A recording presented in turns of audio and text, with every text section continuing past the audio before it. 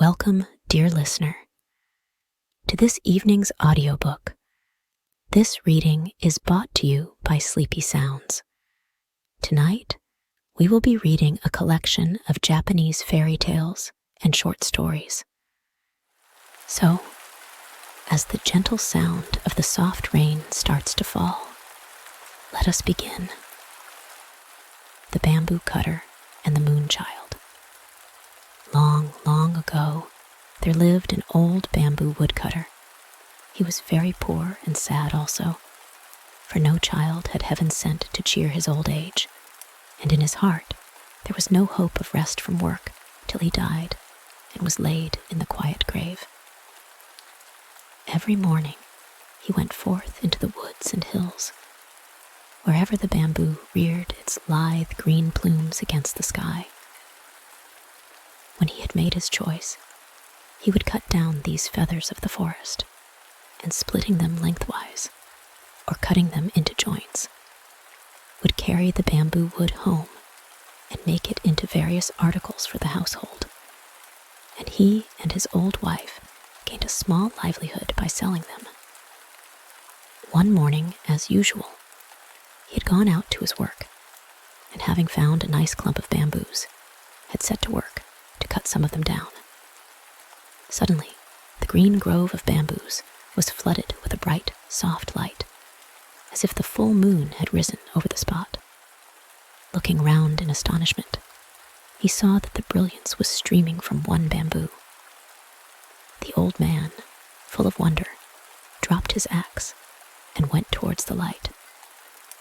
On nearer approach, he saw that this soft splendor came from a hollow in the green bamboo stem, and still more wonderful to behold. In the midst of the brilliance stood a tiny human being, only 3 inches in height and exquisitely beautiful in appearance. "You must be sent to be my child, for I find you here among the bamboos, where lies my daily work," said the old man, and taking the little creature in his hand, he took it home to his wife to bring up. The tiny girl was so exceedingly beautiful and so small that the old woman put her into a basket to safeguard her from the least possibility of being hurt in any way. The old couple were now very happy, for it had been a lifelong regret that they had no children of their own, and with joy they now expended all the love of their old age on the little child who had come to them in so marvelous a manner. From this time on, the old man often found gold in the notches of the bamboos when he hewed them down and cut them up. Not only gold, but precious stones also, so that by degrees he became rich. He built himself a fine house and was no longer known as the poor bamboo woodcutter, but as a wealthy man. 3 months passed quickly away, and in that time the bamboo child had, wonderful to say, become a full-grown girl. So her foster parents did up her hair and dressed her in beautiful kimonos. She was of such wondrous beauty that they placed her behind the screens like a princess, and allowed no one to see her, waiting upon her themselves.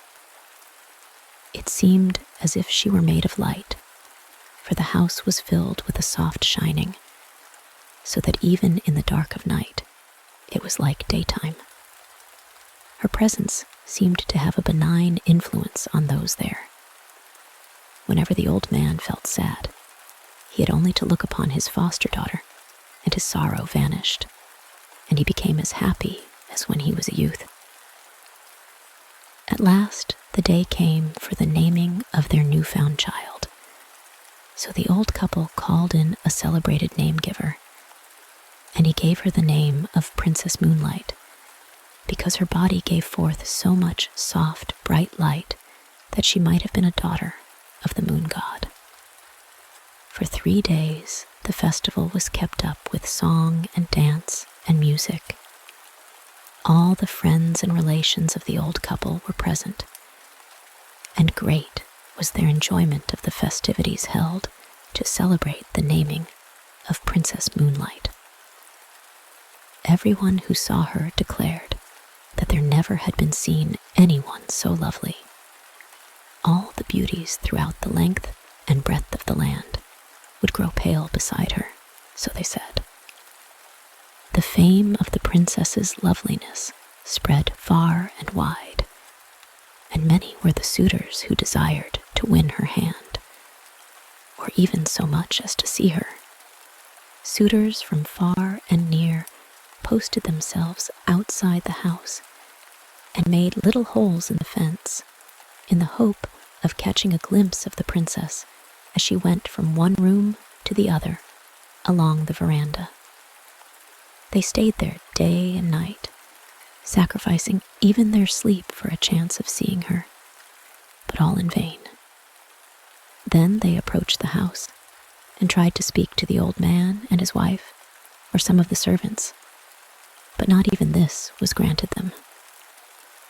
Still, in spite of all this disappointment, they stayed on day after day and night after night, and counted it as nothing. So great was their desire to see the princess. At last, however, most of the men, seeing how hopeless their quest was, lost heart and hope both, and returned to their homes. All except 5 knights, whose ardor and determination, instead of waning, seemed to wax greater with obstacles. These 5 men even went without their meals, and took snatches of whatever they could get brought to them, so that they might always stand outside the dwelling. They stood there in all weathers, in sunshine and in rain.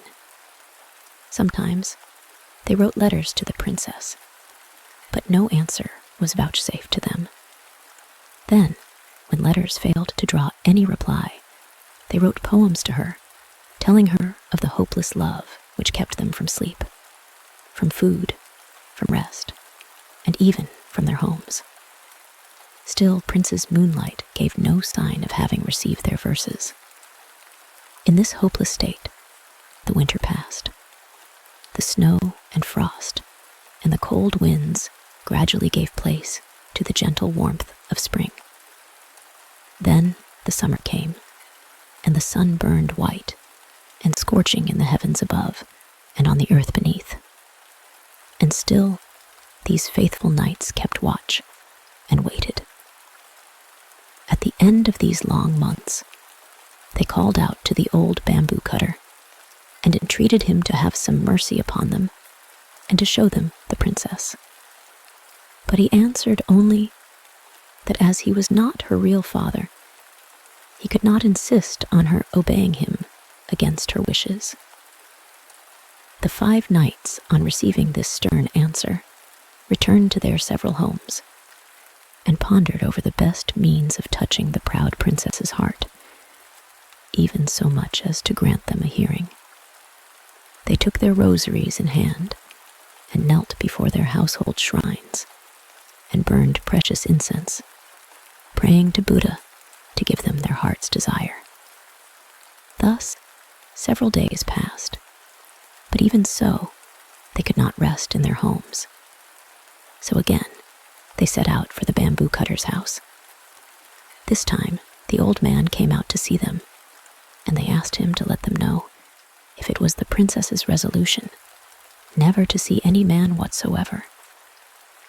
And they implored him to speak for them and to tell her the greatness of their love, and how long they had waited through the cold of winter and the heat of summer, sleepless and roofless through all weathers, without food and without rest, in the ardent hope of winning her.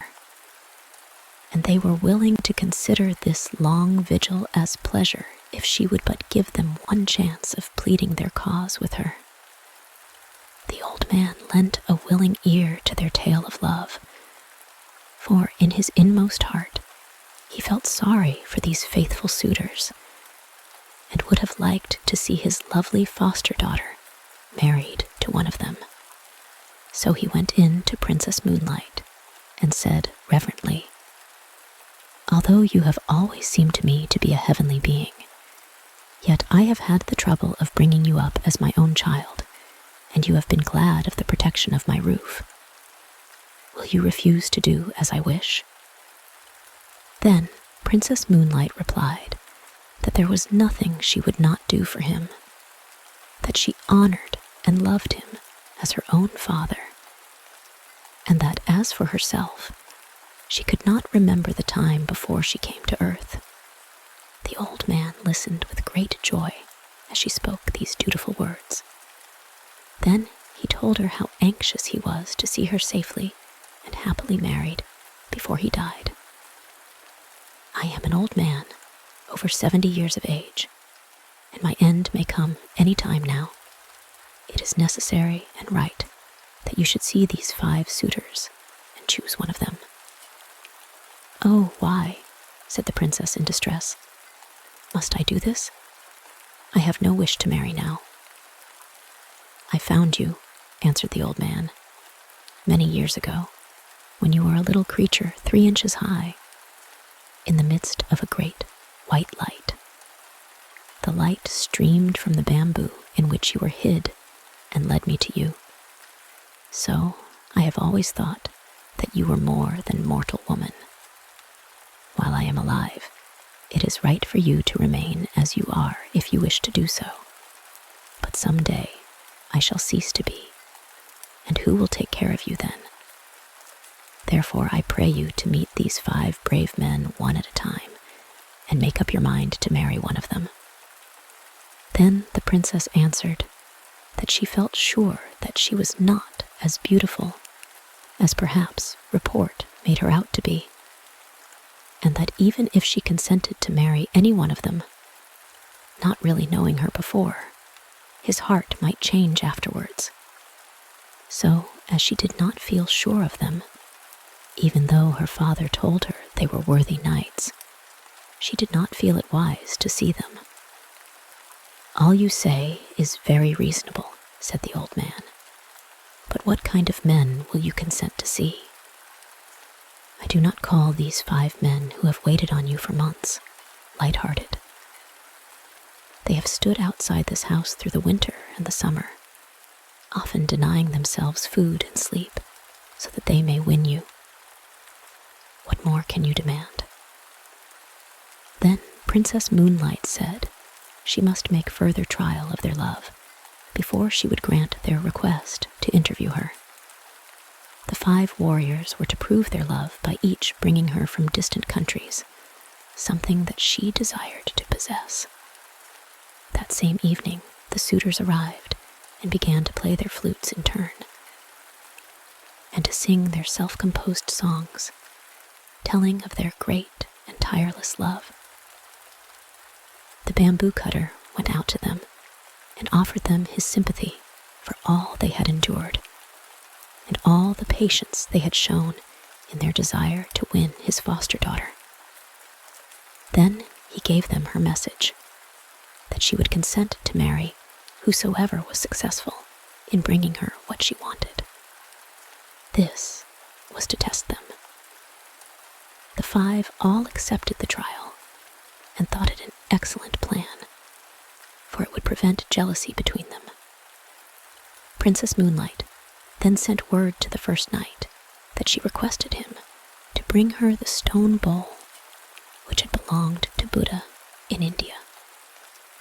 The second knight was asked to go to the mountain of Hare, said to be situated in the eastern sea, and to bring her a branch of the wonderful tree that grew on its summit.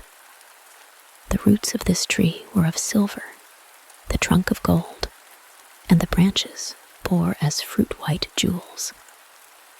The third knight was told to go to China and search for the fire rat, and to bring her its skin. The fourth knight was told to search for the dragon that carried on its head the stone radiating 5 colors, and to bring the stone to her. The fifth knight was to find the swallow which carried a shell in its stomach, and to bring the shell to her. The old man thought these very hard tasks and hesitated to carry the messages, but the princess would make no other conditions. So her commands were issued word for word to the 5 men who, when they heard what was required of them, were all disheartened and disgusted at what seemed to them the impossibility of the tasks given them, and returned to their own homes in despair. But after a time, when they thought of the princess, the love in their hearts revived for her, and they resolved to make an attempt to get what she desired of them.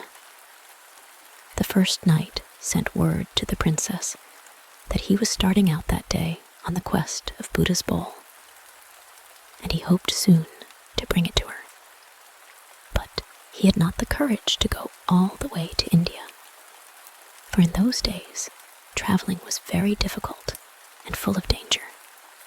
So he went to one of the temples in Kyoto and took a stone bowl from the altar there, paying the priest a large sum of money for it.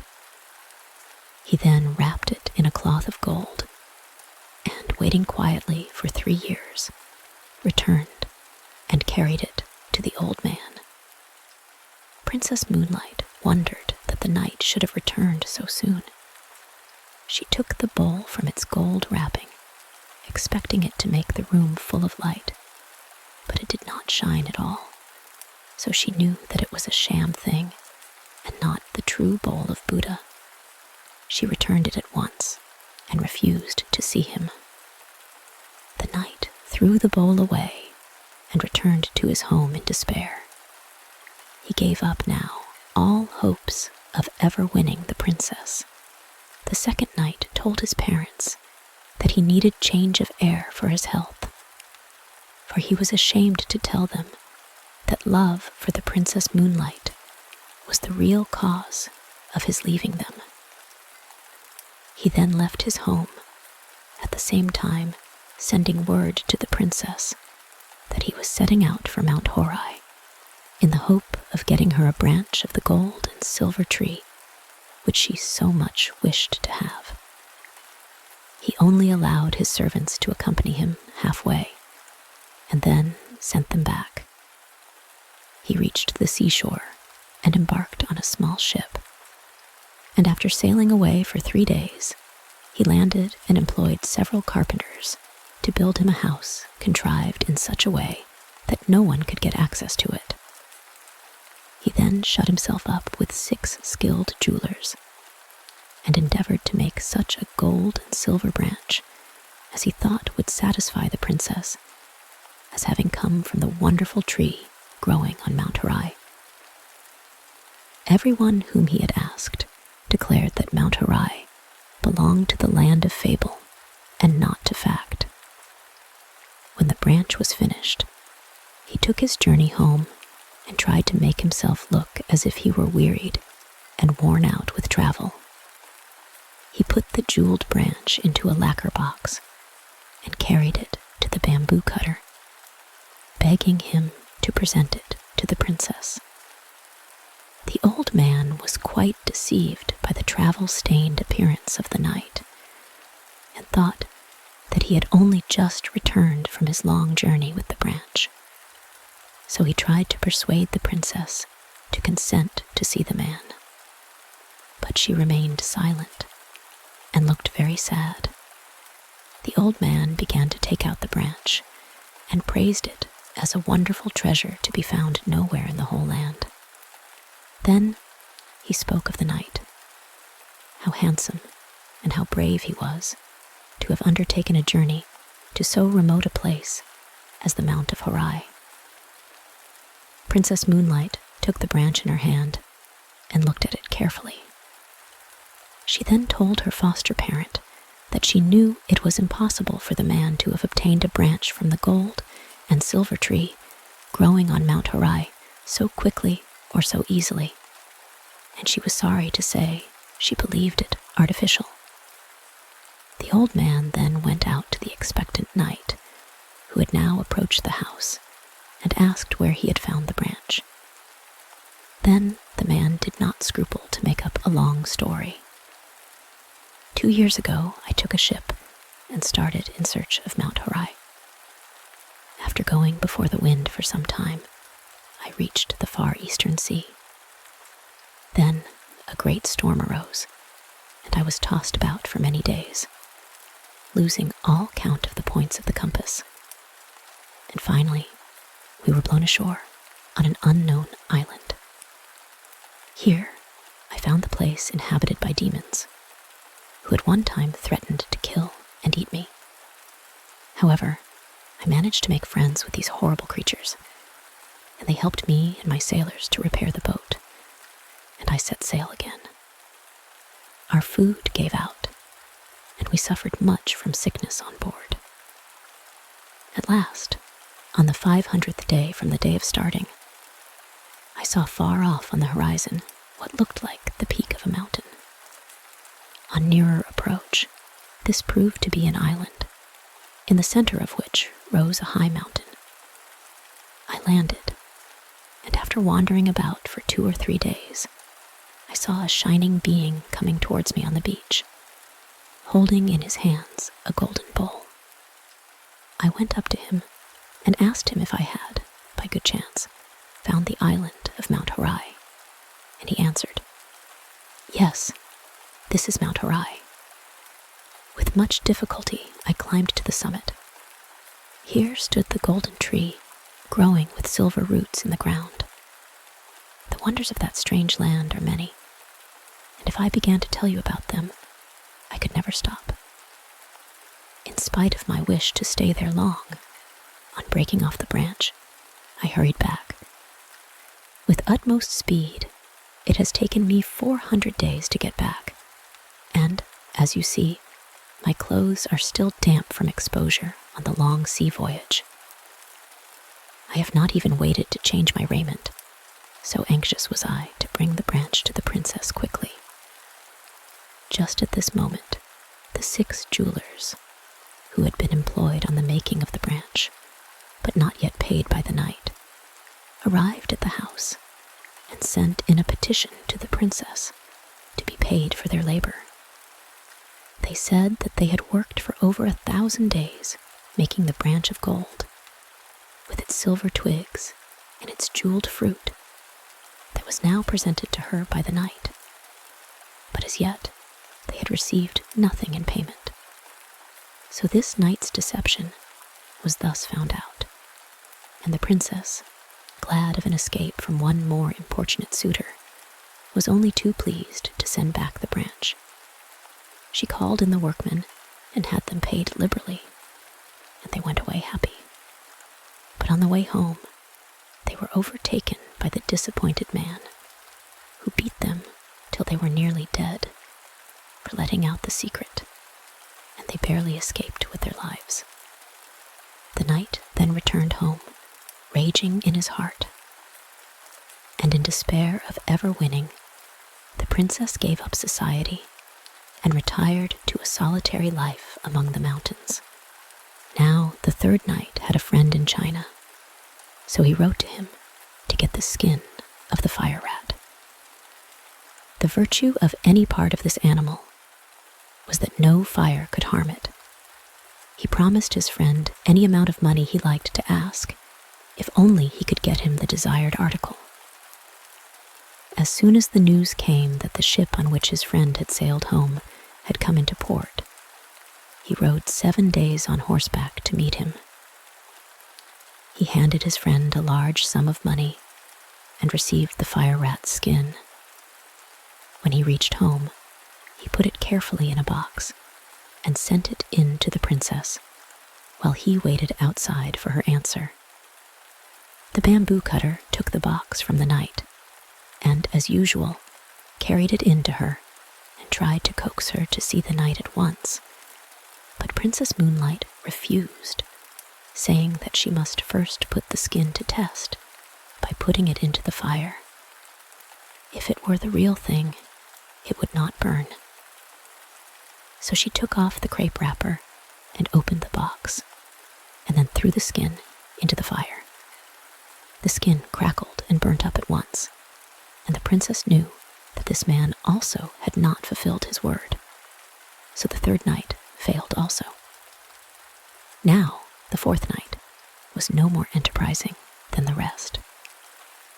Instead of starting out on the quest of the dragon bearing on its head the 5-color radiating jewel, he called all his servants together and gave them the order to seek for it far and wide in Japan and in China, and he strictly forbade any of them to return till they had found it. His numerous retainers and servants started out in different directions, with no intention, however, of obeying what they considered an impossible order.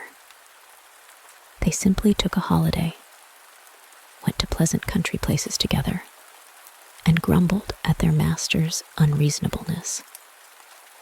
The knight, meanwhile, thinking that his retainers could not fail to find the jewel, repaired to his house and fitted it up beautifully for the reception of the princess. He felt so sure of winning her. 1 year passed away in weary waiting, and still his men did not return with the dragon jewel. The knight became desperate. He could wait no longer, so taking with him only 2 men, he hired a ship and commanded the captain to go in search of the dragon. The captain and the sailors refused to undertake what they said was an absurd search, but the knight compelled them at last to put out to sea. When they had been but a few days out, they encountered a great storm, which lasted so long that, by the time its fury abated, the knight had determined to give up the hunt of the dragon. They were at last blown on shore, for navigation was primitive in those days. Worn out with his travels and anxiety, the 4th suitor gave himself up to rest. He had caught a very heavy cold and had to go to bed with a swollen face. The governor of the place, hearing of his plight, sent messengers with a letter inviting him to his house. While he was there thinking over all his troubles, his love for the princess turned to anger, and he blamed her for all the hardships he had undergone. He thought that it was quite probable she had wished to kill him so that she might be rid of him, and in order to carry out her wish, had sent him upon his impossible quest. At this point, all the servants he had sent out to find the jewel came to see him, and were surprised to find praise instead of displeasure awaiting them. Their master told them that he was heartily sick of adventure, and said that he never intended to go near the princess's house again in the future. Like all the rest, the 5th knight failed in his quest. He could not find the swallow's shell. By this time, the fame of Princess Moonlight's beauty had reached the ears of the emperor, and he sent one of the court ladies to see if she were really as lovely as report said. If so, he would summon her to the palace and make her one of the ladies-in-waiting. When the court lady arrived, in spite of her father's entreaties, Princess Moonlight refused to see her. The imperial messenger insisted, saying it was the emperor's order. Then Princess Moonlight told the old man that if she was forced to go to the palace in obedience to the emperor's order, she would vanish from the earth. When the emperor was told of her persistence in refusing to obey his summons, and that if pressed to obey, she would disappear altogether from sight, he determined to go and see her. So he planned to go on a hunting excursion in the neighborhood of the bamboo cutter's house and see the princess himself. He sent word to the old man of his intention, and he received consent to the scheme. The next day, the emperor set out with his retinue, which he soon managed to outride. He found the bamboo cutter's house and dismounted. He then entered the house and went straight to where the princess was sitting with her attendant maidens. Never had he seen anyone so wonderfully beautiful, and he could not but look at her, for she was more lovely than any human being as she shone in her own soft radiance. When Princess Moonlight became aware that a stranger was looking at her, she tried to escape from the room, but the Emperor caught her and begged her to listen to what he had to say. Her only answer was to hide her face in her sleeves. The Emperor fell deeply in love with her and begged her to come to the court, where he would give her a position of honor and everything she could wish for. He was about to send for one of the imperial palanquins to take her back with him at once, saying that her grace and beauty should adorn a court and not be hidden in a bamboo cutter's cottage. But the princess stopped him. She said that if she were forced to go to the palace, she would turn at once into a shadow, and even as she spoke, she began to lose her form. Her figure faded from his sight while he looked. The Emperor then promised to leave her free, if only she would resume her former shape, which she did. It was now time for him to return, for his retinue would be wondering what had happened to their royal master when they missed him for so long. So he bade her goodbye and left the house with a sad heart.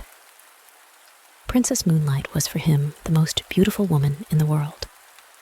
All others were dark beside her, and he thought of her night and day. His Majesty now spent much of his time in writing poems, telling her of his love and devotion, and sent them to her. And though she refused to see him again, she answered with many verses of her own composing, which told him gently and kindly that she could never marry anyone on this earth.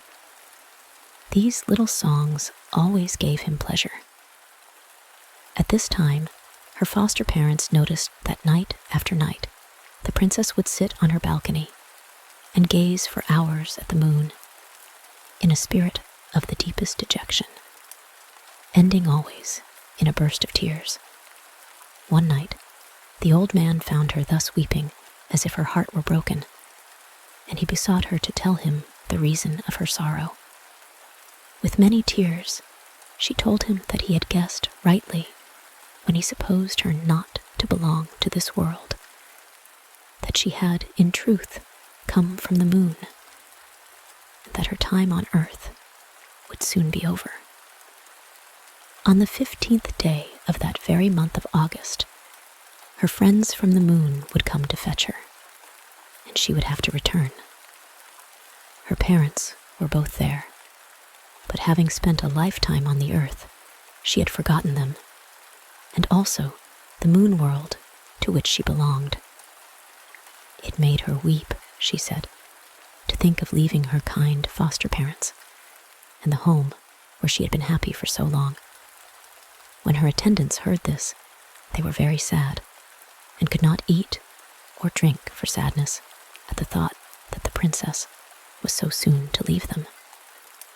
The Emperor, as soon as the news was carried to him, sent messengers to the house to find out if the report were true or not. The old bamboo cutter went out to meet the imperial messengers. The last few days of sorrow had told upon the old man. He had aged greatly and looked much more than his 70 years. Weeping bitterly, he told them that the report was only too true, but he intended, however, to make prisoners of the envoys from the moon, and to do all he could to prevent the princess from being carried back.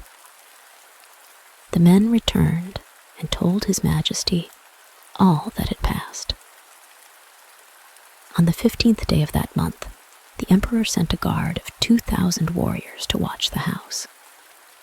1,000 stationed themselves on the roof. Another 1,000 kept watch round all the entrances of the house. All were well-trained archers, with bows and arrows. The bamboo cutter and his wife hid Princess Moonlight in an inner room. The old man gave orders that no one was to sleep that night. All in the house were to keep a strict watch and be ready to protect the princess. With these precautions, and the help of the Emperor's men-at-arms, he hoped to withstand the moon messengers. But the princess told him that all these measures to keep her would be useless, and that when her people came for her, nothing, whatever, could prevent them from carrying out their purpose. Even the Emperor's men would be powerless. Then she added with tears that she was very, very sorry to leave him and his wife, whom she had learned to love as her parents, that if she could do as she liked, she would stay with them in their old age and try to make some return for all the love and kindness they had showered upon her during all her earthly life. The night wore on. The yellow harvest moon rose high in the heavens, flooding the world asleep with her golden light. Silence reigned over the pine and the bamboo forests, and on the roof where the 1,000 men-at-arms waited. Then the night grew gray towards the dawn, and all hoped that the danger was over, that Princess Moonlight would not have to leave them after all. Then suddenly, the watchers saw a cloud form round the moon, and while they looked, this cloud began to roll earthwards. Nearer and nearer it came, and everyone saw with dismay that its course lay towards the house. In a short time, the sky was entirely obscured, till at last the cloud lay over the dwelling only 10 feet off the ground. In the midst of the cloud, there stood a flying chariot, and in the chariot, a band of luminous beings. One amongst them, who looked like a king and appeared to be the chief, stepped out of the chariot and, poised in air, called to the old man to come out. "The time has come," he said, "for Princess Moonlight to return to the moon from whence she came. She committed a grave fault, and as a punishment was sent to live down here for a time. We know what good care you have taken of the princess, and we have rewarded you for this, and have sent you wealth and prosperity. We put the gold in the bamboos for you to find. I have brought up this princess for 20 years, and never once has she done a wrong thing. Therefore, the lady you are seeking cannot be this one," said the old man. "I pray you to look elsewhere." Then the messenger called aloud, saying, "Princess Moonlight, come out from this lowly dwelling. Rest not here another moment."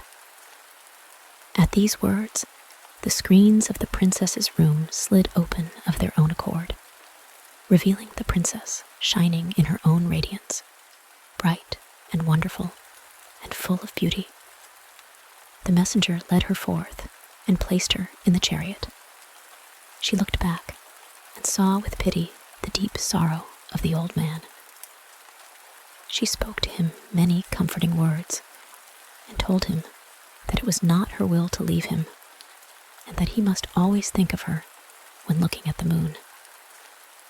The bamboo cutter implored to be allowed to accompany her, but this was not allowed. The princess took off her embroidered outer garment and gave it to him as a keepsake. One of the moon beings in the chariot held a wonderful coat of wings. Another had a phial full of the elixir of life, which was given the princess to drink. She swallowed a little and was about to give the rest to the old man, but she was prevented from doing so. The robe of wings was about to be put upon her shoulders, but she said, "Wait a little. I must not forget my good friend the Emperor.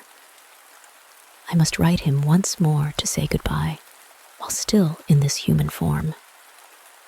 In spite of the impatience of the messengers and charioteers, she kept them waiting while she wrote.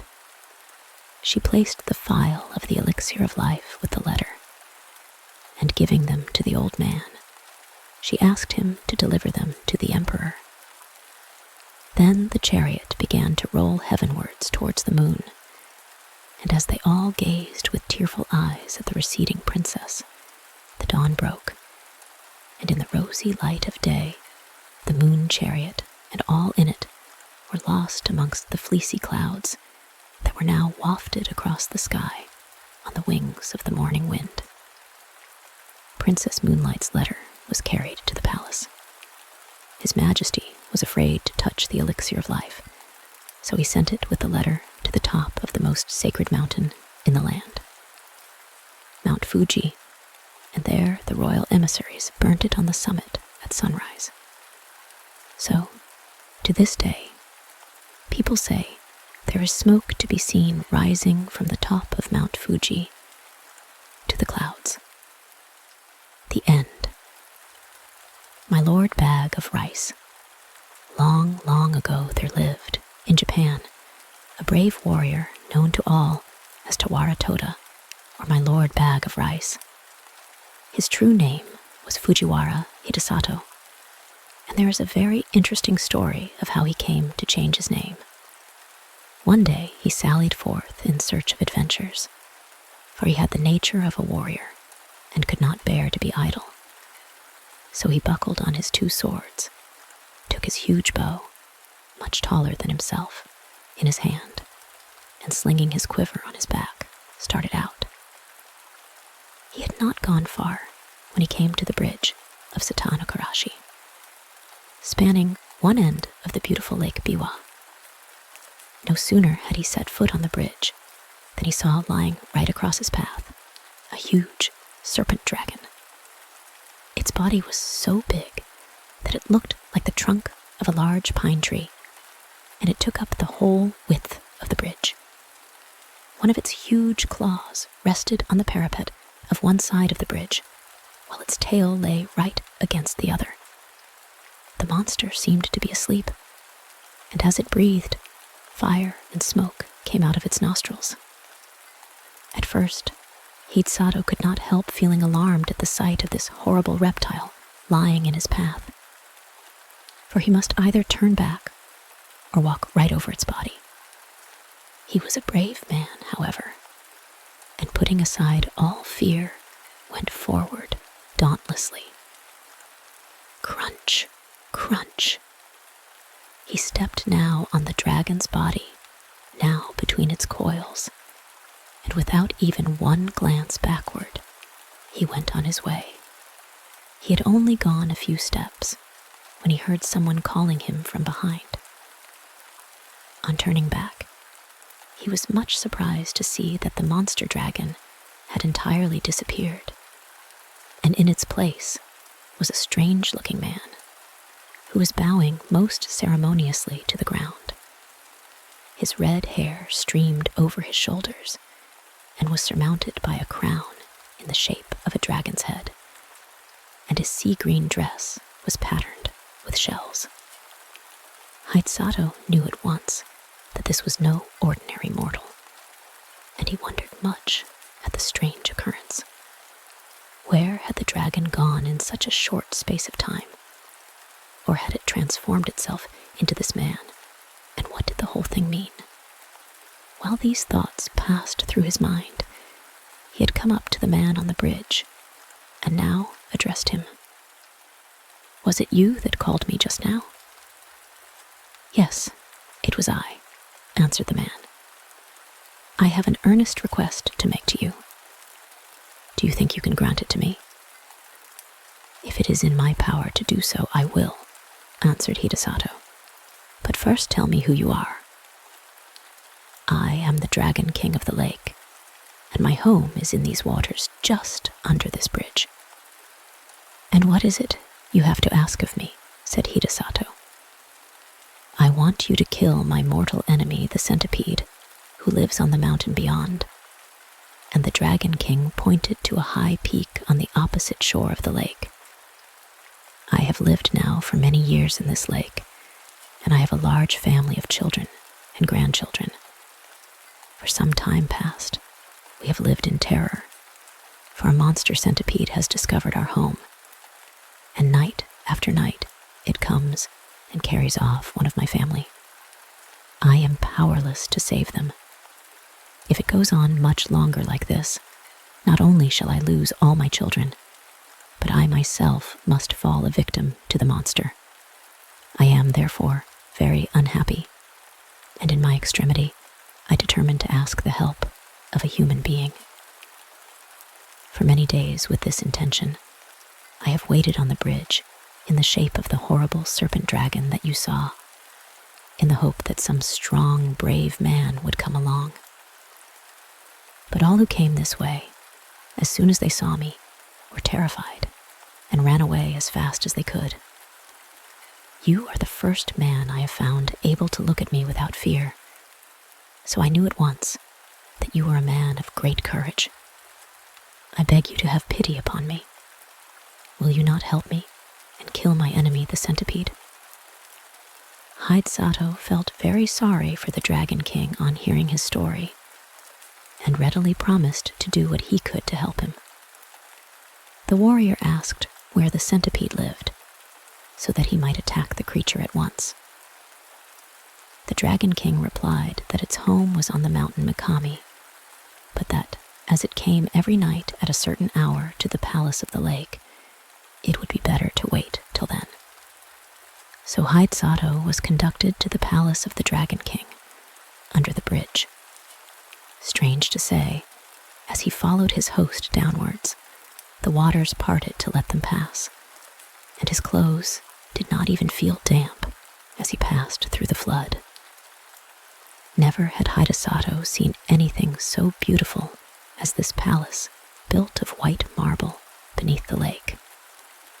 He had often heard of the Sea King's palace at the bottom of the sea, where all the servants and retainers were saltwater fishes.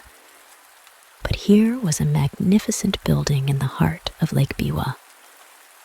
The dainty goldfishes, red carp, and silvery trout waited upon the Dragon King and his guest. Hidesato was astonished at the feast that was spread for him. The dishes were crystallized lotus leaves and flowers, and the chopsticks were of the rarest ebony. As soon as they sat down, the sliding doors opened, and 10 lovely goldfish dancers came out, and behind them followed 10 red carp musicians, with the koto and the samisen. Thus the hours flew by till midnight, and the beautiful music and dancing had banished all thoughts of the centipede. The Dragon King was about to pledge the warrior in a fresh cup of wine when the palace was suddenly shaken by a tramp,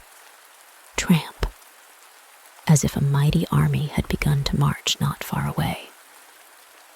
Hidesato and his host both rose to their feet and rushed to the balcony, and the warrior saw on the opposite mountain 2 great balls of glowing fire coming nearer and nearer.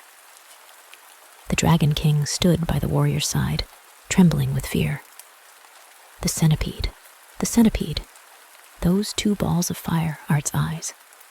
It is coming for its prey. Now is the time to kill it. Hidesato looked where his host pointed, and in the dim light of the starlit evening, behind the 2 balls of fire, he saw the long body of an enormous centipede winding round the mountains, and the light in its 100 feet glowed like so many distant lanterns, moving slowly towards the shore. Hidesato showed not the least sign of fear. He tried to calm the Dragon King. "Don't be afraid. I shall surely kill the centipede. Just bring me my bow and arrows." The Dragon King did as he was bid, and the warrior noticed that he had only 3 arrows left in his quiver. He took the bow, and fitting an arrow to the notch, took careful aim and let fly. The arrow hit the centipede right in the middle of its head, but instead of penetrating, it glanced off harmless and fell to the ground. Nothing daunted, Hidesato took another arrow, fitted it to the notch of the bow, and let fly. Again, the arrow hit the mark. It struck the centipede right in the middle of its head, only to glance off and fall to the ground. The centipede was invulnerable to weapons. When the Dragon King saw that even this brave warrior's arrows were powerless to kill the centipede, he lost heart and began to tremble with fear. The warrior saw that he had now only one arrow left in his quiver, and if this one failed, he could not kill the centipede. He looked across the waters. The huge reptile had wound its horrid body 7 times round the mountain and would soon come down to the lake. Nearer and nearer gleamed fireballs of eyes, and the light of its 100 feet began to throw reflections in the still waters of the lake. Then suddenly, the warrior remembered that he had heard that human saliva was deadly to centipedes. But this was no ordinary centipede. This was so monstrous that even to think of such a creature made one creep with horror. Hidesato determined to try his last chance. So taking his last arrow, and first putting the end of it in his mouth, he fitted the notch to his bow, took careful aim once more, and let fly. This time, the arrow again hit the centipede right in the middle of its head. But instead of glancing off harmlessly as before, it struck home to the creature's brain. Then, with a convulsive shudder, the serpentine body stopped moving, and the fiery light of its great eyes and 100 feet darkened to a dull glare like the sunset of a stormy day, and then went out in blackness. A great darkness now overspread the heavens. The thunder rolled and the lightning flashed, and the wind roared in fury, and it seemed as if the world were coming to an end. The Dragon King and his children and retainers all crouched in different parts of the palace, frightened to death, for the building was shaken to its foundation. At last, the dreadful night was over. Day dawned beautiful and clear. The centipede was gone from the mountain. Then Hidesato called to the Dragon King to come out with him on the balcony, for the centipede was dead, and he had nothing more to fear. Then all the inhabitants of the palace came out with joy, and Hidesato pointed to the lake. There lay the body of the dead centipede floating on the water, which was dyed red with its blood. The gratitude of the Dragon King knew no bounds. The whole family came and bowed down before the warrior, calling him their preserver and the bravest warrior in all Japan. Another feast was prepared, more sumptuous than the first. All kinds of fish, prepared in every imaginable way, raw, stewed, boiled, and roasted, served on coral trays and crystal dishes, were put before him, and the wine was the best that Hidesato had ever tasted in his life. To add to the beauty of everything, the sun shone brightly. The lake glittered like a liquid diamond, and the palace was 1,000 times more beautiful by day than by night. His host tried to persuade the warrior to stay a few days, but Hidesato insisted on going home, saying that he had now finished what he had come to do and must return. The Dragon King and his family were all very sorry to have him leave so soon, but since he would go, they begged him to accept a few small presents, so they said, in token of their gratitude to him for delivering them forever from their horrible enemy, the centipede. As the warrior stood in the porch taking leave, a train of fish was suddenly transformed into a retinue of men, all wearing ceremonial robes and dragon's crowns on their heads, to show that they were servants of the great Dragon King. The presents that they carried were as follows. First, a large bronze bell. Second, a bag of rice. Third, a roll of silk. Fourth, a cooking pot. Fifth, a bell. Hidesato did not want to accept all these presents, but as the Dragon King insisted, he could not well refuse.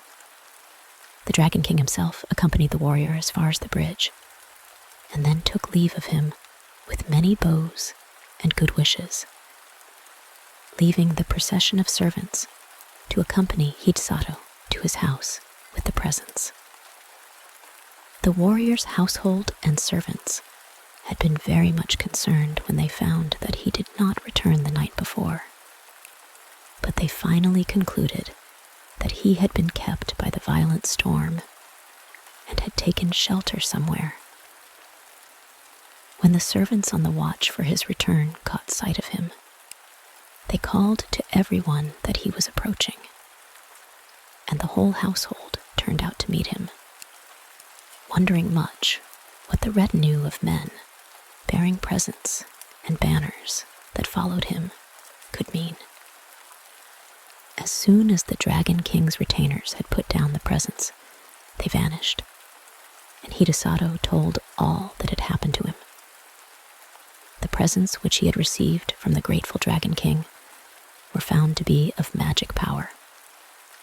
The bell only was ordinary, and as Hidesato had no use for it, he presented it to the temple nearby, where it was hung up to boom out the hour of day over the surrounding neighborhood.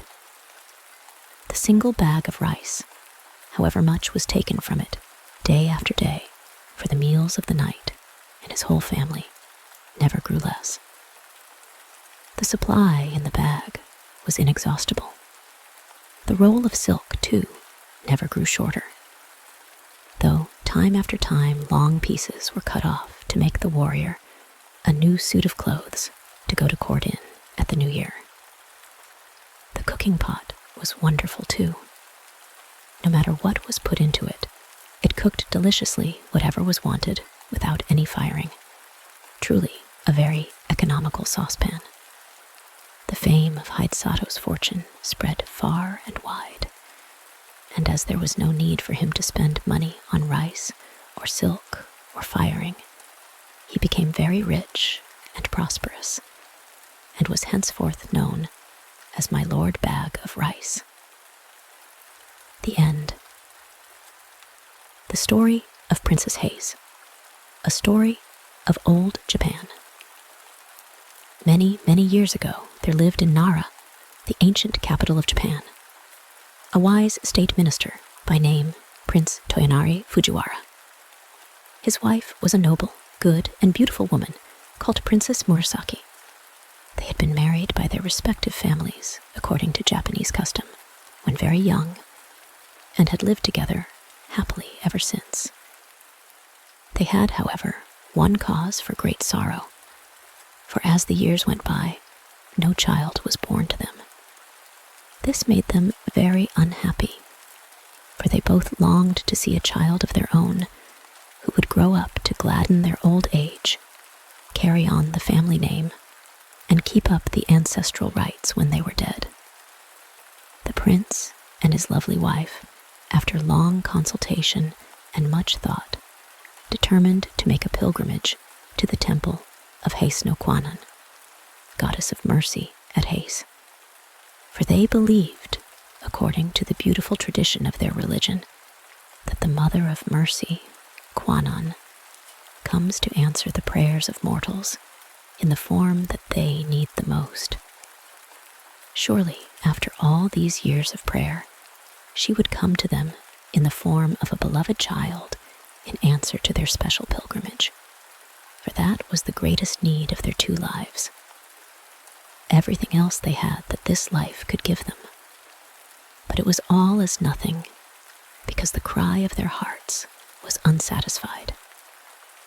So the Prince Toyonari and his wife went to the temple of Kwanan at Hase and stayed there for a long time, both daily offering incense and praying to Kwanan, the Heavenly Mother, to grant them the desire of their whole lives.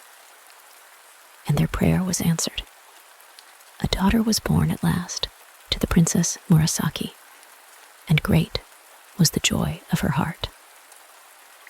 On presenting the child to her husband, they both decided to call her Hase Haim, or the Princess of Hase, because she was the gift of the Kwanan at that place.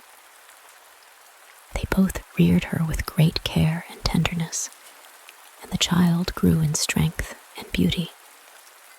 When the little girl was 5 years old, her mother fell dangerously ill, and all the doctors and their medicines could not save her.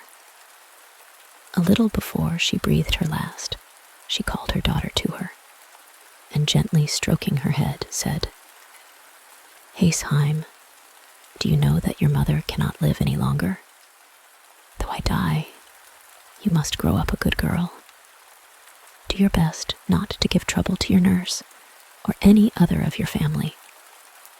Perhaps your father will marry again, and someone will fill my place as your mother.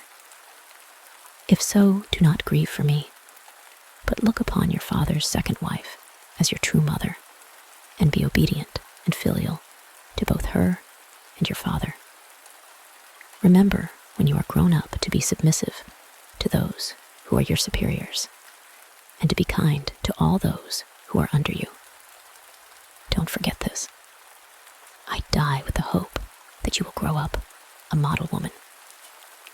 Hase listened in an attitude of respect while her mother spoke, and promised to do all that she was told.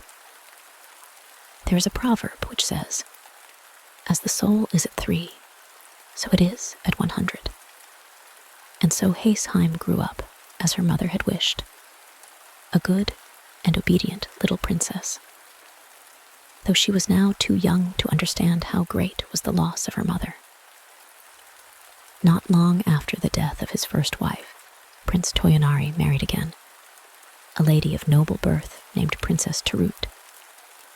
Very different in character, alas, to the good and wise Princess Murasaki. This woman had a cruel, bad heart. She did not love her stepdaughter at all, and was often very unkind to the little motherless girl, saying to herself, "This is not my child. This is not my child." But Hase bore every unkindness with patience, and even waited upon her stepmother kindly, and obeyed her in every way, and never gave any trouble, just as she had been trained by her own good mother, so that the Lady Tarut had no cause for complaint against her. The little princess was very diligent, and her favorite studies were music and poetry. She would spend several hours practicing every day, and her father had the most proficient of masters he could find to teach her the koto, Japanese harp, the art of writing letters and verse. When she was 12 years of age, she could play so beautifully that she and her stepmother were summoned to the palace to perform before the emperor. It was the festival of the cherry flowers, and there were great festivities at the court. The emperor threw himself into the enjoyment of the season and commanded that Princess Hase should perform before him on the koto, and that her mother, Princess Tarut, should accompany her on the flute. The emperor sat on a raised dais, before which was hung a curtain of finely sliced bamboo and purple tassels, so that his majesty might see all and not be seen, for no ordinary subject was allowed to look upon his sacred face.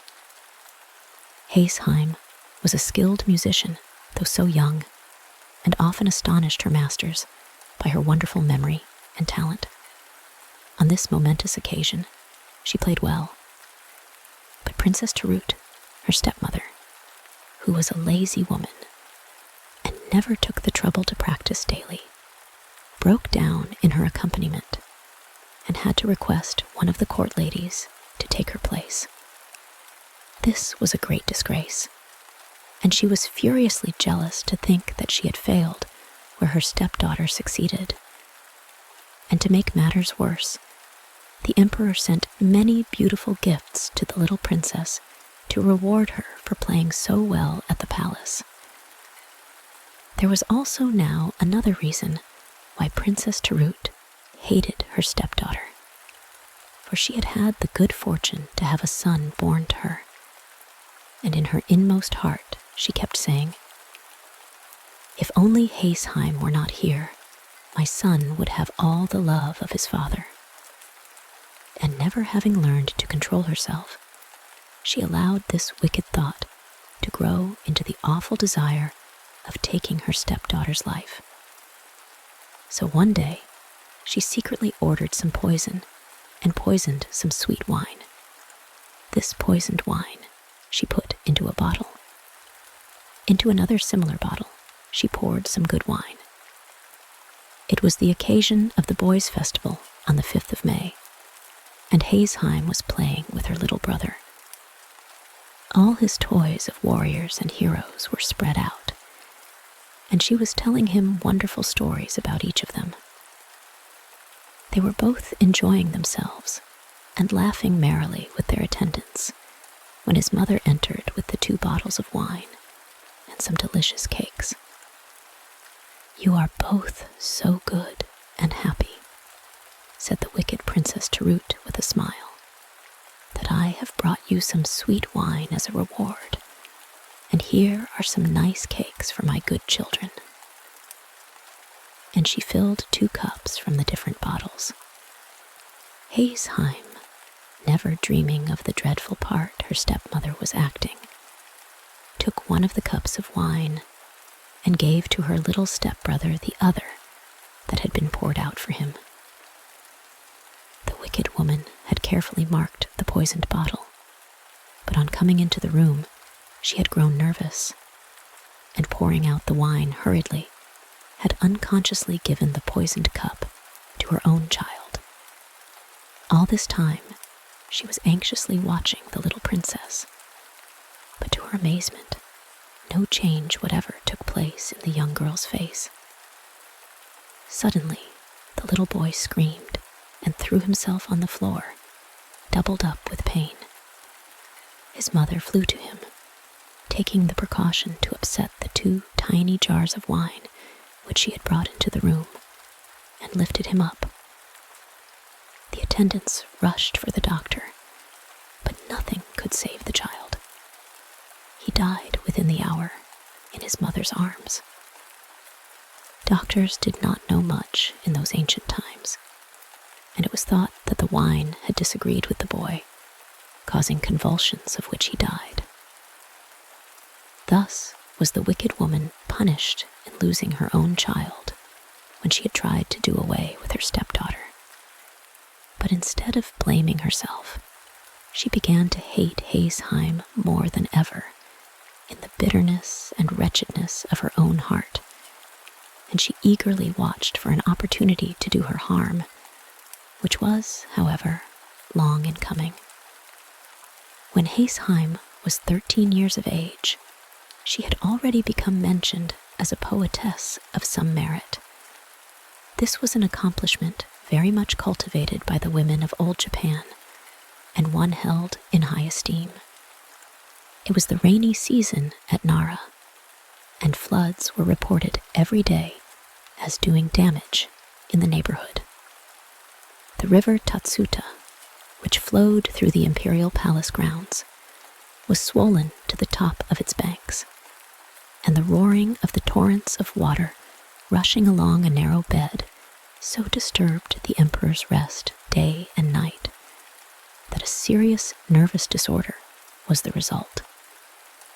An imperial edict was sent forth to all the Buddhist temples, commanding the priests to offer up continuous prayers to heaven to stop the noise of the flood. But this was of no avail. Then it was whispered in court circles that the Princess Hase, the daughter of Prince Toyonari Fujiwara, second minister at court, was the most gifted poetess of the day, though still so young, and her masters confirmed the report. Long ago, a beautiful and gifted maiden poetess had moved heaven by praying in verse, had brought down rain upon a land famished with drought. So said the ancient biographers of the poetess Ononokomachi. If the Princess Hase were to write a poem and offer it in prayer, might it not stop the noise of the rushing river and remove the cause of the imperial illness? What the court said at last reached the ears of the emperor himself, and he sent an order to the minister Prince Toyonari to this effect. Great indeed was Haseheim's fear and astonishment when her father sent for her and told her what was required of her. Heavy indeed was the duty that was laid on her young shoulders, that of saving the emperor's life by the merit of her verse. At last the day came, and her poem was finished. It was written on a leaflet of paper, heavily flecked with gold dust. With her father and attendants, and some of the court officials, she proceeded to the bank of the roaring torrent, and raising up her heart to heaven, she read the poem she had composed aloud, lifting it heavenwards in her two hands. Strange indeed it seemed to all those standing round. The waters ceased their roaring, and the river was quiet in direct answer to her prayer. After this, the emperor soon recovered his health. His Majesty was highly pleased, and sent for her to the palace, and rewarded her with the rank of Chinjo, that of Lieutenant General, to distinguish her. From that time she was called Chinjo-Heim, or the Lieutenant General Princess, and respected and loved by all. There was only one person who was not pleased at Haseheim's success. That one was her stepmother, forever brooding over the death of her own child, whom she had killed when trying to poison her stepdaughter. She had the mortification of seeing her rise to power and honor, marked by imperial favor and the admiration of the whole court. Her envy and jealousy burned in her heart like fire. Many were the lies she carried to her husband about Haseheim, but all to no purpose. He would listen to none of her tales, telling her sharply that she was quite mistaken. At last, the stepmother, seizing the opportunity of her husband's absence, ordered one of her old servants to take the innocent girl to the Hibari Mountains, the wildest part of the country, and to kill her there. She invented a dreadful story about the little princess, saying that this was the only way to prevent disgrace falling upon the family, by killing her. Katoda, her vassal, was bound to obey his mistress. Anyhow, he saw that it would be the wisest plan to pretend obedience in the absence of the girl's father, so he placed Haseheim in a palanquin and accompanied her to the most solitary place he could find in the wild district. The poor child knew there was no good in protesting to her unkind stepmother at being sent away in this strange manner, so she went as she was told. But the old servant knew that the young princess was quite innocent of all the things her stepmother had invented to him as reasons for her outrageous orders, and he determined to save her life. Unless he killed her, however, he could not return to his cruel taskmistress. So he decided to stay out in the wilderness. With the help of some peasants, he soon built a little cottage, and having sent secretly for his wife to come, these two good old people did all in their power to take care of the now unfortunate princess. She all the time trusted in her father, knowing that as soon as he returned home and found her absent, he would search for her. Prince Toyonari, after some weeks, came home and was told by his wife that his daughter Heim had done something wrong and had run away for fear of being punished. He was nearly ill with anxiety. Everyone in the house told the same story, that Haseheim had suddenly disappeared. None of them knew why or whither. For fear of scandal, he kept the matter quiet and searched everywhere he could think of, but all to no purpose. One day, trying to forget his terrible worry, he called all his men together and told them to make ready for a several days' hunt in the mountains. They were soon ready and mounted, waiting at the gate for their lord. He rode hard and fast to the district of the Hibari Mountains, a great company following him. He was soon far ahead of everyone, and at last found himself in a narrow, picturesque valley. Looking round and admiring the scenery, he noticed a tiny house on one of the hills quite near, and then he distinctly heard a beautiful, clear voice reading aloud. Seized with curiosity as to who could be studying so diligently in such a lonely spot, he dismounted, and leaving his horse to his groom, he walked up the hillside and approached the cottage. As he drew nearer, his surprise increased, for he could see that the reader was a beautiful girl. The cottage was wide open, and she was sitting facing the view. Listening attentively, he heard her reading the Buddhist scriptures with great devotion. More and more curious, he hurried on to the tiny gate and entered the little garden, and looking up, beheld his lost daughter, Hase. She was so intent on what she was saying that she neither heard nor saw her father till he spoke. "Hase," he cried. "It is you, my Hase." Taken by surprise, she could hardly realize that it was her own dear father who was calling her, and for a moment she was utterly bereft of the power to speak or move. My father, it is indeed you. Oh, my father," was all she could say, and running to him, she caught hold of his thick sleeve, and burying her face, burst into a passion of tears. Her father stroked her dark hair, asking her gently to tell him all that had happened, but she only wept on, and he wondered if he were not really dreaming. Then the faithful old servant Katoda came out, and bowing himself to the ground before his master, poured out the long tale of wrong, telling him all that had happened, and how it was that he found his daughter in such a wild and desolate spot, with only 2 old servants to take care of her. The prince's astonishment and indignation knew no bounds. He gave up the hunt at once and hurried home with his daughter.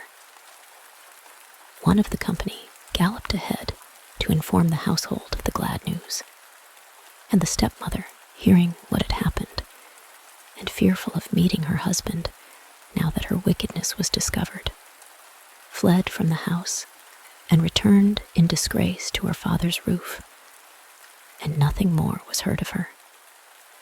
The old servant Katoda was rewarded with the highest promotion in his master's service, and lived happily to the end of his days, devoted to the little princess, who never forgot that she owed her life to this faithful retainer. She was no longer troubled by an unkind stepmother, and her days passed happily and quietly with her father.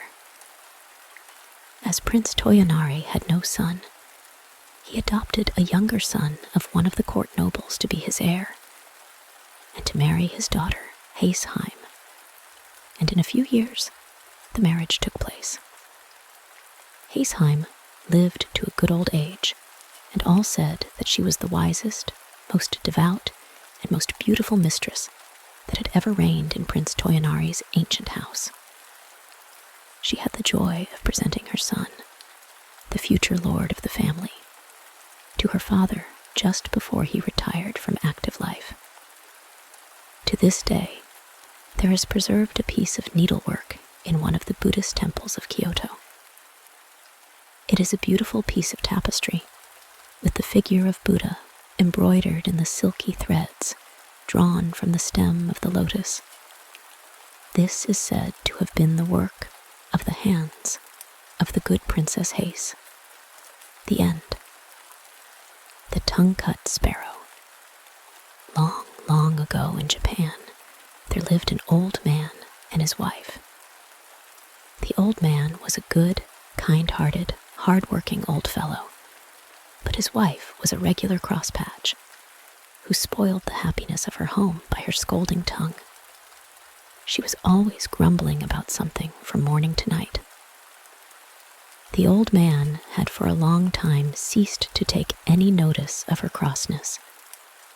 He was out most of the day at work in the fields, and as he had no child, for his amusement when he came home, he kept a tame sparrow. He loved the little bird just as much as if she had been his child. When he came back at night, after his hard day's work in the open air, it was his only pleasure to pet the sparrow, to talk to her, and to teach her little tricks, which she learned very quickly. The old man would open her cage and let her fly about the room, and they would play together. Then, when supper time came, he always saved some tidbits from his meal with which to feed his little bird. Now, one day, the old man went out to chop wood in the forest, and the old woman stopped at home to wash clothes. The day before, she had made some starch, and now, when she came to look for it, it was all gone. The bowl which she had filled full yesterday was quite empty. While she was wondering who could have used or stolen the starch, down flew the pet sparrow, and bowing her little feathered head, a trick which she had been taught by her master, the pretty bird chirped and said, "It is I who have taken the starch.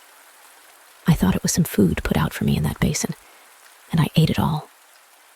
If I have made a mistake, I beg you to forgive me." Tweet, tweet, tweet. You see from this that the sparrow was a truthful bird, and the old woman ought to have been willing to forgive her at once when she asked her pardon so nicely. But not so. The old woman had never loved the sparrow, and had often quarreled with her husband for keeping what she called a dirty bird about the house, saying that it only made extra work for her. Now she was only too delighted to have some cause of complaint against the pet.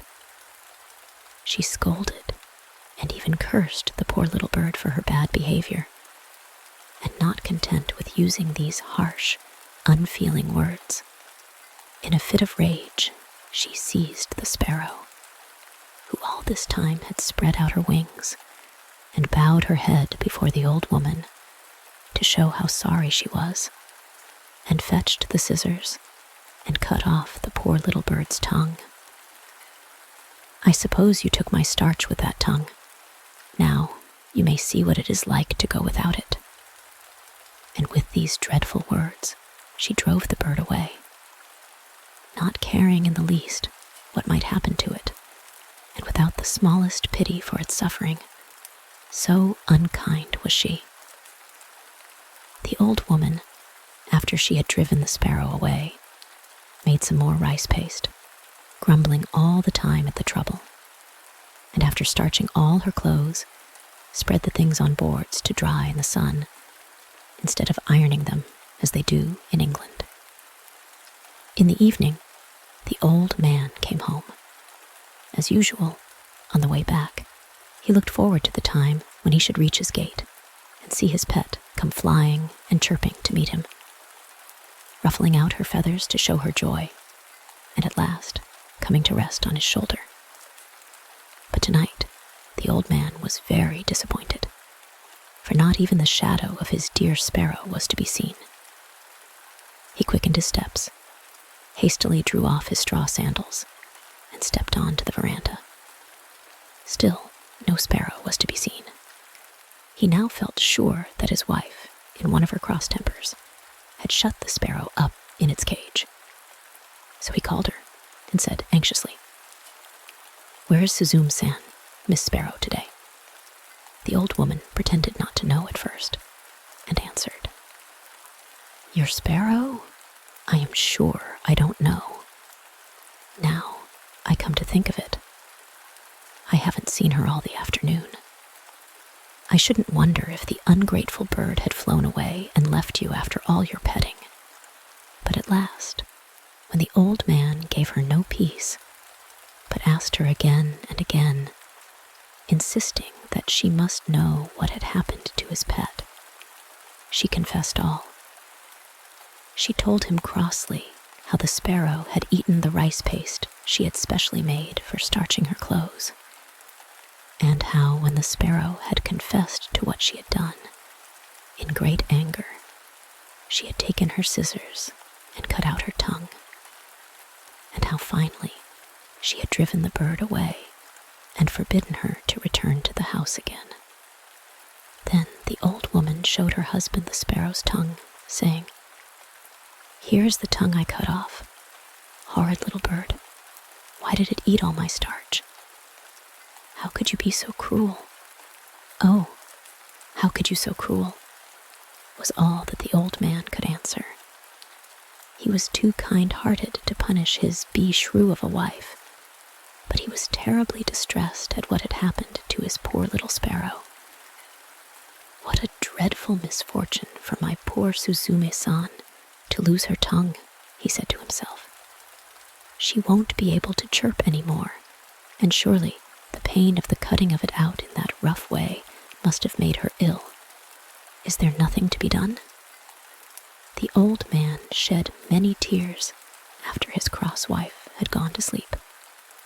While he wiped away the tears with the sleeve of his cotton robe, a bright thought comforted him. He would go and look for the sparrow on the morrow. Having decided this, he was able to go to sleep at last. The next morning he rose early, as soon as ever the day broke, and snatching a hasty breakfast, started out over the hills and through the woods, stopping at every clump of bamboos to cry, "Where, oh where does my tongue-cut sparrow stay? Where, oh where does my tongue-cut sparrow stay?"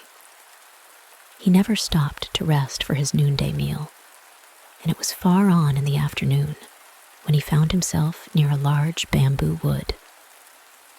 Bamboo groves are the favorite haunts of sparrows, and there, sure enough, at the edge of the wood, he saw his own dear sparrow waiting to welcome him. He could hardly believe his eyes for joy, and ran forward quickly to greet her. She bowed her little head and went through a number of the tricks her master had taught her, to show her pleasure at seeing her old friend again. And, wonderful to relate, she could talk as of old. The old man told her how sorry he was for all that had happened, and inquired after her tongue, wondering how she could speak so well without it.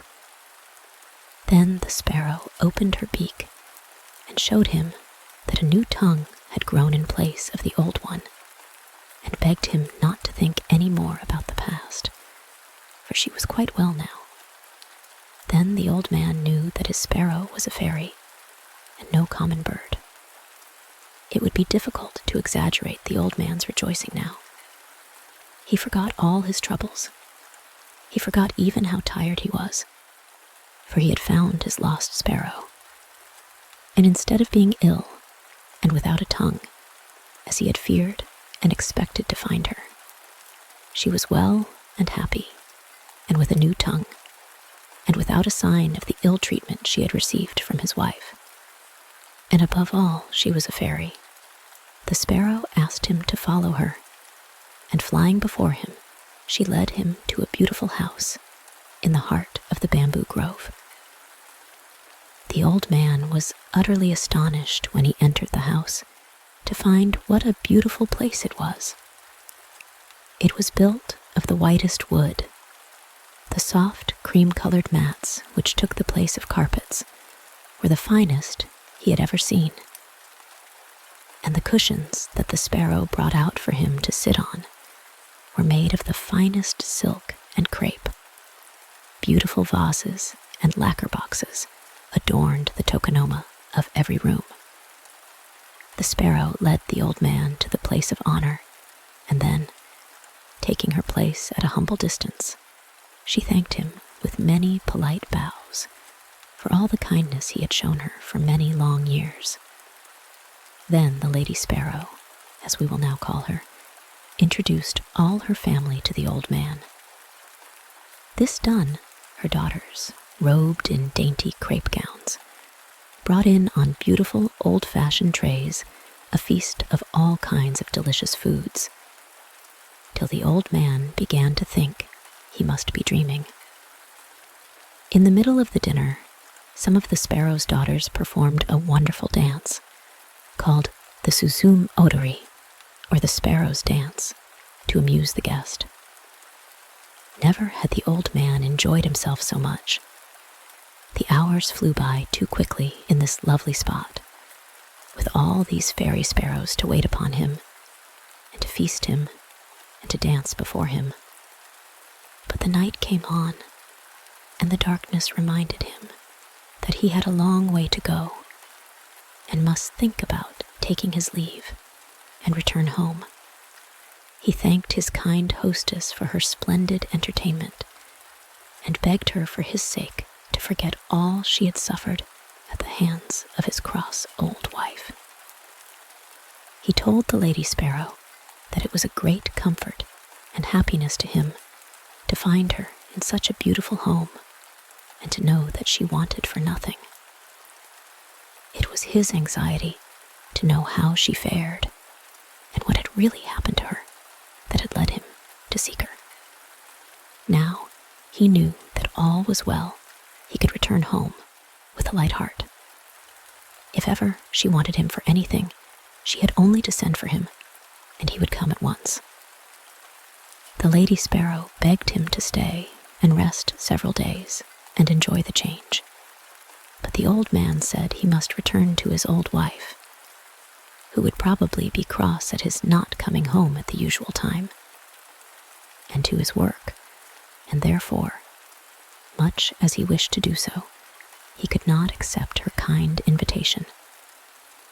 But now that he knew where the Lady Sparrow lived, he would come to see her whenever he had the time. When the Lady Sparrow saw that she could not persuade the old man to stay longer, she gave an order to some of her servants, and they at once brought in 2 boxes, one large and the other small. These were placed before the old man, and the Lady Sparrow asked him to choose whichever he liked for a present, which she wished to give him. The old man could not refuse this kind proposal, and he chose the smaller box, saying, "I am now too old and feeble to carry the big and heavy box. As you are so kind as to say that I may take whichever I like, I will choose the small one, which will be easier for me to carry." Then the sparrows all helped him put it on his back, and went to the gate to see him off, bidding him goodbye with many bows, and entreating him to come again whenever he had the time. Thus the old man and his pet sparrow separated quite happily, the sparrow showing not the least ill will for all the unkindness she had suffered at the hands of the old wife. Indeed, she only felt sorrow for the old man, who had to put up with it all his life. When the old man reached home, he found his wife even crosser than usual, for it was late on in the night, and she had been waiting up for him for a long time. "Where have you been all this time?" she asked in a big voice. "Why do you come back so late?" The old man tried to pacify her by showing her the box of presents he had brought back with him, and then he told her of all that had happened to him, and how wonderfully he had been entertained at the sparrow's house. "Now let us see what is in the box," said the old man, not giving her time to grumble again. "You must help me open it." And they both sat down before the box and opened it. To their utter astonishment, they found the box filled to the brim with gold and silver coins and many other precious things. The mats of their little cottage fairly glittered as they took out the things one by one and put them down and handled them over and over again. The old man was overjoyed at the sight of the riches that were now his. Beyond his brightest expectations was the sparrow's gift, which would enable him to give up work and live in ease and comfort the rest of his days. He said, "Thanks to my good little sparrow, thanks to my good little sparrow," many times. But the old woman, after the first moments of surprise and satisfaction at the sight of the gold and silver were over, could not suppress the greed of her wicked nature. She now began to reproach the old man for not having brought home the big box of presents.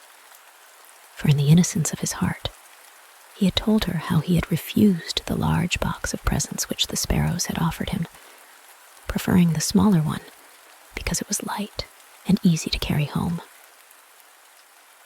"You silly old man," said she, "why did you not bring the large box?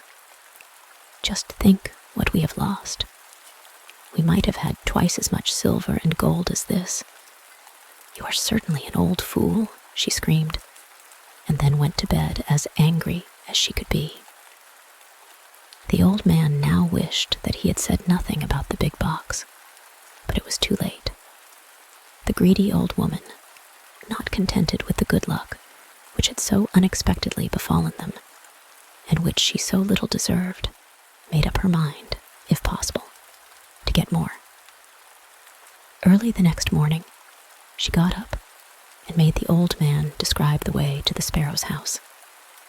When he saw what was in her mind, he tried to keep her from going, but it was useless. She would not listen to one word he said. It is strange that the old woman did not feel ashamed of going to see the sparrow after the cruel way she had treated her in cutting off her tongue in a fit of rage. But her greed to get the big box made her forget everything else. It did not even enter her thoughts that the sparrows might be angry with her, as indeed they were, and might punish her for what she had done. Ever since the Lady Sparrow had returned home in the sad plight in which they had first found her, weeping and bleeding from the mouth, her whole family and relations had done little else but speak of the cruelty of the old woman. How could she, they asked each other, inflict such a heavy punishment for such a trifling offense as that of eating some rice paste by mistake? They all loved the old man who was so kind and good and patient under all his troubles, but the old woman they hated, and they determined, if ever they had the chance, to punish her as she deserved. They had not long to wait. After walking for some hours, the old woman had at last found the bamboo grove which she had made her husband carefully describe. And now she stood before it, crying out, "Where is the Tongue-Cut Sparrow's house? Where is the Tongue-Cut Sparrow's house?" At last she saw the eaves of the house peeping out from amongst the bamboo foliage. She hastened to the door and knocked loudly.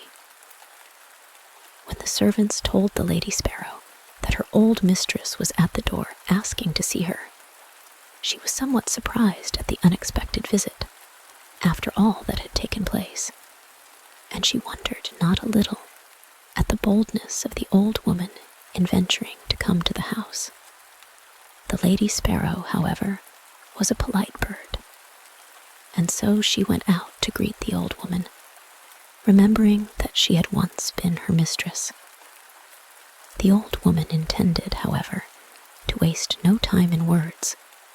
She went right to the point, without the least shame, and said, "You need not trouble to entertain me as you did my old man. I have come myself to get the box, which he so stupidly left behind. I shall soon take my leave if you will give me the big box. That is all I want." The Lady Sparrow at once consented, and told her servants to bring out the big box. The old woman eagerly seized it and hoisted it on her back, and without even stopping to thank the Lady Sparrow, began to hurry homewards. The box was so heavy that she could not walk fast, much less run, as she would have liked to do. So anxious was she to get home and see what was inside the box. But she had often to sit down and rest herself by the way. While she was staggering along under the heavy load, her desire to open the box became too great to be resisted. She could wait no longer, for she supposed this big box to be full of gold and silver and precious jewels, like the small one her husband had received. At last, this greedy and selfish old woman put down the box by the wayside and opened it carefully, expecting to gloat her eyes on a mine of wealth. What she saw, however, so terrified her that she nearly lost her senses. As soon as she lifted the lid, a number of horrible and frightful-looking demons bounced out of the box and surrounded her as if they intended to kill her. Not even in nightmares had she ever seen such horrible creatures as her much-coveted box contained. A demon with one huge eye right in the middle of its forehead came and glared at her. Monsters with gaping mouths looked as if they would devour her. A huge snake coiled and hissed about her, and a big frog hopped and croaked towards her. The old woman had never been so frightened in her life, and ran from the spot as fast as her quaking legs would carry her, glad to escape alive. When she reached home, she fell to the floor and told her husband with tears all that had happened to her, and how she had been nearly killed by the demons in the box. Then she began to blame the sparrow, but the old man stopped her at once, saying, "Don't blame the sparrow. It is your wickedness which has at last met with its reward. I only hope this may be a lesson to you in the future." The old woman said nothing more, and from that day she repented of her cross, unkind ways, and by degrees became a good old woman, so that her husband hardly knew her to be the same person, and they spent their last days together happily, free from want or care, spending carefully the treasure the old man had received from his pet, the Tongue-Cut Sparrow. The end. The story of Urashima. Taro, the fisher lad. Long, long ago in the province of Tongo, there lived on the shore of Japan, in the little fishing village of Mizunoye, a young fisherman named Urashima Taro. His father had been a fisherman before him, and his skill had more than doubly descended to his son. For Urashima was the most skillful fisher in all that countryside, and could catch more bonito and tai in a day than his comrades could in a week. But in the little fishing village, more than for being a clever fisher of the sea, was he known for his kind heart. In his whole life, he had never hurt anything, either great or small, and when a boy, his companions had always laughed at him, for he would never join with them in teasing animals, but always tried to keep them from this cruel sport. One soft summer twilight, he was going home at the end of a day's fishing when he came upon a group of children. They were all screaming and talking at the tops of their voices, and seemed to be in a state of great excitement about something. And on his going up to them, to see what was the matter, he saw that they were tormenting a tortoise. First one boy pulled it this way, then another boy pulled it that way, while a third child beat it with a stick, and the fourth hammered its shell with a stone. Now Urashima felt very sorry for the poor tortoise, and made up his mind to rescue it. He spoke to the boys. "Look here, boys. You are treating that poor tortoise so badly that it will soon die." The boys, who were all of an age when children seem to delight in being cruel to animals, took no notice of Urashima's gentle reproof, but but went on teasing it as before.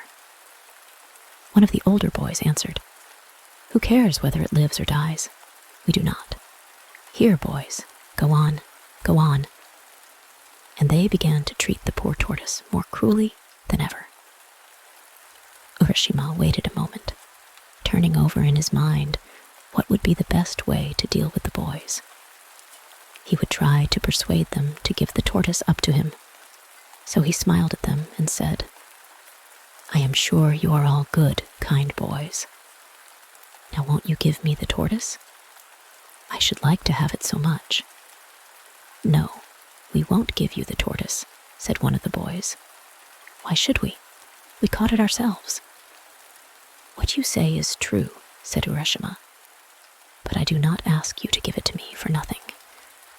I will give you some money for it. In other words, the Ojisan, uncle, will buy it of you.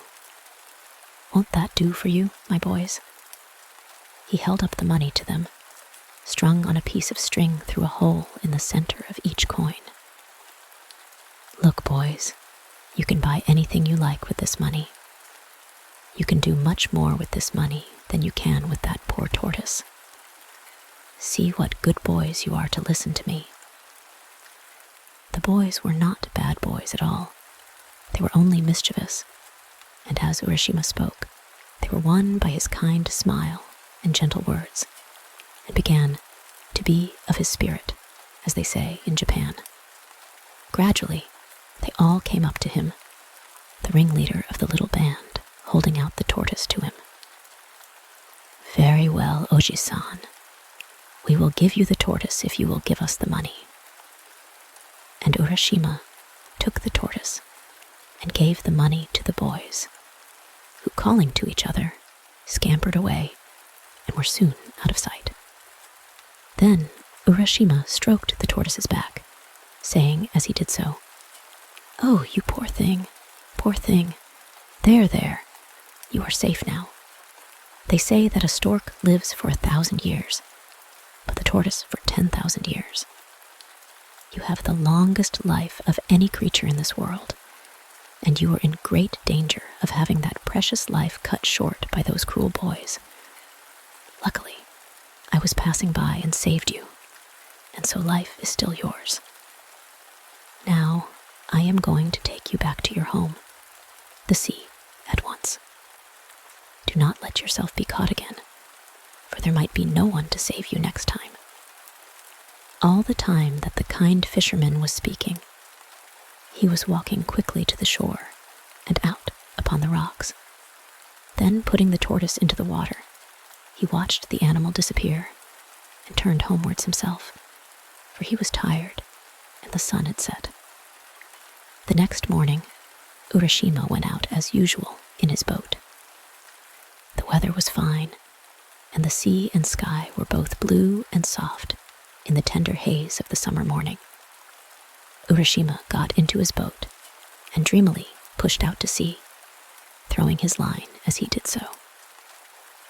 He soon passed the other fishing boats and left them behind him till they were lost to sight in the distance, and his boat drifted further and further out upon the blue waters. Somehow, he knew not why, he felt unusually happy that morning, and he could not help wishing that, like the tortoise he set free the day before, he had thousands of years to live instead of his own short span of human life. He was suddenly startled from his reverie by hearing his own name called. Urashima, Urashima, clear as a bell and soft as the summer wind, the name floated over the sea. He stood up and looked in every direction, thinking that one of the other boats had overtaken him. But gaze as he might over the wide expanse of water, near or far, there was no sign of a boat, so the voice could not have come from any human being. Startled, and wondering who or what it was that had called him so clearly, he looked in all directions round about him, and saw that without his knowing it, a tortoise had come to the side of the boat. Urashima saw with surprise that it was the very tortoise he had rescued the day before. "Well, Mr. Tortoise," said Urashima, "was it you who called my name just now?" The tortoise nodded its head several times and said, "Yes, it was I. Yesterday, in your honorable shadow, Okak-sama-de, my life was saved, and I have come to offer you my thanks and to tell you how grateful I am for your kindness to me." "Indeed," said Urashima, "that is very polite of you. Come up into the boat. I would offer you a smoke. But as you are a tortoise, doubtless you do not smoke." And the fisherman laughed at the joke. "Rice wine is my favorite refreshment, but I do not care for tobacco." "Indeed," said Urashima, "I regret very much that I have no sake in my boat to offer you, but come up and dry your back in the sun. Tortoises always love to do that." So the tortoise climbed into the boat, the fisherman helping him. And after an exchange of complimentary speeches, the tortoise said, "Have you ever seen Ringin, the palace of the Dragon King of the Sea, Urashima?" The fisherman shook his head and replied, "No. Year after year the sea has been my home. But though I have often heard of the Dragon King's realm under the sea, I have never yet set eyes on that wonderful place. It must be very far away, if it exists at all." "Is that really so? You have never seen the Sea King's palace? Then you have missed seeing one of the most wonderful sights in the whole universe. It is far away at the bottom of the sea, but if I take you there, we shall soon reach the place. If you would like to see the Sea King's land, I will be your guide.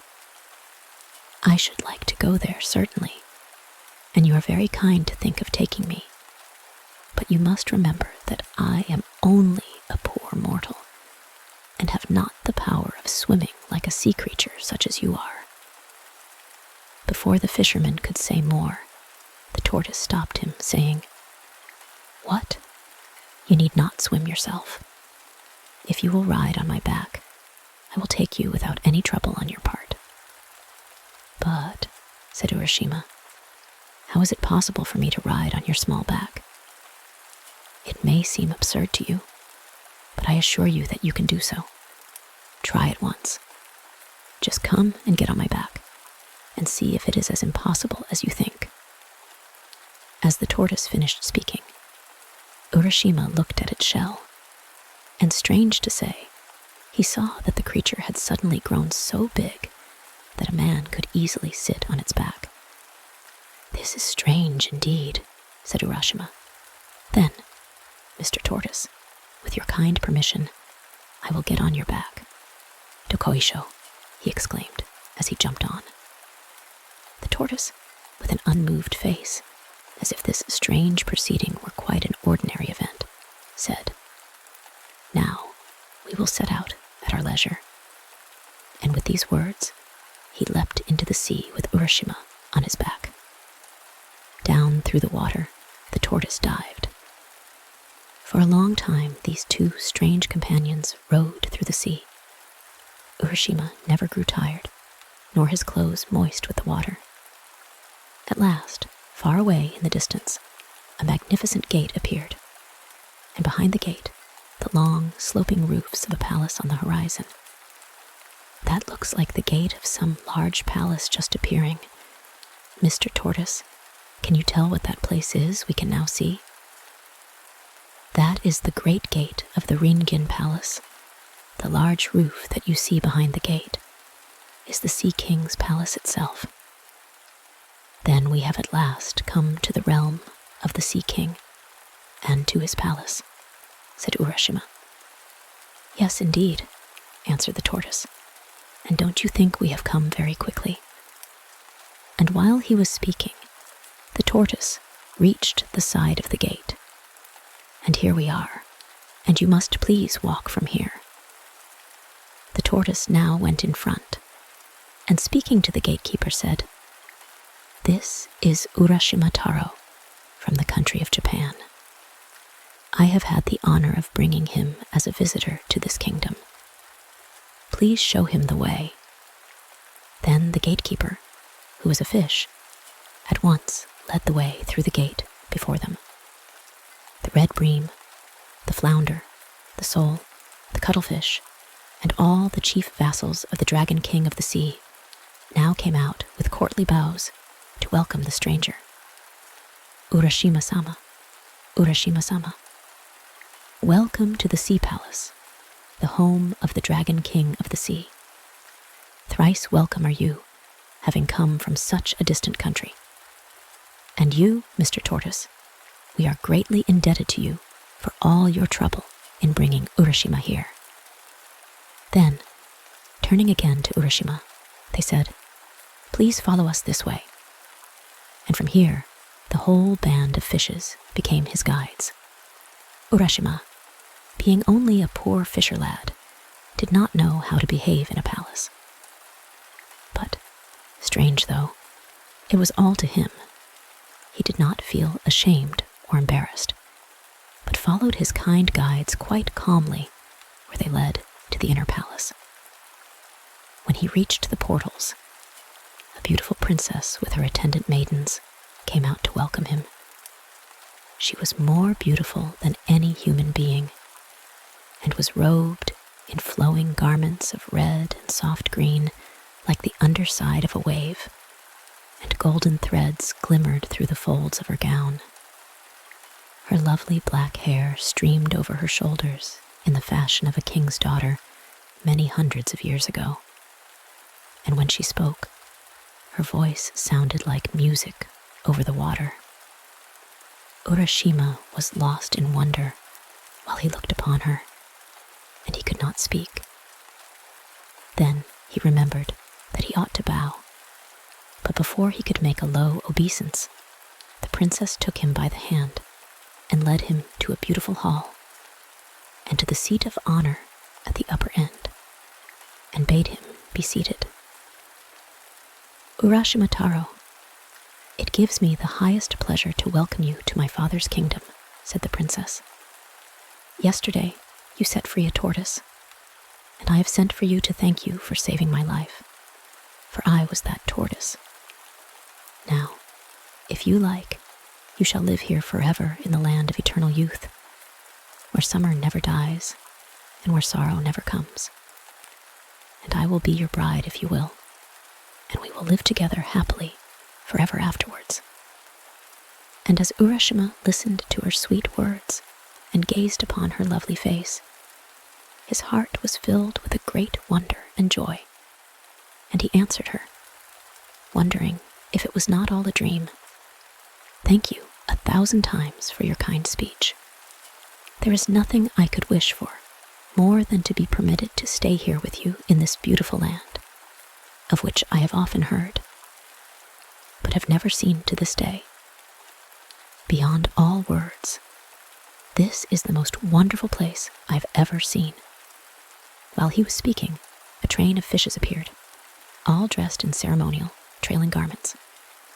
One by one, silently and with stately steps, they entered the hall, bearing on coral trays delicacies of fish and seaweed, such as no one can dream of. And this wondrous feast was set before the bride and bridegroom. The bridal was celebrated with dazzling splendor, and in the Sea King's realm there was great rejoicing. As soon as the young pair had pledged themselves in the wedding cup of wine, 3 times 3, music was played, and songs were sung, and fishes with silver scales and golden tails stepped in from the waves and danced. Urashima enjoyed himself with all his heart. Never in his whole life had he sat down to such a marvelous feast. When the feast was over, the princes asked the bridegroom if he would like to walk through the palace and see all there was to be seen. Then the happy fisherman, following his bride, the Sea King's daughter, was shown all the wonders of that enchanted land, where youth and joy go hand in hand, and neither time nor age can touch them. The palace was built of coral and adorned with pearls, and the beauties and wonders of the place were so great that the tongue fails to describe them. But to Urashima, more wonderful than the palace was the garden that surrounded it. Here was to be seen at one time the scenery of the 4 different seasons, the beauties of summer and winter, spring and autumn, were displayed to the wondering visitor at once. First, when he looked to the east, the plum and cherry trees were seen in full bloom. The nightingales sang in the pink avenues, and butterflies flitted from flower to flower. Looking to the south, all the trees were green in the fullness of summer, and the day cicala and the night cricket chirruped loudly. Looking to the west, the autumn maples were ablaze like a sunset sky, and the chrysanthemums were in perfection. Looking to the north, the change made Urashima start, for the ground was silver white with snow, and trees and bamboos were also covered with snow, and the pond was thick with ice, and each day there were new joys and new wonders for Urashima, and so great was his happiness that he forgot everything, even the home he had left behind, and his parents, and his own country. And 3 days passed without his even thinking of all he had left behind. Then his mind came back to him, and he remembered who he was, and that he did not belong to this wonderful land or the Sea King's palace, and he said to himself, "Oh dear, I must not stay on here, for I have an old father and mother at home. What can have happened to them all this time? How anxious they must have been these days when I did not return as usual. I must go back at once without letting one more day pass." And he began to prepare for the journey in great haste.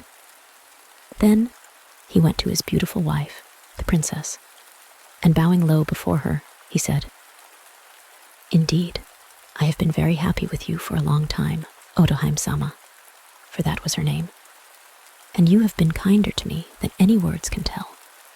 But now I must say goodbye. I must go back to my old parents." Then Otohime-sama began to weep, and said softly and sadly, "Is it not well with you here, Urashima, that you wish to leave me so soon? Where is the haste? Stay with me yet another day only." But Urashima had remembered his old parents, and in Japan, the duty to parents is stronger than everything else, stronger even than pleasure or love, and he would not be persuaded, but answered, "Indeed, I must go. Do not think that I wish to leave you. It is not that. I must go and see my old parents. Let me go for one day, and I will come back to you." "Then," said the princess sorrowfully, "there is nothing to be done. I will send you back today to your father and mother, and instead of trying to keep you with me one more day, I shall give you this as a token of our love. Please take it back with you." And she brought him a beautiful lacquer box tied about with a silken cord and tassels of red silk. Urashima had received so much from the princess already that he felt some compunction in taking the gift, and said, "It does not seem right for me to take yet another gift from you after all the many favors I have received at your hands, but because it is your wish, I will do so." And then he added, "Tell me, what is this box?" "That," answered the princess, "is the Tamat Bako box of the jewel hand, and it contains something very precious. You must not open this box, whatever happens. If you open it, something dreadful will happen to you. Now promise me that you will never open this box." And Urashima promised that he would never, never open the box, whatever happened. Then, bidding goodbye to Otohime-sama, he went down to the seashore, the princess and her attendants following him, and there he found a large tortoise waiting for him. he quickly mounted the creature's back and was carried away over the shining sea into the east. He looked back to wave his hand to Otahime-sama, till at last he could see her no more. And the land of the Sea King and the roofs of the wonderful palace were lost in the far, far distance. Then, with his face turned eagerly towards his own land, he looked for the rising of the blue hills on the horizon before him. At last, the tortoise carried him into the bay he knew so well, and to the shore from whence he had set out.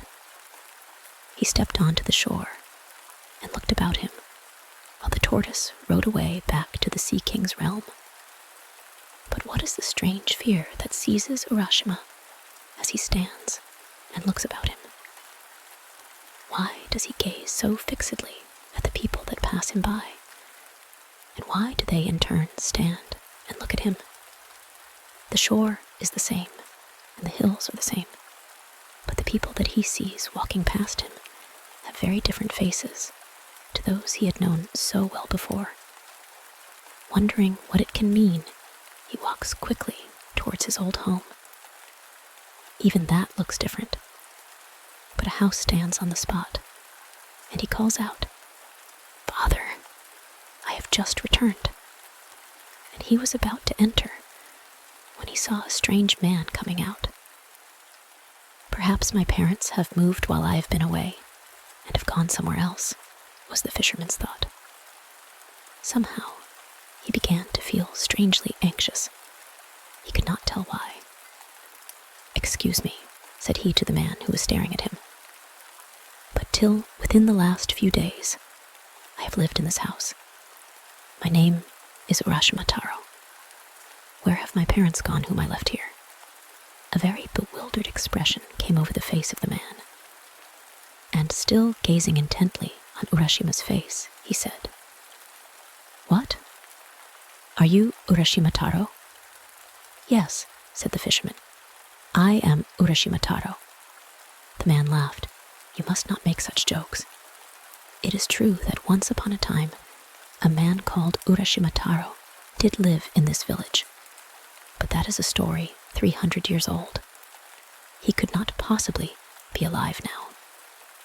When Urashima heard these strange words, he was frightened and said, "Please, please, you must not joke with me.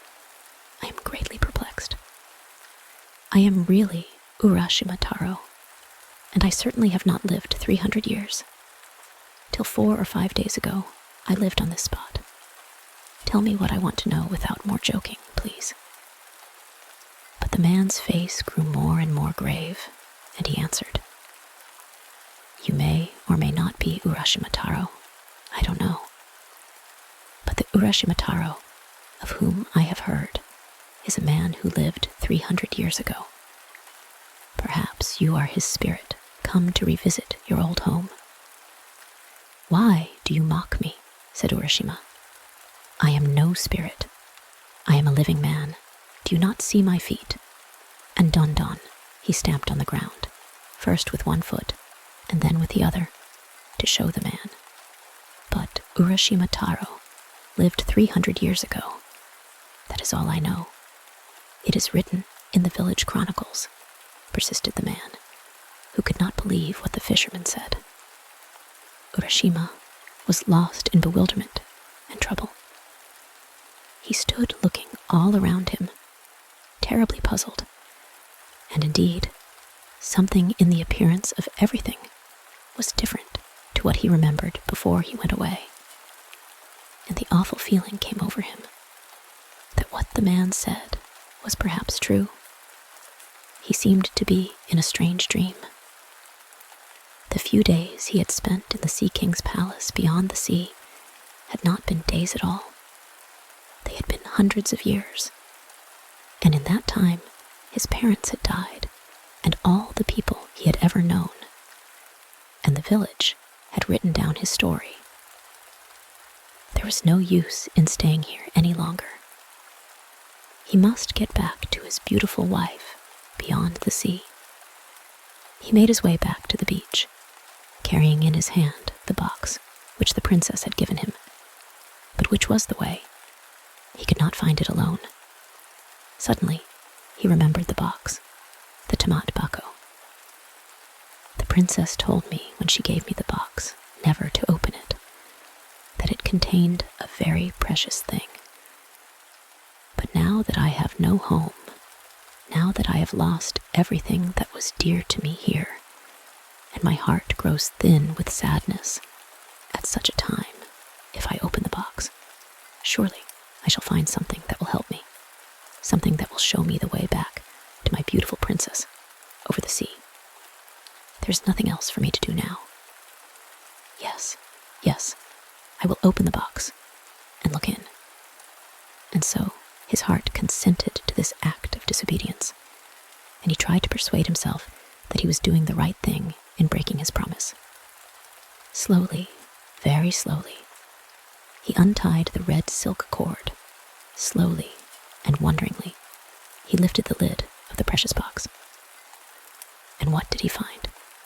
Strange to say, only a beautiful little purple cloud rose out of the box in 3 soft wisps. For an instant, it covered his face and wavered over him as if loath to go, and then it floated away like vapor over the sea. Urashima, who had been till that moment like a strong and handsome youth of 24, suddenly became very, very old. His back doubled up with age, his hair turned snowy white, his face wrinkled, and he fell down dead on the beach. Poor Urashima. Because of his disobedience, he could never return to the Sea King's realm, or the lovely princess beyond the sea. Little children, never be disobedient to those who are wiser than you, for disobedience was the beginning of all the miseries and sorrows of life. The end. The farmer and the badger. Long, long ago, there lived an old farmer and his wife who had made their home in the mountains, far from any town. Their only neighbor was a bad and malicious badger. This badger used to come out every night and run across to the farmer's field and spoil the vegetables and the rice, which the farmer spent his time in carefully cultivating. The badger at last grew so ruthless in his mischievous work, and did so much harm everywhere on the farm, that the good-natured farmer could not stand it any longer, and determined to put a stop to it. So he lay in wait, day after day and night after night, with a big club, hoping to catch the badger, but all in vain. Then he laid traps for the wicked animal. The farmer's trouble and patience was rewarded. For one fine day, on going his rounds, he found the badger caught in a hole he had dug for that purpose. The farmer was delighted at having caught his enemy, and carried him home, securely bound with rope. When he reached the house, the farmer said to his wife, "I have at last caught the bad badger. You must keep an eye on him while I am out at work, and not let him escape, because I want to make him into soup tonight." Saying this, he hung the badger up to the rafters of his storehouse, and went out to his work in the fields. The badger was in great distress, for he did not at all like the idea of being made into soup that night, and he thought and thought for a long time, trying to hit upon some plan by which he might escape. It was hard to think clearly in his uncomfortable position, for he had been hung upside down. Very near him, at the entrance to the storehouse, looking out towards the green fields and the trees and the pleasant sunshine, stood the farmer's old wife, pounding barley. She looked tired and old.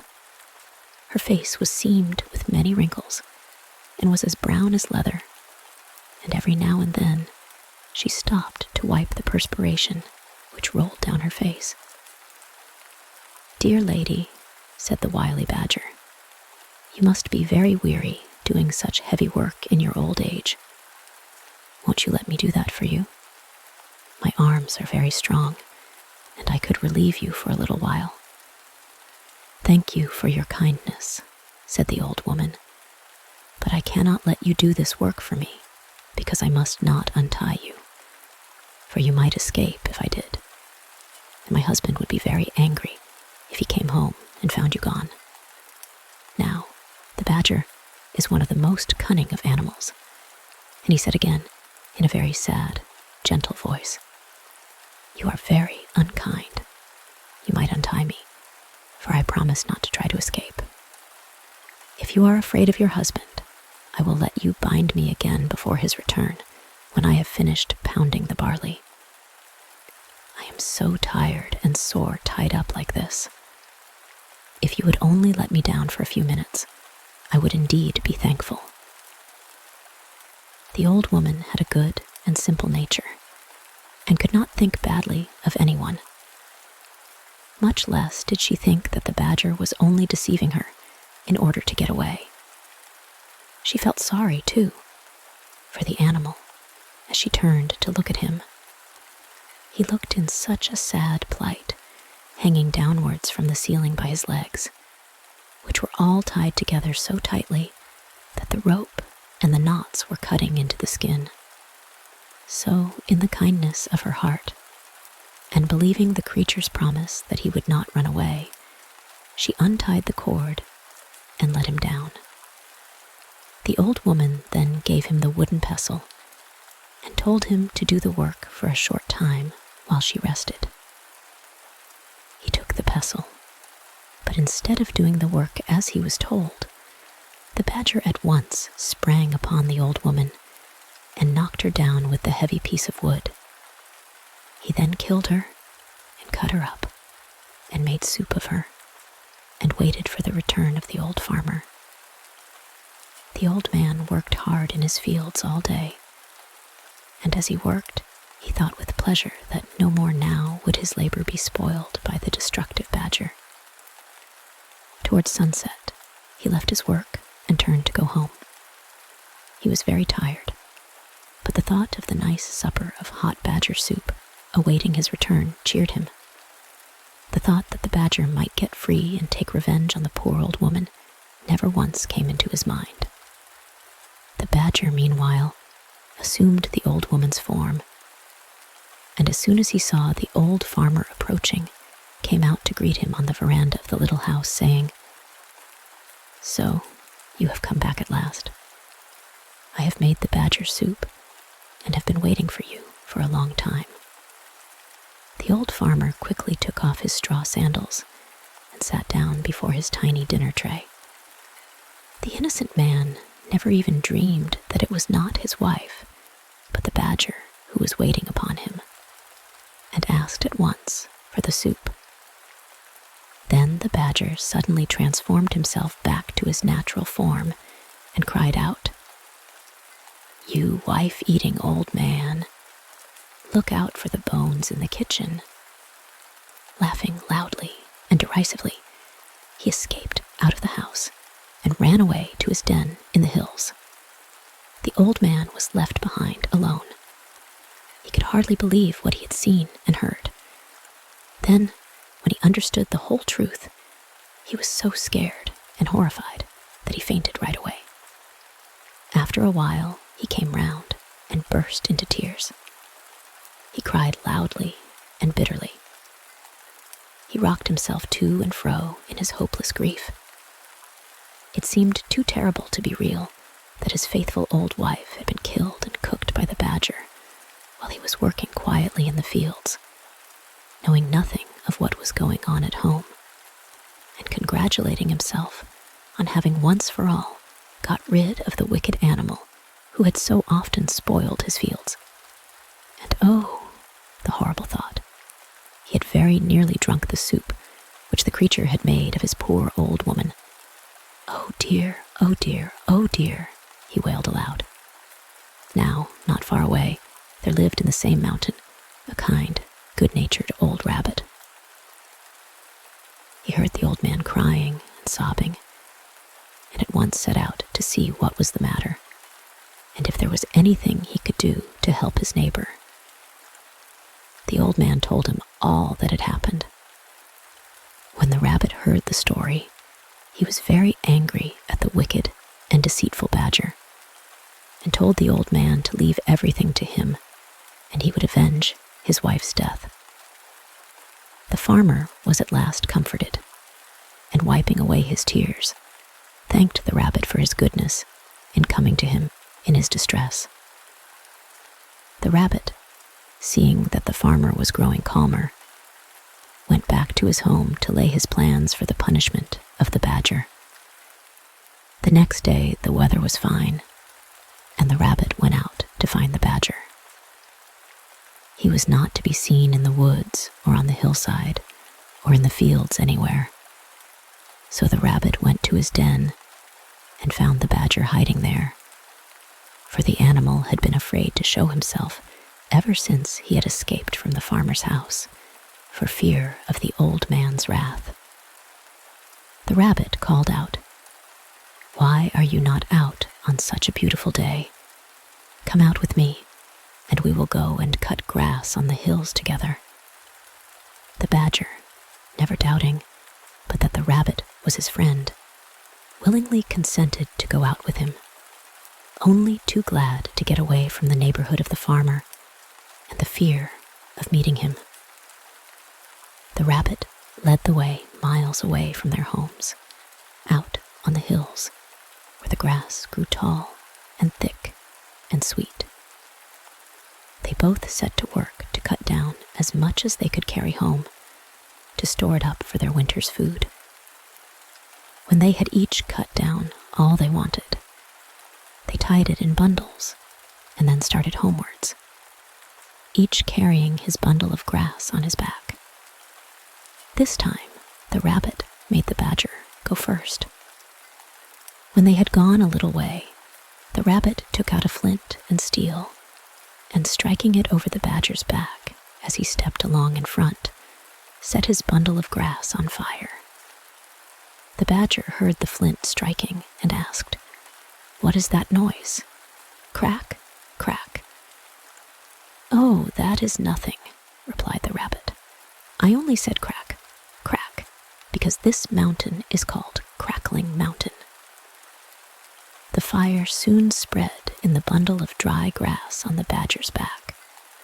The badger, hearing the crackle of the burning grass, asked, "What is that?" "Now we have come to the burning mountain," answered the rabbit. By this time the bundle was nearly burned out, and all the hair had been burned off the badger's back. He now knew what had happened by the smell of the smoke of the burning grass. Screaming with pain, the badger ran as fast as he could to his hole. The rabbit followed and found him lying on his bed, groaning with pain. "What an unlucky fellow you are," said the rabbit. "I can't imagine how this happened. I will bring you some medicine which will heal your back quickly." The rabbit went away glad and smiling to think that the punishment upon the badger had already begun. He hoped that the badger would die of his burns, for he felt that nothing could be too bad for the animal, who was guilty of murdering a poor, helpless old woman who had trusted him. He went home and made an ointment by mixing some sauce and red pepper together. He carried this to the badger, but before putting it on, he told him that it would cause him great pain, but that he must bear it patiently, because it was a very wonderful medicine for burns and scalds and such wounds. The badger thanked him and begged him to apply it at once. But no language can describe the agony of the badger as soon as the red pepper had been pasted all over his sore back. He rolled over and over and howled loudly. The rabbit, looking on, felt that the farmer's wife was beginning to be avenged. The badger was in bed for about a month, but at last, in spite of the red pepper application, his burns healed, and he got well. When the rabbit saw that the badger was getting well, he thought of another plan by which he could compass the creature's death. So he went one day to pay the badger a visit and to congratulate him on his recovery. During the conversation, the rabbit mentioned that he was going fishing and described how pleasant fishing was when the weather was fine and the sea smooth. The badger listened with pleasure to the rabbit's account of the way he passed his time now, and forgot all his pains and his month's illness, and thought what fun it would be if he could go fishing too. So he asked the rabbit if he would take him the next time he went out to fish. This was just what the rabbit wanted, so he agreed. Then he went home and built 2 boats, one of wood and the other of clay. At last they were both finished, and as the rabbit stood and looked at his work, he felt that all his trouble would be well rewarded if his plan succeeded, and he could manage to kill the wicked badger now. The day came when the rabbit had arranged to take the badger fishing. He kept the wooden boat himself and gave the badger the clay boat. The badger, who knew nothing about boats, was delighted with his new boat and thought how kind it was of the rabbit to give it to him. They both got into their boats and set out. After going some distance from the shore, the rabbit proposed that they should try their boats and see which one could go the quickest.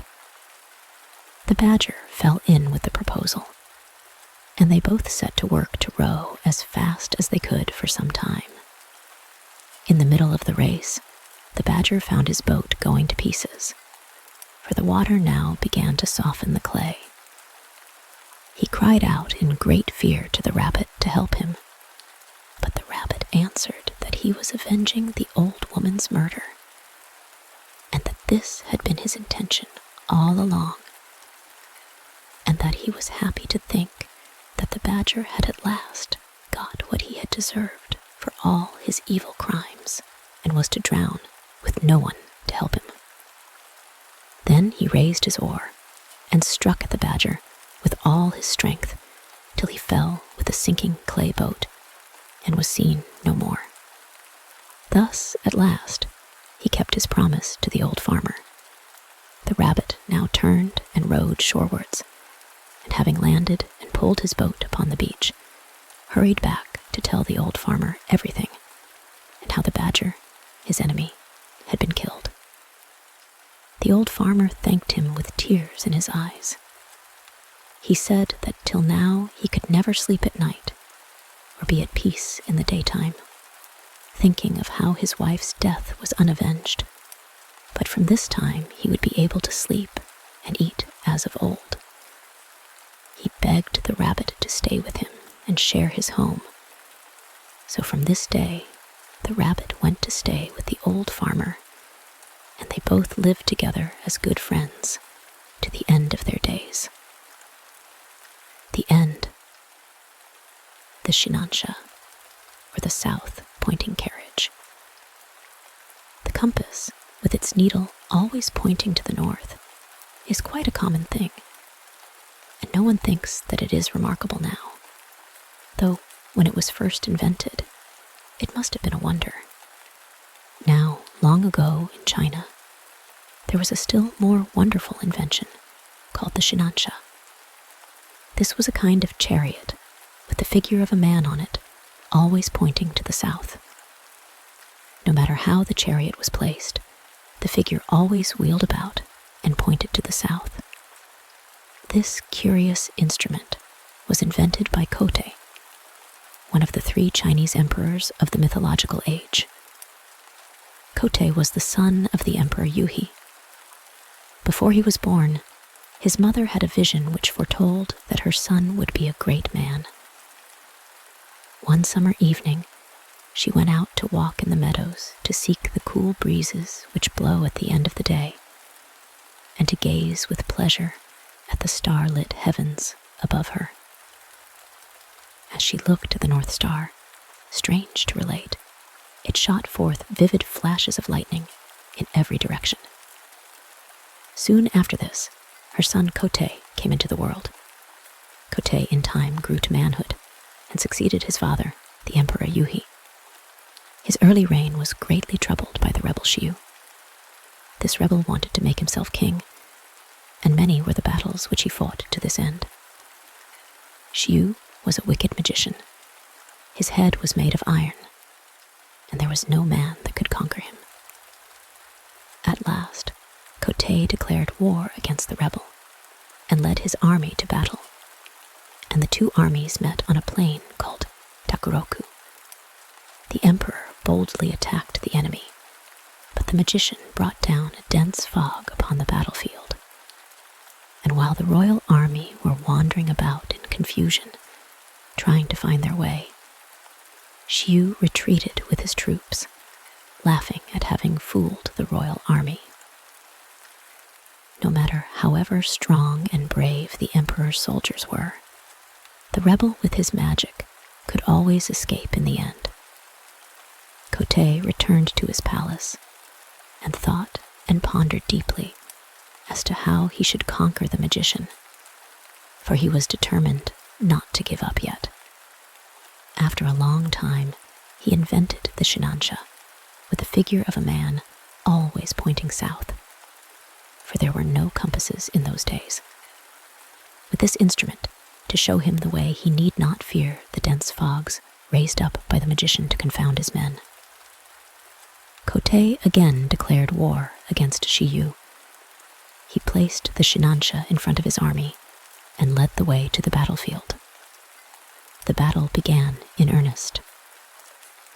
The rebel was being driven backward by the royal troops when he again resorted to magic, and upon his saying some strange words in a loud voice, immediately a dense fog came down upon the battlefield.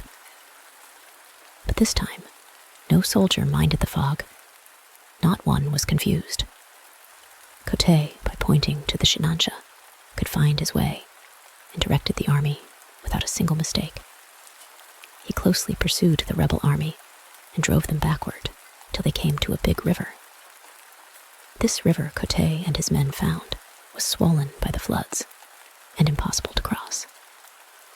Shiyu, by using his magic art, quickly passed over with his army and shut himself up in a fortress on the opposite bank. When Kotei found his march checked, he was wild with disappointment, for he had very nearly overtaken the rebel when the river stopped him. He could do nothing, for there were no boats in those days. So the emperor ordered his tent to be pitched in the pleasantest spot that the place afforded. One day, he stepped forth from his tent, and after walking about for a short time, he came to a pond. Here he sat down on the bank and was lost in thought. It was autumn. The trees growing along the edge of the water were shedding their leaves, which floated hither and thither on the surface of the pond. By and by, Kotei's attention was attracted to a spider on the brink of the water. The little insect was trying to get on to one of the floating leaves nearby. It did so at last, and was soon floating over the water to the other side of the pond. This little incident made the clever emperor think that he might try to make something that could carry himself and his men over the river in the same way that the leaf had carried over the spider. He set to work and persevered till he invented the first boat. When he found that it was a success, he set all his men to make more, and in time, there were enough boats for the whole army. Kotei now took his army across the river and attacked Shiyu's headquarters. He gained a complete victory, and so put an end to the war which had troubled his country for so long. This wise and good emperor did not rest till he had secured peace and prosperity throughout his whole land. He was beloved by his subjects, who now enjoyed their happiness of peace for many long years under him. He spent a great deal of time in making inventions which would benefit his people, and he succeeded in many besides the boat and the south-pointing Shinansha. He had reigned about 100 years, when one day, as Kotei was looking upwards, the sky became suddenly red, and something came glittering like gold towards the earth. As it came nearer, Kotei saw that it was a great dragon. The dragon approached and bowed down its head before the emperor. The empress and the courtiers were so frightened that they ran away screaming. But the emperor only smiled and called to them to stop and said, "Do not be afraid. This is a messenger from heaven. My time here is finished." He then mounted the dragon, which began to ascend towards the sky. When the empress and the courtiers saw this, they all cried out together, "Wait a moment, we wish to come too." And they all ran and caught hold of the dragon's beard and tried to mount him. But it was impossible for so many people to ride on the dragon. Several of them hung on to the creature's beard, so that when it tried to mount the Hare, was pulled out, and they fell to the ground. Meanwhile, the empress and a few of the courtiers were safely seated on the dragon's back. The dragon flew up so high in the heavens that in a short time the inmates of the palace, who had been left behind disappointed, could see them no more. After some time, a bow and arrow dropped to the earth in the courtyard of the palace. They were recognized as having belonged to the Emperor Kotei. The courtiers took them up carefully and preserved them as sacred relics in the palace. The end. The Adventures of Kintaro, the Golden Boy.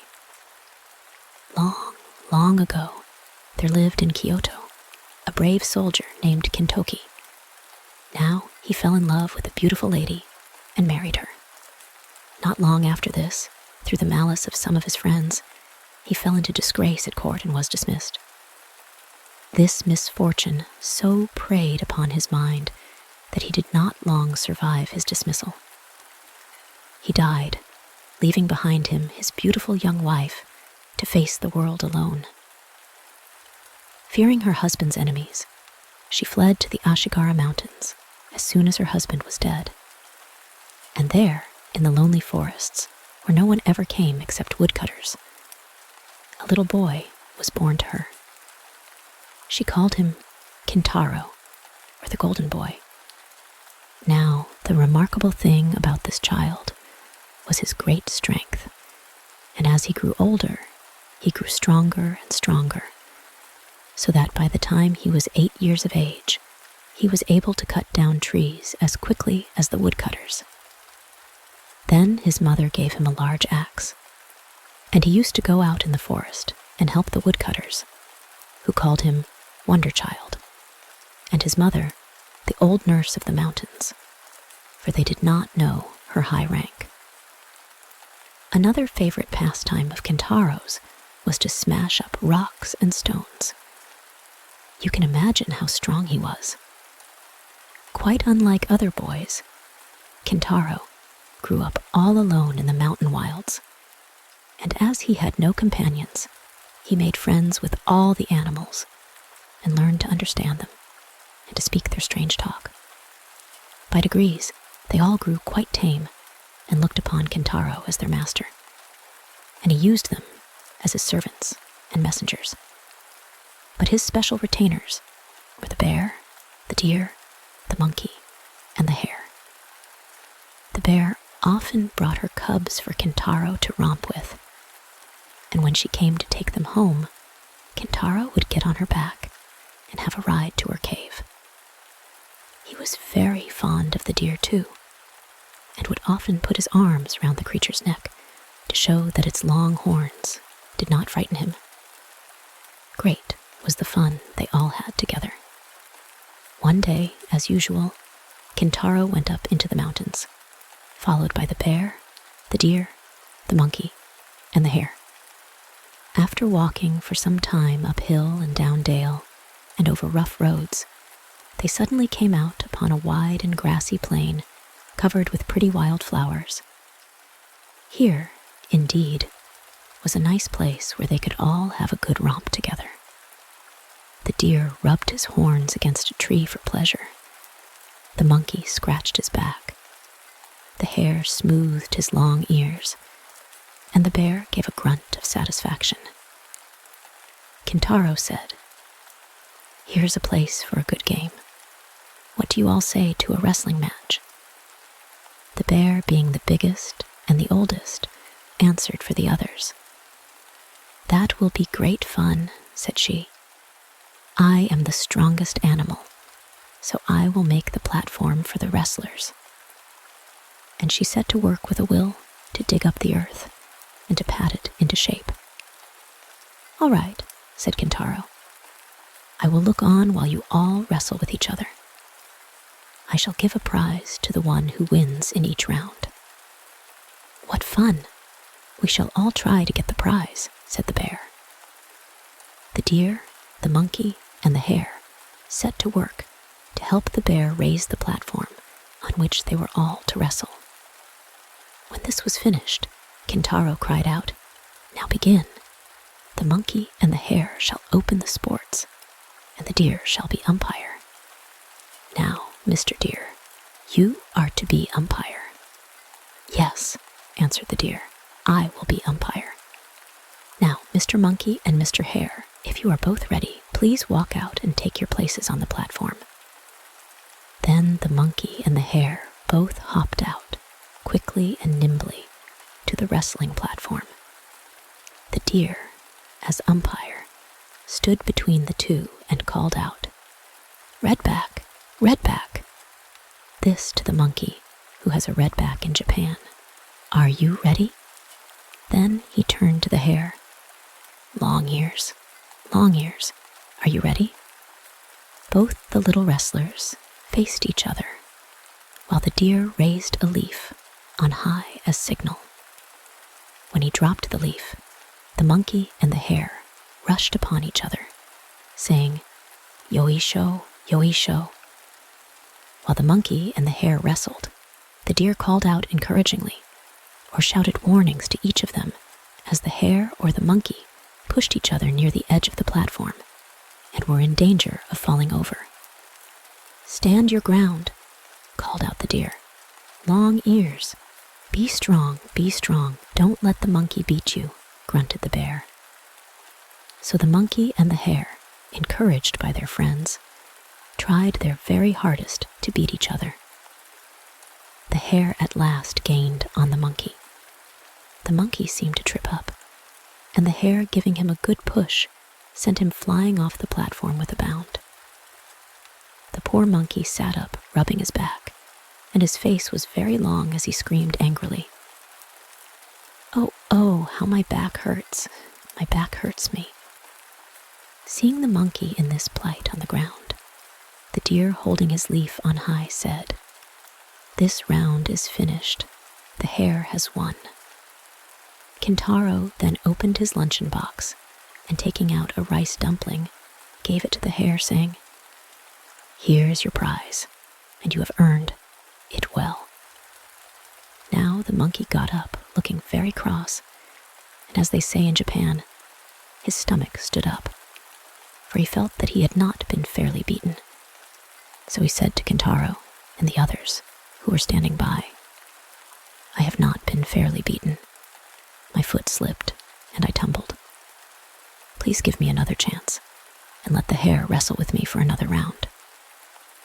Then Kintaro consenting, the hare and the monkey began to wrestle again. Now, as everyone knows, the monkey is a cunning animal by nature, and he made up his mind to get the best of the hare this time if it were possible. To do this, he thought that the best and surest way would be to get hold of the hare's long ear. This he soon managed to do. The hare was quite thrown off his guard by the pain of having his long ear pulled so hard, and the monkey, seizing his opportunity at last, caught hold of one of the hare's legs and sent him sprawling in the middle of the dais. The monkey was now the victor and received a rice dumpling from Kintaro, which pleased him so much that he quite forgot his sore back. The deer now came up and asked the hare if he felt ready for another round, and if so, whether he would try a round with him, and the hare consenting, they both stood up to wrestle. The bear came forward as umpire, the deer with long horns and the hare with long ears. It must have been an amusing sight to those who watched this queer match. Suddenly, the deer went down on one of his knees, and the bear with the leaf on high declared him beaten. In this way, sometimes the one, sometimes the other, conquering, the little party amused themselves till they were tired. At last, Kintaro got up and said, "This is enough for today. What a nice place we have found for wrestling. Let us come again tomorrow. Now, we will all go home. Come along." So saying, Kintaro led the way while the animals followed. After walking some little distance, they came out on the banks of a river flowing through a valley. Kintaro and his 4 furry friends stood and looked about for some means of crossing. Bridge there was none. The river rushed dawn on its way. All the animals looked serious, wondering how they could cross the stream and get home that evening. Kintaro, however, said, "Wait a moment. I will make a good bridge for you all in a few minutes." The bear, the deer, the monkey, and the hare looked at him to see what he would do now. Kintaro went from one tree to another that grew along the riverbank. At last, he stopped in front of a very large tree that was growing at the water's edge. He took hold of the trunk and pulled it with all his might, once, twice, thrice. At the third pull, so great was Kintaro's strength that the roots gave way, and crash, over fell the tree, forming an excellent bridge across the stream. "There," said Kintaro. "What do you think of my bridge? It is quite safe, so follow me." And he stepped across first. The 4 animals followed. Never had they seen anyone so strong before, and they all exclaimed, "How strong he is! How strong he is!" While all this was going on by the river, a woodcutter, who happened to be standing on a rock overlooking the stream, had seen all that passed beneath him. He watched with great surprise Kintaro and his animal companions. He rubbed his eyes to be sure that he was not dreaming when he saw this boy pull over a tree by the roots and throw it across the stream to form a bridge. The woodcutter, for such he seemed to be by his dress, marveled at all he saw and said to himself, "This is no ordinary child. Whose son can he be? I will find out before this day is done." He hastened after the strange party and crossed the bridge behind them. Kintaro knew nothing of all this, and little guessed that he was being followed. On reaching the other side of the river, he and the animals separated, they to their lairs in the woods, and he to his mother, who was waiting for him. As soon as he entered the cottage, which stood like a matchbox in the heart of the pine woods, he went to greet his mother, saying, "Oka-san, mother, here I am."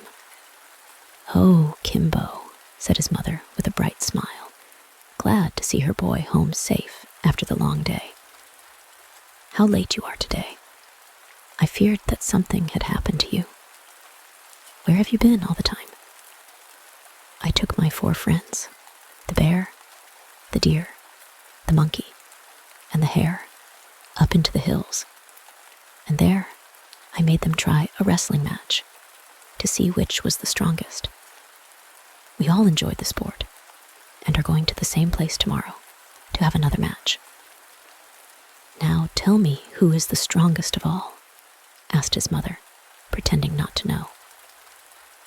Oh, mother, said Kintaro, don't you know that I am the strongest? There was no need for me to wrestle with any of them. But next to you then, who is the strongest? The bear comes next to me in strength, answered Kintaro. And after the bear? Asked his mother again. Next to the bear, it is not easy to say which is the strongest, for the deer, the monkey, and the hare all seem to be as strong as each other, said Kintaro.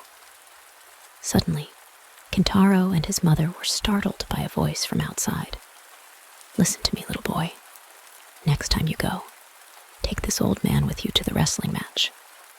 He would like to join the sport too. It was the old woodcutter who had followed Kintaro from the river.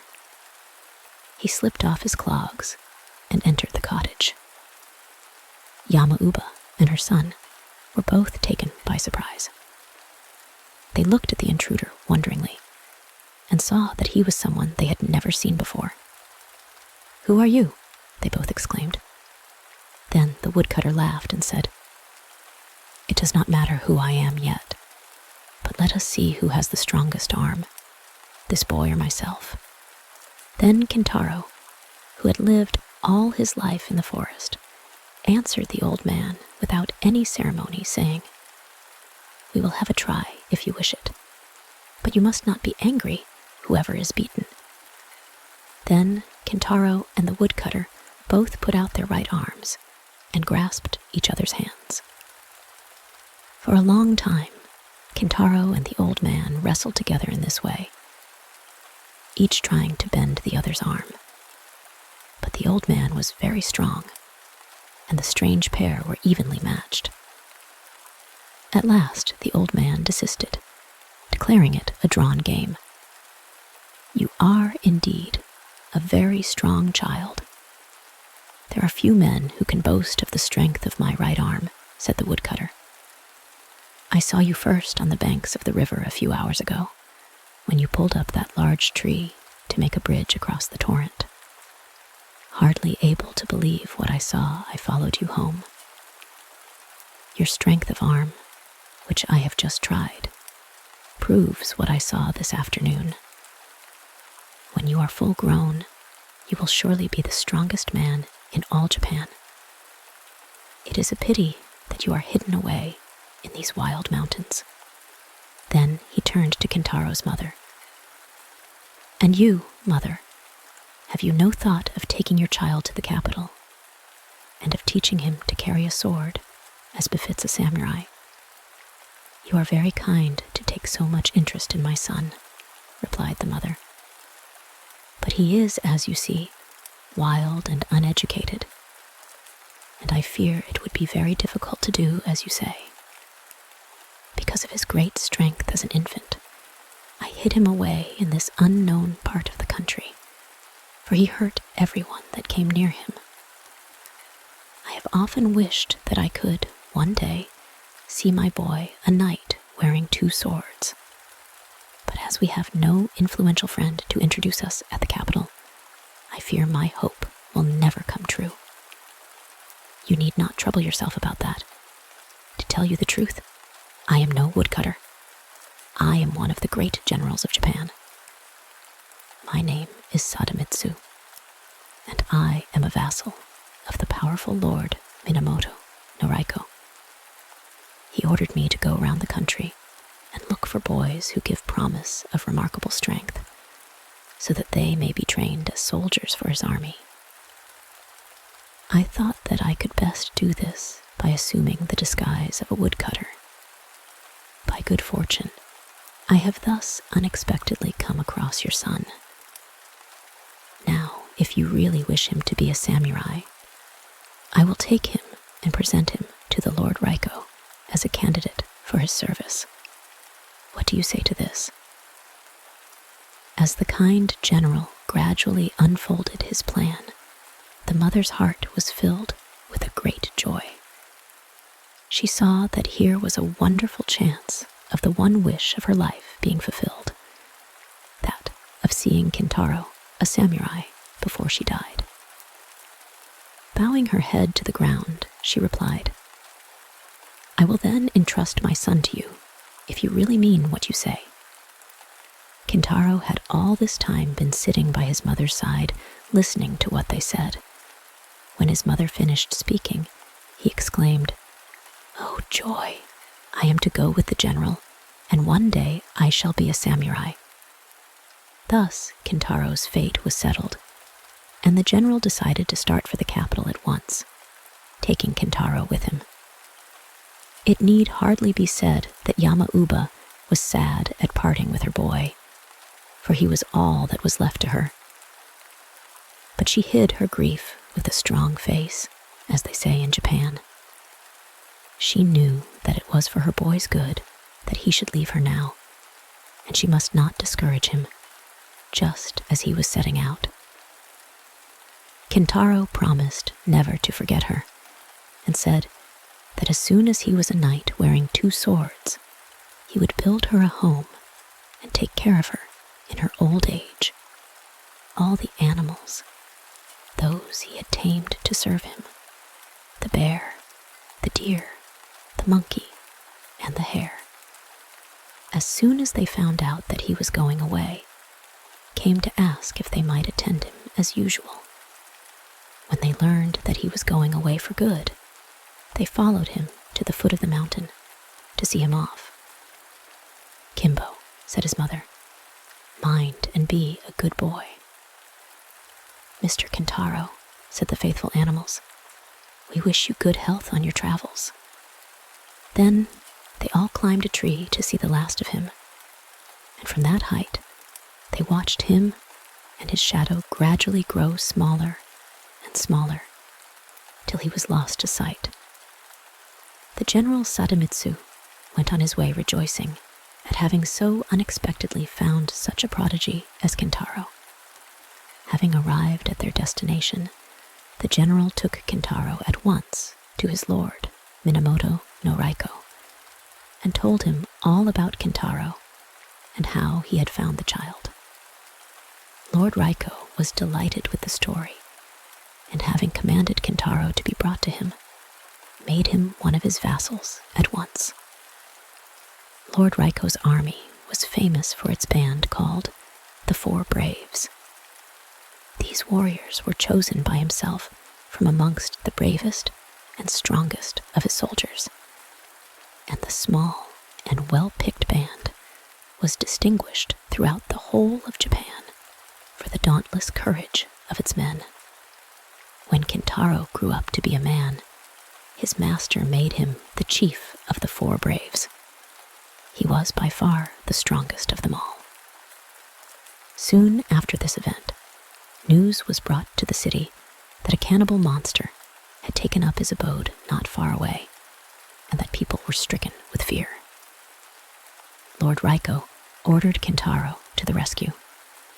He immediately started off, delighted at the prospect of trying his sword.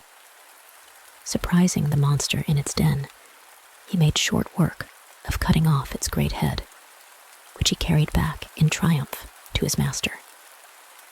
Kintaro now rose to be the greatest hero of his country, and great was the power and honor and wealth that came to him.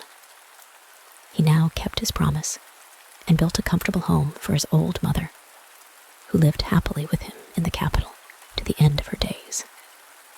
Is not this the story of a great hero? The end. The story of the man who did not wish to die. Long, long ago, there lived a man called Taro. His surname meant millionaire, but although he was not so rich as all that, he was still very far removed from being poor. He had inherited a small fortune from his father and lived on this, spending his time carelessly, without any serious thoughts of work, till he was about 32 years of age. One day, without any reason whatsoever, the thought of death and sickness came to him. The idea of falling ill or dying made him very wretched.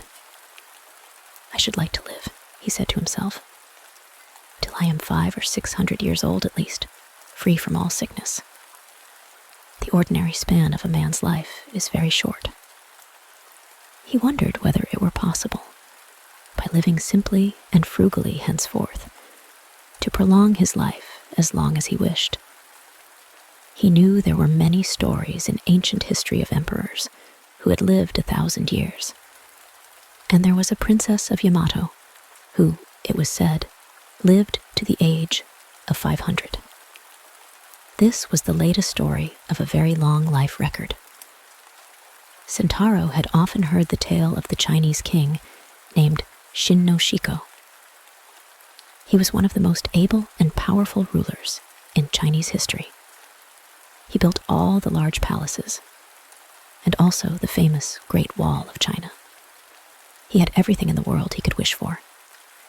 But in spite of all his happiness, and the luxury and the splendor of his court, the wisdom of his counselors, and the glory of his reign, he was miserable because he knew that one day he must die and leave it all.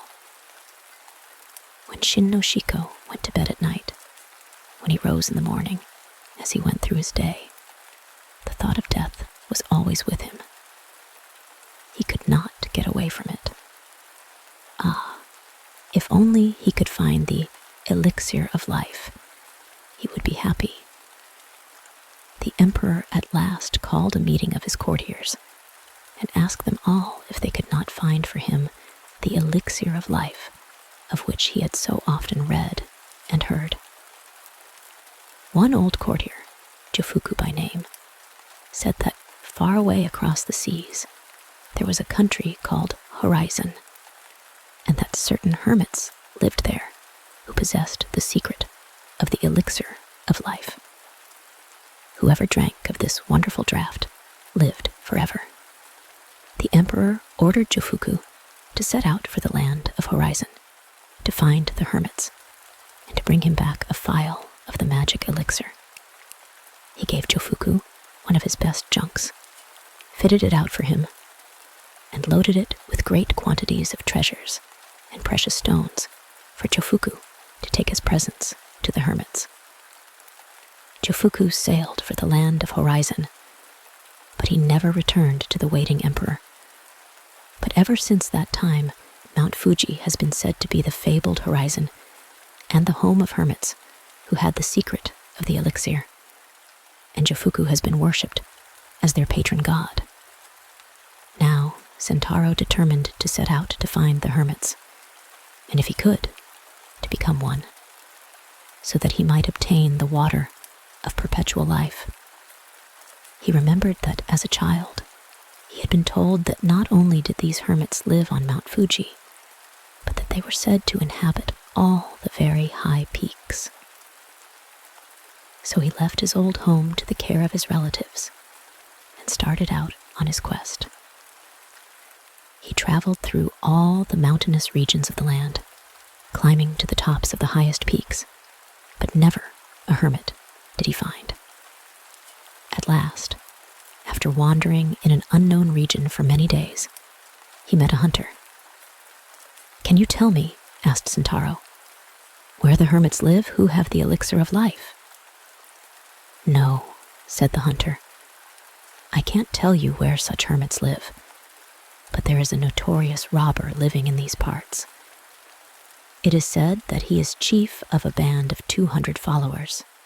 This odd answer irritated Taro very much, and he thought how foolish it was to waste more time in looking for the hermits in this way.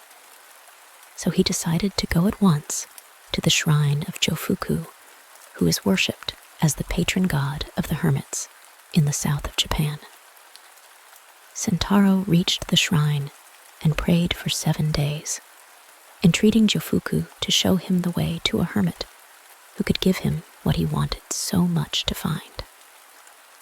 At midnight of the 7th day, as Taro knelt in the temple, the door of the innermost shrine flew open, and Jofuku appeared in a luminous cloud, and calling to Kintaro to come nearer, spoke thus. Your desire is a very selfish one, and cannot be easily granted. You think that you would like to become a hermit, so as to find the elixir of life. Do you know how hard a hermit's life is? A hermit is only allowed to eat fruit and berries and the bark of pine trees. A hermit must cut himself off from the world so that his heart may become as pure as gold and free from every earthly desire. Gradually, after following these strict rules, the hermit ceases to feel hunger or cold or heat, and his body becomes so light that he can ride on a crane or a carp and can walk on water without getting his feet wet. You, Kintaro, are fond of good living and of every comfort. You are not even like an ordinary man, for you are exceptionally idle and more sensitive to heat and cold than most people. You would never be able to go barefoot or to wear only one thin dress in the wintertime. Do you think that you would ever have the patience or the endurance to live a hermit's life? In answer to your prayer, however, I will help you in another way. I will send you to the country of perpetual life, where death never comes, where the people live forever. Saying this, Jufuku put into Kintaro's hand a little crane made of paper, telling him to sit on its back, and it would carry him there. Kintaro obeyed wonderingly. The crane grew large enough for him to ride on it with comfort. It then spread its wings, rose high in the air, and flew away over the mountains, right out to sea. Kintaro was at first quite frightened, but by degrees he grew accustomed to the swift flight through the air. On and on they went for thousands of miles. The bird never stopped for rest or food, but as it was a paper bird, it doubtless did not require any nourishment, and strange to say, neither did Kintaro. After several days, they reached an island. The crane flew some distance inland, and then alighted. As soon as Kintaro got down from the bird's back, the crane folded up of its own accord and flew into his pocket.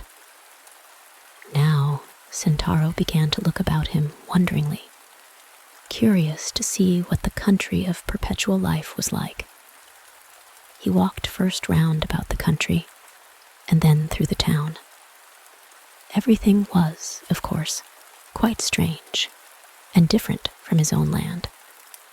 But both the land and the people seemed prosperous. So he decided that it would be good for him to stay there, and took up lodgings at one of the hotels.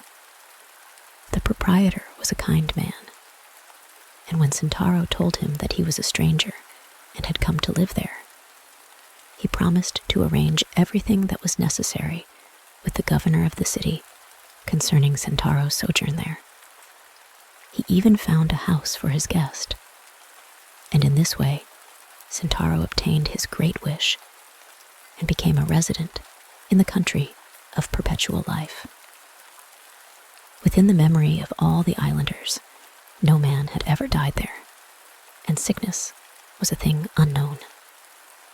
Priests had come over from India and China and told them of a beautiful country called Paradise, where happiness and bliss and contentment fill all men's hearts, but its gates could only be reached by dying. This tradition was handed down for ages from generation to generation, but none knew exactly what death was, except that it led to paradise. Quite unlike Kintaro and other ordinary people, instead of having a great dread of death, they all, both rich and poor, longed for it as something good and desirable.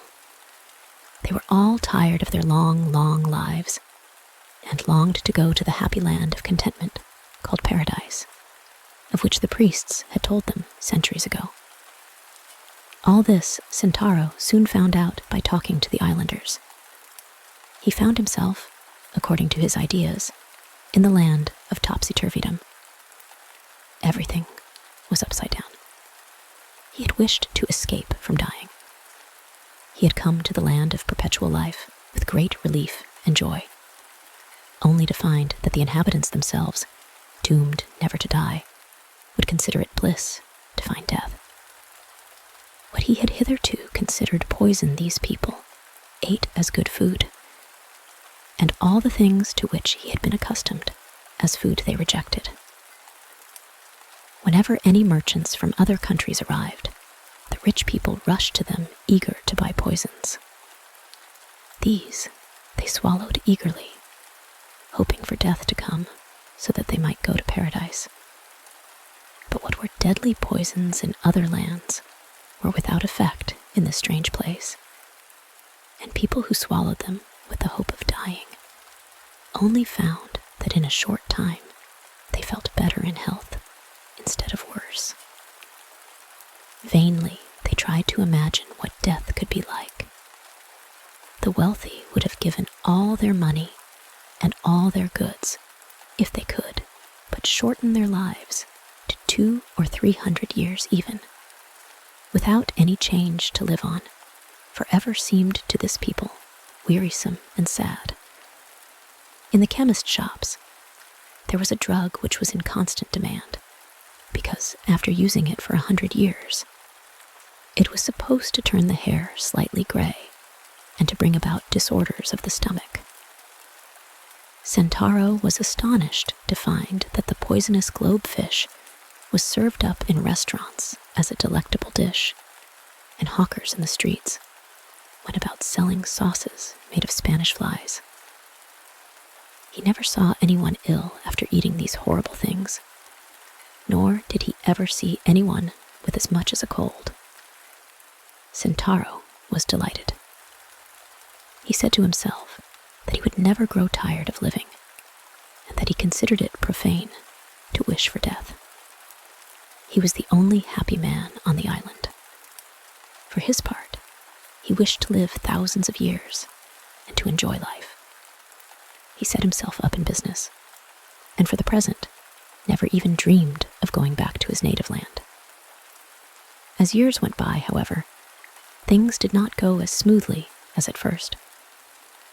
He had heavy losses in business, and several times some affairs went wrong with his neighbors. This caused him great annoyance. Time passed like the flight of an arrow for him, for he was busy from morning till night. 300 years went by in this monotonous way, and then, at last, he began to grow tired of life in this country, and he longed to see his own land and his old home. However long he lived here, life would always be the same, so was it not foolish and wearisome to stay on here forever?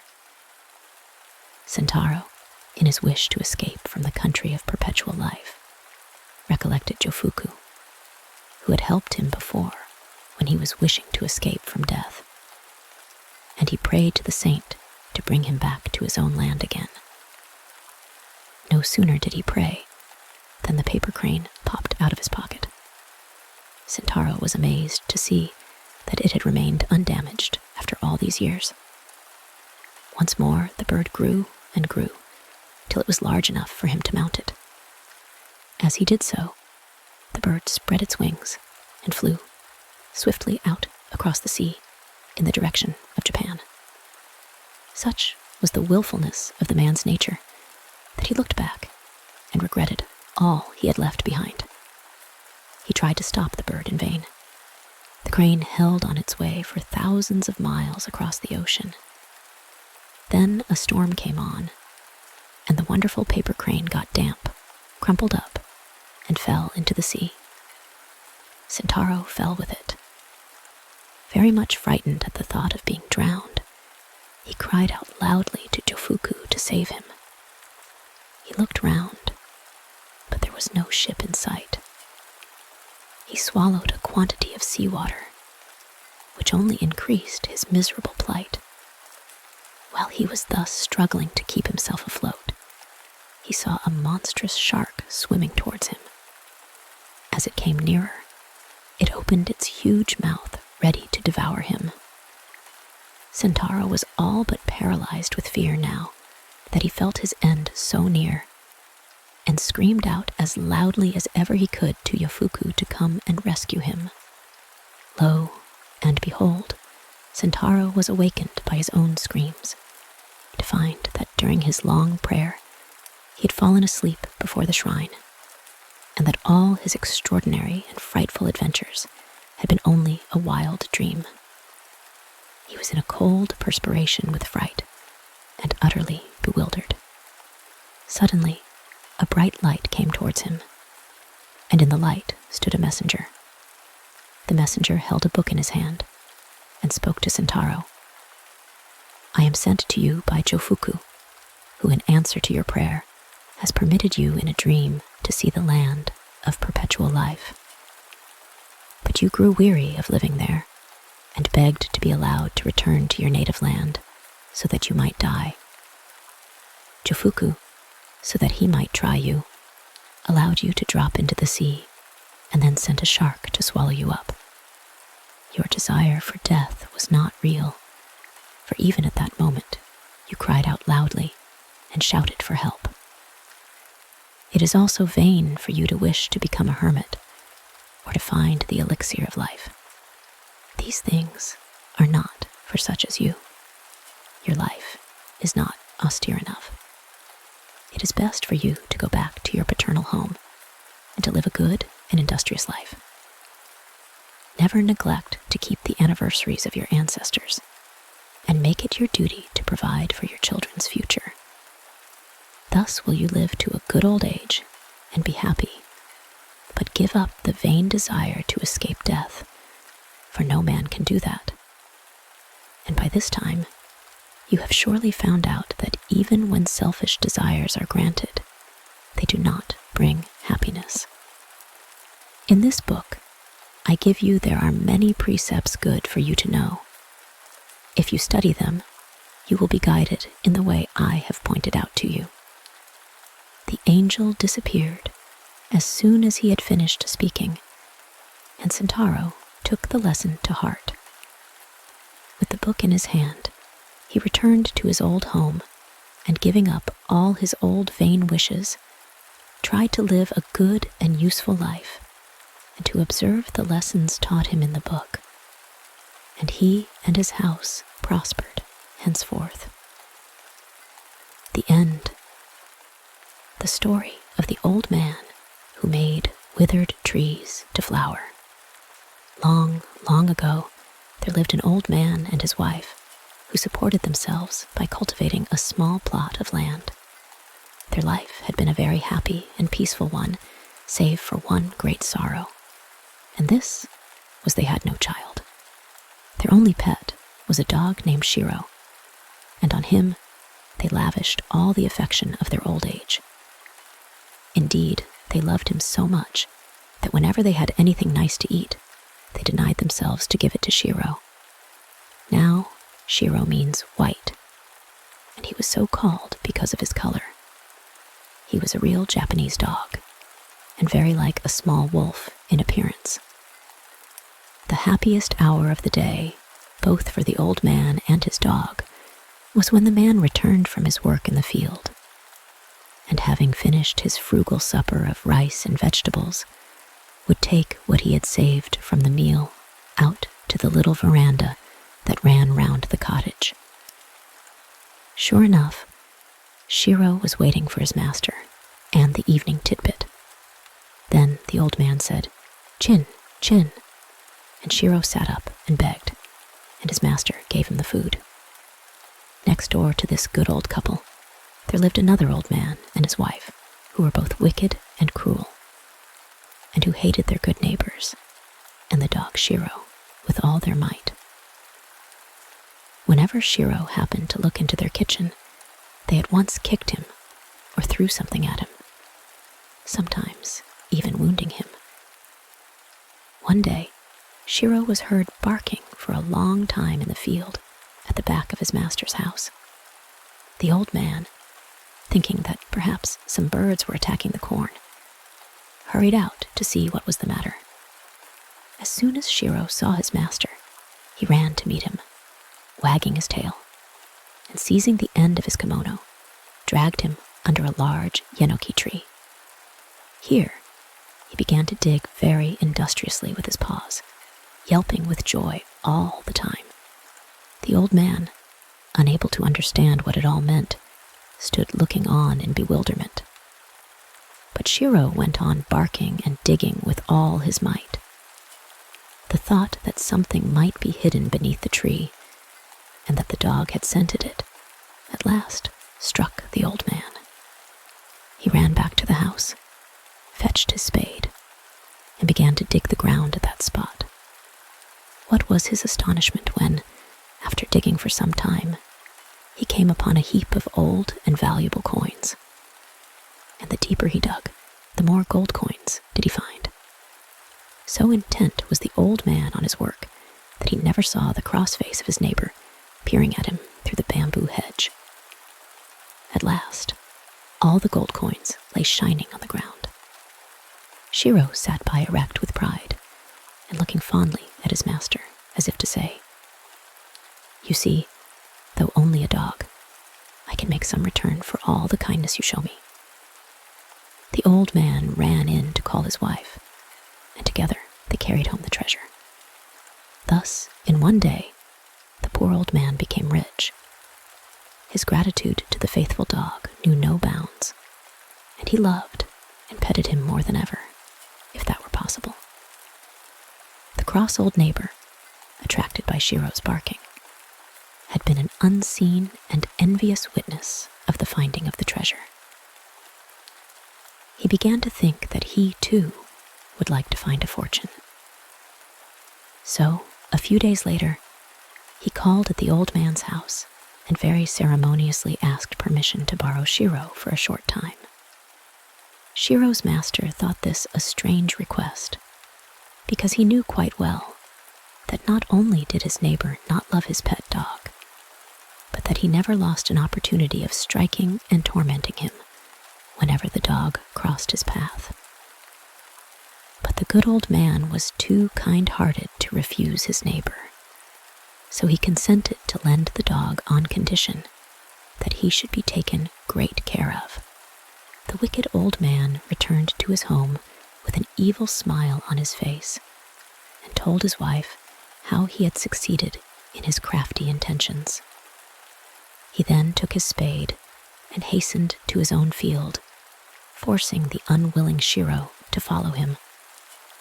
As soon as he reached a yenoki tree, he said to the dog, threateningly, "If there were gold coins under your master's tree, there must also be gold coins under my tree.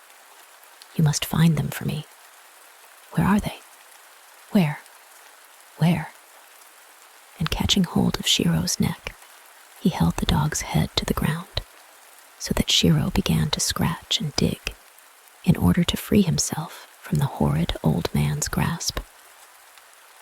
The old man was very pleased when he saw the dog begin to scratch and dig, for he had once supposed that some gold coins lay buried under his tree, as well as under his neighbor's, and that the dog had scented them as before. So pushing Shiro away, he began to dig himself, but there was nothing to be found. As he went on digging, a foul smell was noticeable, and he at last came upon a refuse heap. The old man's disgust can be imagined. This soon gave way to anger. He had seen his neighbor's good fortune, and hoping for the same luck himself, he had borrowed the dog Shiro.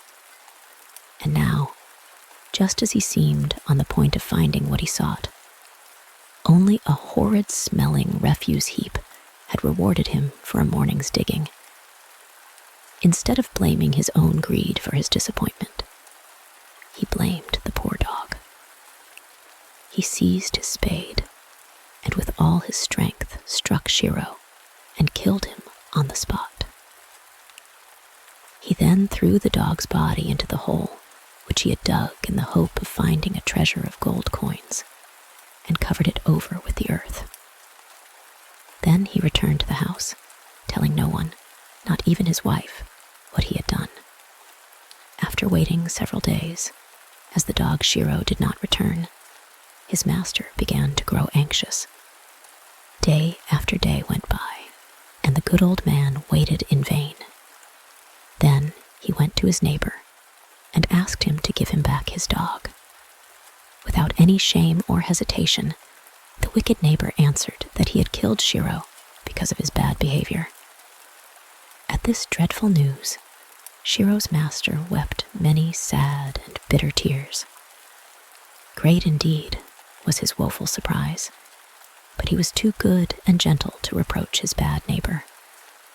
Learning that Shiro was buried under the yenoki tree in the field, he asked the old man to give him the tree in remembrance of his poor dog Shiro. Even the cross old neighbor could not refuse such a simple request, so he consented to give the old man the tree under which Shiro lay buried. Shiro's master then cut the tree down and carried it home. Out of the trunk, he made a mortar. In this, his wife put some rice, and he began to pound it with the intention of making a festival to the memory of his dog Shiro. A strange thing happened. His wife put the rice into the mortar, and no sooner had he begun to pound it to make the cakes than it began to increase in quantity gradually, till it was about 5 times the original amount, and the cakes were turned out of the mortar as if an invisible hand were at work. When the old man and his wife saw this, they understood that it was a reward to them from Shiro for their faithful love to him. They tasted the cakes and found them nicer than any other food. So from this time, they never troubled about food, for they lived upon the cakes with which the mortar never ceased to supply them. The greedy neighbor, hearing of this new piece of good luck, was filled with envy as before, and called on the old man and asked leave to borrow the wonderful mortar for a short time, pretending that he too sorrowed for the death of Shiro and wished to make cakes for a festival to the dog's memory. The old man did not in the least wish to lend it to his cruel neighbor, but he was too kind to refuse. So the envious man carried home the mortar, but he never brought it back. Several days passed, and Shiro's master waited in vain for the mortar. So he went to call on the borrower and asked him to be good enough to return the mortar if he had finished with it. He found him sitting by a big fire made of pieces of wood. On the ground lay what looked very much like pieces of a broken mortar. In answer to the old man's inquiry, the wicked neighbor answered haughtily, "Have you come to ask me for your mortar? I broke it to pieces, and now I am making a fire of the wood. For when I tried to pound cakes in it, only some horrid smelling stuff came out." The good old man said, "I am very sorry for that. It is a great pity you did not ask me for the cakes if you wanted them. I would have given you as many as ever you wanted. Now please give me the ashes of the mortar, as I wish to keep them in remembrance of my dog." The neighbor consented at once, and the old man carried home a basket full of ashes. Not long after this, the old man accidentally scattered some of the ashes made by the burning of the mortar on the trees of his garden. A wonderful thing happened. It was late in autumn, and all the trees had shed their leaves, but no sooner did the ashes touch their branches than the cherry trees, the plum trees, and all other blossoming shrubs burst into bloom, so that the old man's garden was suddenly transformed into a beautiful picture of spring. The old man's delight knew no bounds, and he carefully preserved the remaining ashes.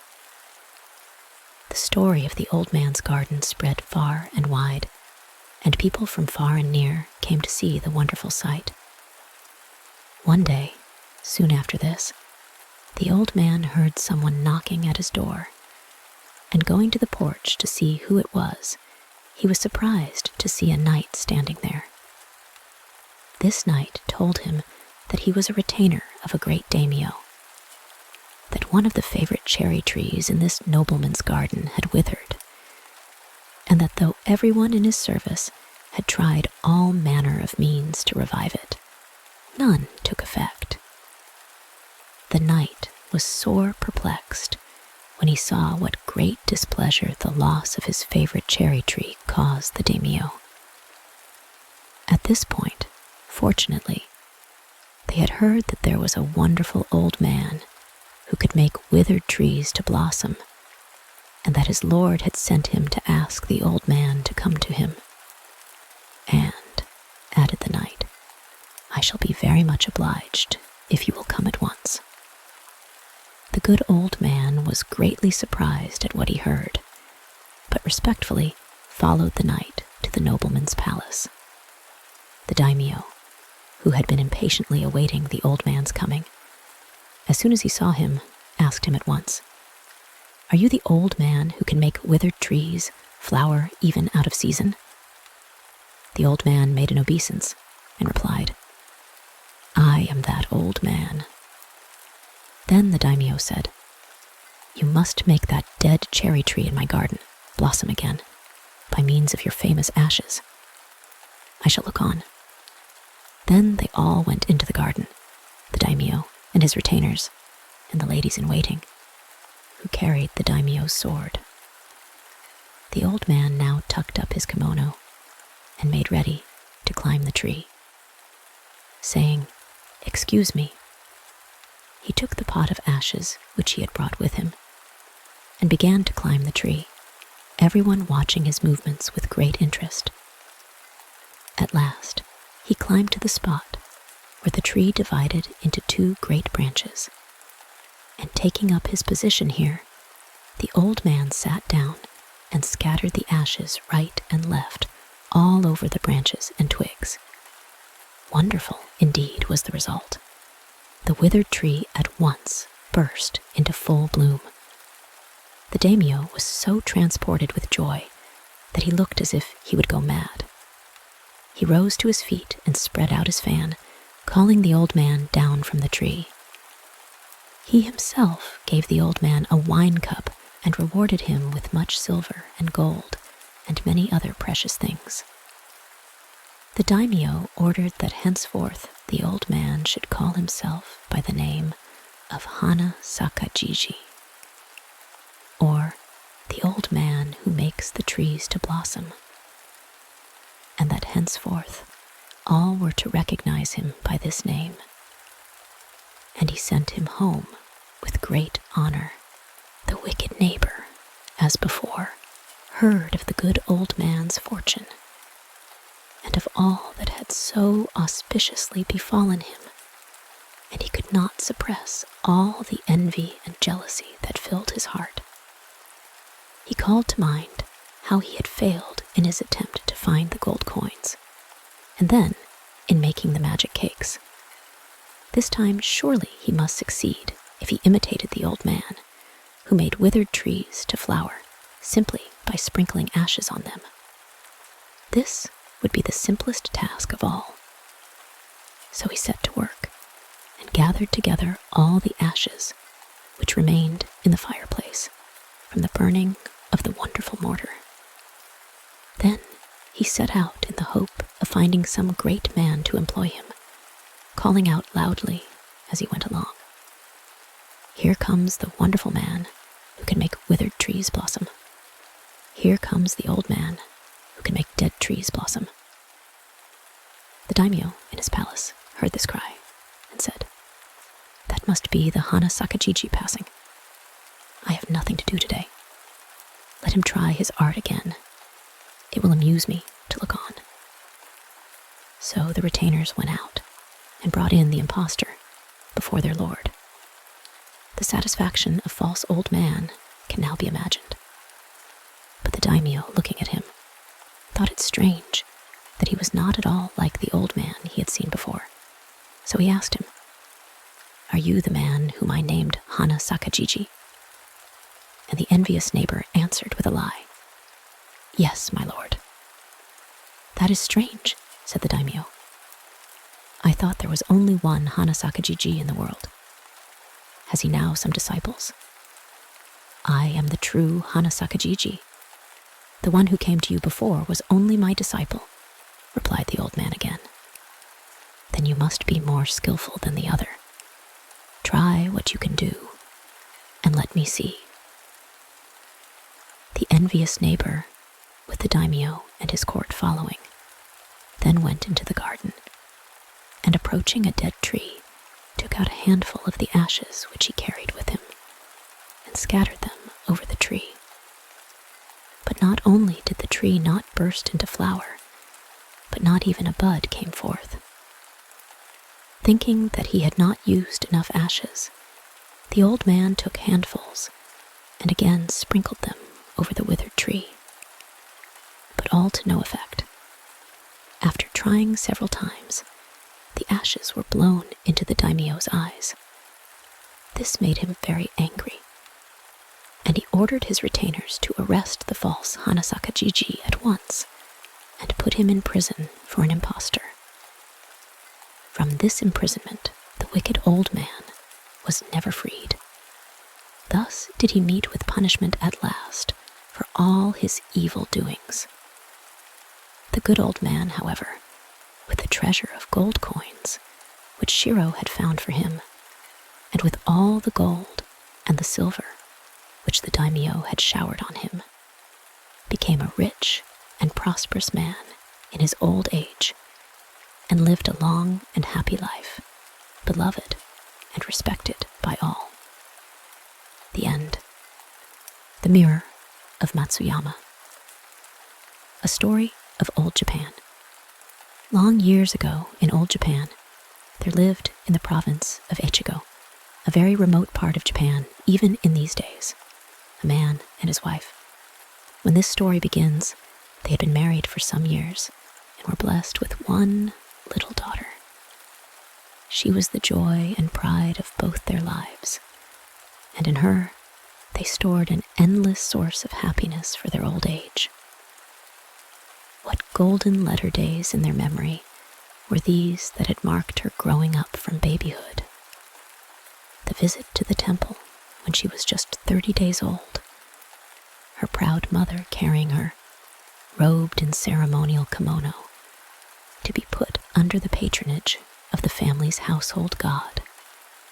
Then her first dolls festival, when her parents gave her a set of dolls and their miniature belongings, to be added to as year succeeded year.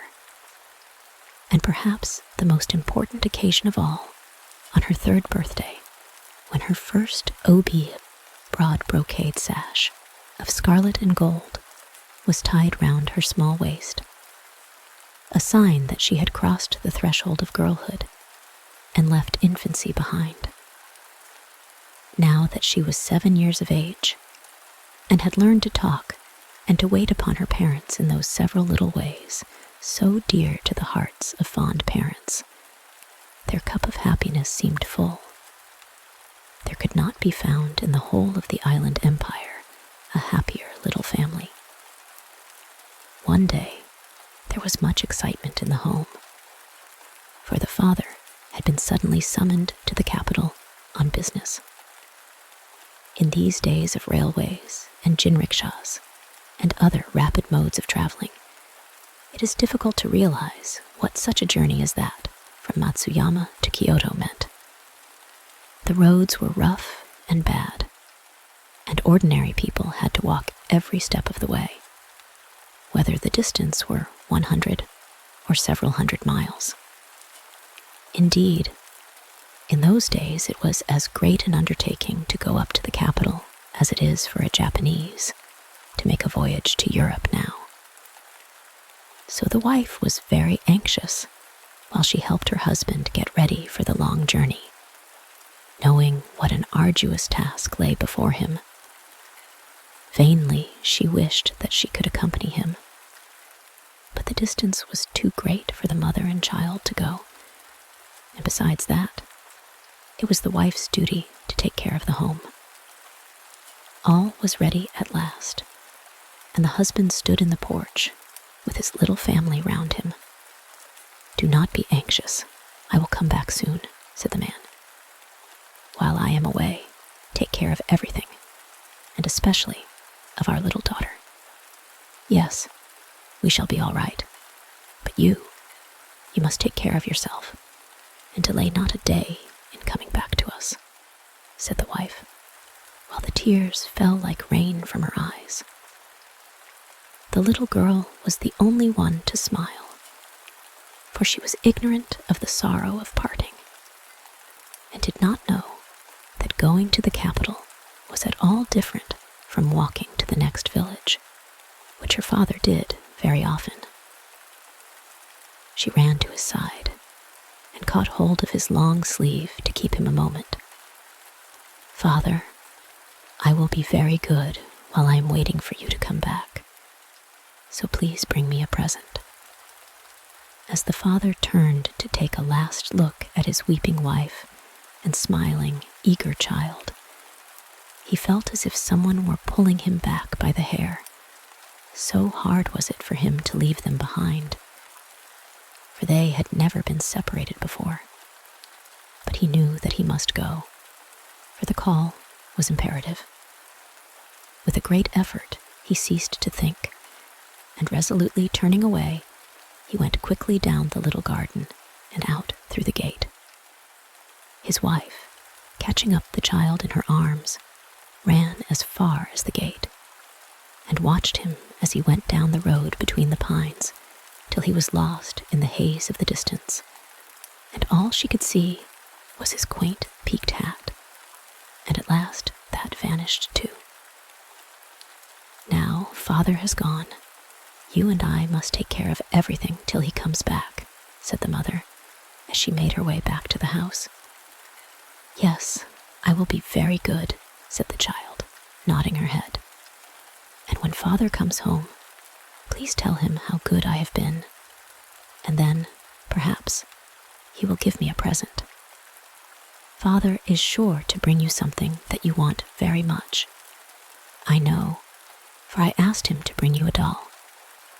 You must think of father every day, and pray for a safe journey till he comes back."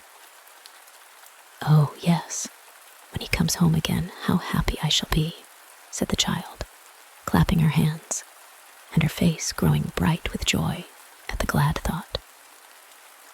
It seemed to the mother, as she looked at the child's face, that her love for her grew deeper and deeper. Then she set to work to make the winter clothes for the three of them. She set up her simple wooden spinning wheel and spun the thread before she began to weave the stuffs. In the intervals of her work, she directed the little girl's games and taught her to read the old stories of her country. Thus did the wife find consolation in work during the lonely days of her husband's absence. While the time was thus slipping quickly by in the quiet home, the husband finished his business and returned. It would have been difficult for anyone who did not know the man well to recognize him. He had traveled day after day, exposed to all weathers, for about a month altogether, and was sunburnt to bronze. But his fond wife and child knew him at a glance, and flew to meet him from either side, each catching hold of one of his sleeves in their eager greeting. Both the man and his wife rejoiced to find each other well. It seemed a very long time to all until his straw sandals were untied, even with the mother and child helping, his large umbrella hat taken off, and he was again in their midst, in the old familiar sitting room that had been so empty while he was away. As soon as they had sat down on the white mats, the father opened a bamboo basket that he had brought in with him and took out a beautiful doll and a lacquer box full of cakes. "Here," he said to the little girl, "is a present for you. It is a prize for taking care of Mother and the house so well while I was away." "Thank you," said the child, as she bowed her head to the ground, and then put out her hand, just like a little maple leaf, with its eager, wide-spread fingers, to take the doll and the box, both of which, coming from the capital, were prettier than anything she had ever seen. No words can tell how delighted the little girl was. Her face seemed as if it would melt with joy, and she had no eyes and no thought for anything else. Again, the husband dived into the basket and brought out this time a square wooden box, carefully tied up with red and white string, and handing it to his wife, said, "And this is for you." The wife took the box, and opening it carefully, took out a metal disc with a handle attached. One side was bright and shining like a crystal, and the other was covered with raised figures of pine trees and storks, which had been carved out of its smooth surface in life-like reality. Never had she seen such a thing in her life, for she had been born and bred in the rural province of Echigo. She gazed into the shining disc, and looking up with surprise and wonder pictured on her face, she said, "I see somebody looking at me in this round thing. What is it that you have given me?" The husband laughed and said, "Why, it is your own face that you see. What I have brought you is called a mirror, and whoever looks into its clear surface can see their own form reflected there, although there are none to be found in this out-of-the-way place. Yet they have been in use in the capital from the most ancient times. There, the mirror is considered a very necessary requisite for a woman to possess. There is an old proverb that as the sword is the soul of a samurai, so is the mirror the soul of a woman. And according to popular tradition, a woman's mirror is an index to her own heart. If she keeps it bright and clear, so is her heart pure and good. It is also one of the treasures that form the insignia of the emperor. So you must lay great store by your mirror and use it carefully." The wife listened to all her husband told her and was pleased at learning so much that was new to her. She was still more pleased at the precious gift, his token of remembrance while he had been away. "If the mirror represents my soul, I shall certainly treasure it as a valuable possession, and never will I use it carelessly." Saying so, she lifted it as high as her forehead, in grateful acknowledgement of the gift, and then shut it up in its box and put it away. The wife saw that her husband was very tired, and set about serving the evening meal and making everything as comfortable as she could for him. It seemed to the little family as if they had not known what true happiness was before. So glad were they to be together again.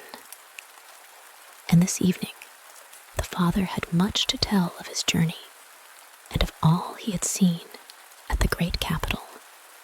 Time passed away in the peaceful home, and the parents saw their fondest hopes realized as their daughter grew from childhood into a beautiful girl of 16. As a gem of priceless value is held in its proud owner's hand, so had they reared her with unceasing love and care. And now their pains were more than doubly rewarded. What a comfort she was to her mother as she went about the house taking her part in the housekeeping, and how proud her father was of her, for she daily reminded him of her mother when he had first married her. But alas, in this world, nothing lasts forever. Even the moon is not always perfect in shape, but loses its roundness with time, and flowers bloom and then fade. So at last, the happiness of this family was broken up by a great sorrow. The good and gentle wife and mother was one day taken ill In the first days of her illness, the father and daughter thought that it was only a cold and were not particularly anxious.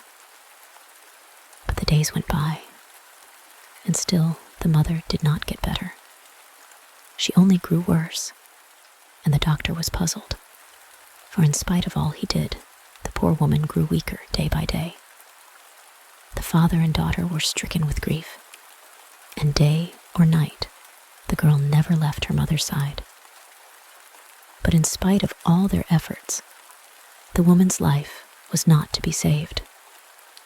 One day, as the girl sat near her mother's bed, trying to hide with a cheery smile the gnawing trouble at her heart, the mother roused herself and, taking her daughter's hand, gazed earnestly and lovingly into her eyes. Her breath was labored, and she spoke with difficulty. "My daughter, I am sure that nothing can save me now. When I am dead, promise me to take care of your dear father and to try to be a good and dutiful woman." "Oh, mother," said the girl, as the tears rushed to her eyes, "you must not say such things. All you have to do is to make haste and get well. That will bring the greatest happiness to father and myself. Yes, I know, and it is a comfort to me in my last days to know how greatly you long for me to get better. But it is not to be. Do not look so sorrowful, for it was so ordained in my previous state of existence that I should die in this life just at this time. Knowing this, I am quite resigned to my fate. And now, I have something to give you whereby to remember me when I am gone." Putting her hand out, she took from the side of the pillow a square wooden box tied up with a silken cord and tassels. Undoing this very carefully, she took out of the box the mirror that her husband had given her years ago. "When you were still a little child, your father went up to the capital and brought me back as a present this treasure.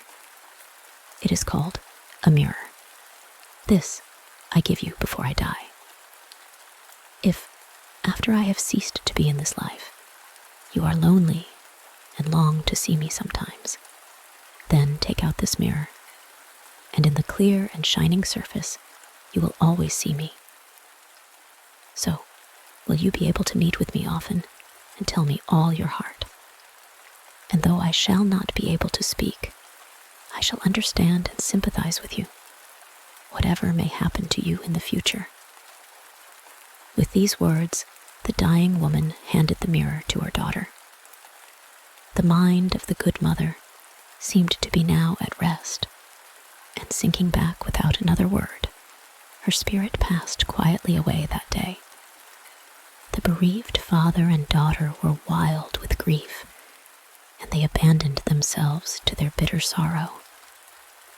They felt it to be impossible to take leave of the loved woman who till now had filled their whole lives, and to commit her body to the earth. But this frantic burst of grief passed, and then they took possession of their own hearts again, crushed though they were in resignation. In spite of this, the daughter's life seemed to her desolate. Her love for her dead mother did not grow less with time, and so keen was her remembrance that everything in daily life, even the falling of the rain and the blowing of the wind, reminded her of her mother's death and of all that they had loved and shared together. One day when her father was out and she was fulfilling her household duties alone, her loneliness and sorrow seemed more than she could bear.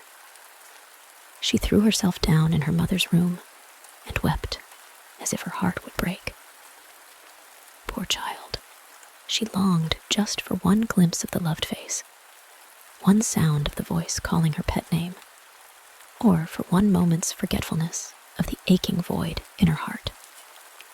Suddenly, she sat up. Her mother's last words had rung through her memory, hitherto dulled by grief.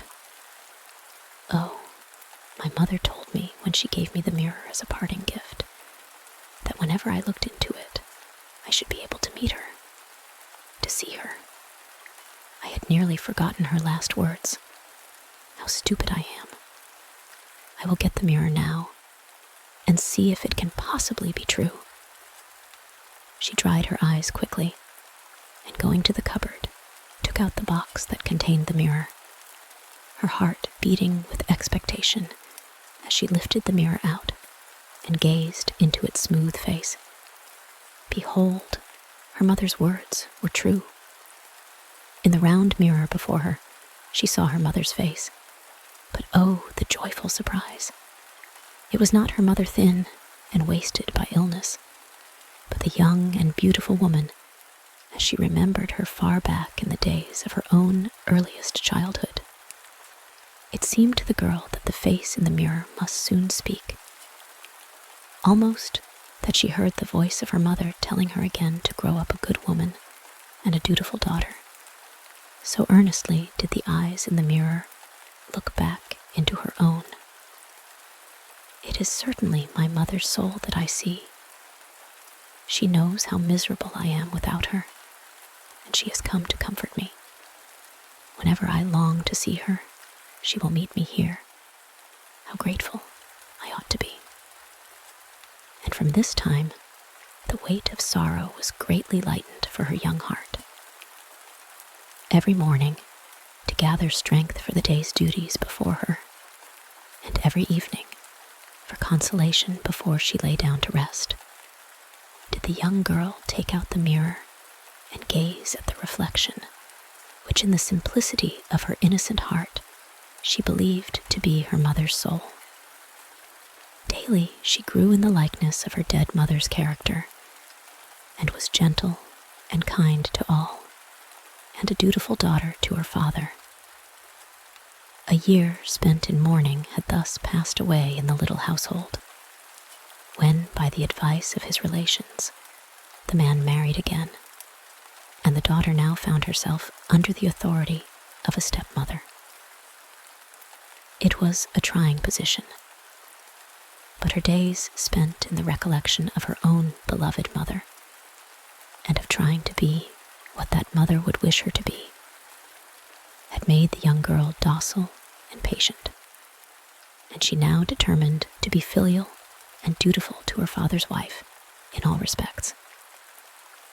Everything went on apparently smoothly in the family for some time under the new regime. There were no winds or waves of discord to ruffle the surface of everyday life, and the father was content. But it is a woman's danger to be petty and mean, and stepmothers are proverbial all the world over, and this one's heart was not as her first smiles were.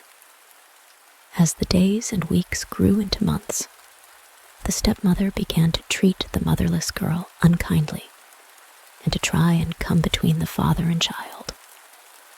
Sometimes she went to her husband and complained of her stepdaughter's behavior.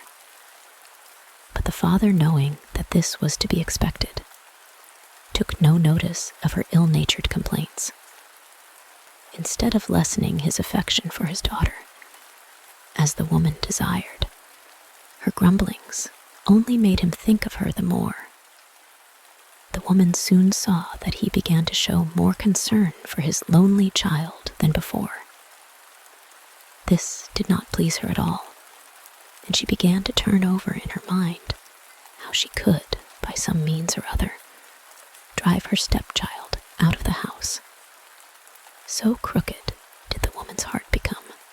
She watched the girl carefully, and one day, peeping into her room in the early morning, she thought she discovered a grave enough sin of which to accuse the child to her father. The woman herself was a little frightened, too, at what she had seen. So she went at once to her husband, and wiping away some false tears, she said in a sad voice, "Please give me permission to leave you today." The man was completely taken by surprise at the suddenness of her request, and wondered whatever was the matter. "Do you find it so disagreeable," he asked, "in my house, that you can stay no longer? No, it has nothing to do with you. Even in my dreams, I have never thought that I wished to leave your side. But if I go on living here, I am in danger of losing my life. So I think it best for all concerned that you should allow me to go home. And the woman began to weep afresh. Her husband, distressed to see her so unhappy, and thinking that he could not have heard aright, said, "Tell me what you mean. How is your life in danger here?" "I will tell you since you ask me. Your daughter dislikes me as her stepmother. For some time past, she has shut herself up in her room morning and evening, and looking in as I pass by, I am convinced that she has made an image of me and is trying to kill me by magic art, cursing me daily. It is not safe for me to stay here, such being the case. Indeed, I must go away. We cannot live under the same roof anymore." The husband listened to the dreadful tale, but he could not believe his gentle daughter guilty of such an evil act. He knew that by popular superstition, people believed that one person could cause the gradual death of another by making an image of the hated one and cursing it daily. But where had his young daughter learned such knowledge? The thing was impossible. Yet he remembered having noticed that his daughter stayed much in her room of late and kept herself away from everyone, even when visitors came to the house. Putting this fact together with his wife's alarm, he thought that there might be something to account for the strange story. His heart was torn between doubting his wife and trusting his child, and he knew not what to do. He decided to go at once to his daughter and try to find out the truth, comforting his wife and assuring her that her fears were groundless. He glided quietly to his daughter's room. The girl had for a long time past been very unhappy.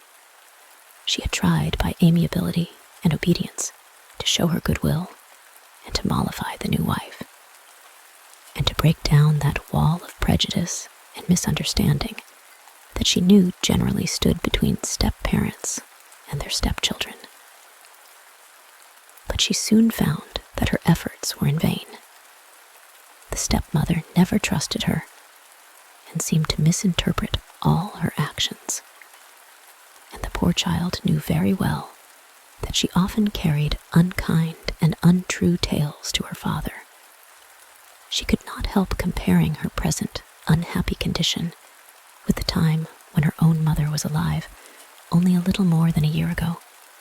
So great a change in this short time. Morning and evening, she wept over the remembrance. Whenever she could, she went to her room, and sliding the screens to, took out the mirror and gazed, as she thought, at her mother's face. It was the only comfort that she had in these wretched days. Her father found her occupied in this way. Pushing aside the fusama, he saw her bending over something or other very intently. Looking over her shoulder to see who was entering her room, the girl was surprised to see her father, for he generally sent for her when he wished to speak to her. She was also confused at being found looking at the mirror, for she had never told anyone of her mother's last promise, but had kept it as the sacred secret of her heart. So before turning to her father, she slipped the mirror into her long sleeve. Her father, noting her confusion and her act of hiding something, said in a severe manner, "Daughter, what are you doing here? And what is that you have hidden in your sleeve?" The girl was frightened by her father's severity. Never had he spoken to her in such a tone.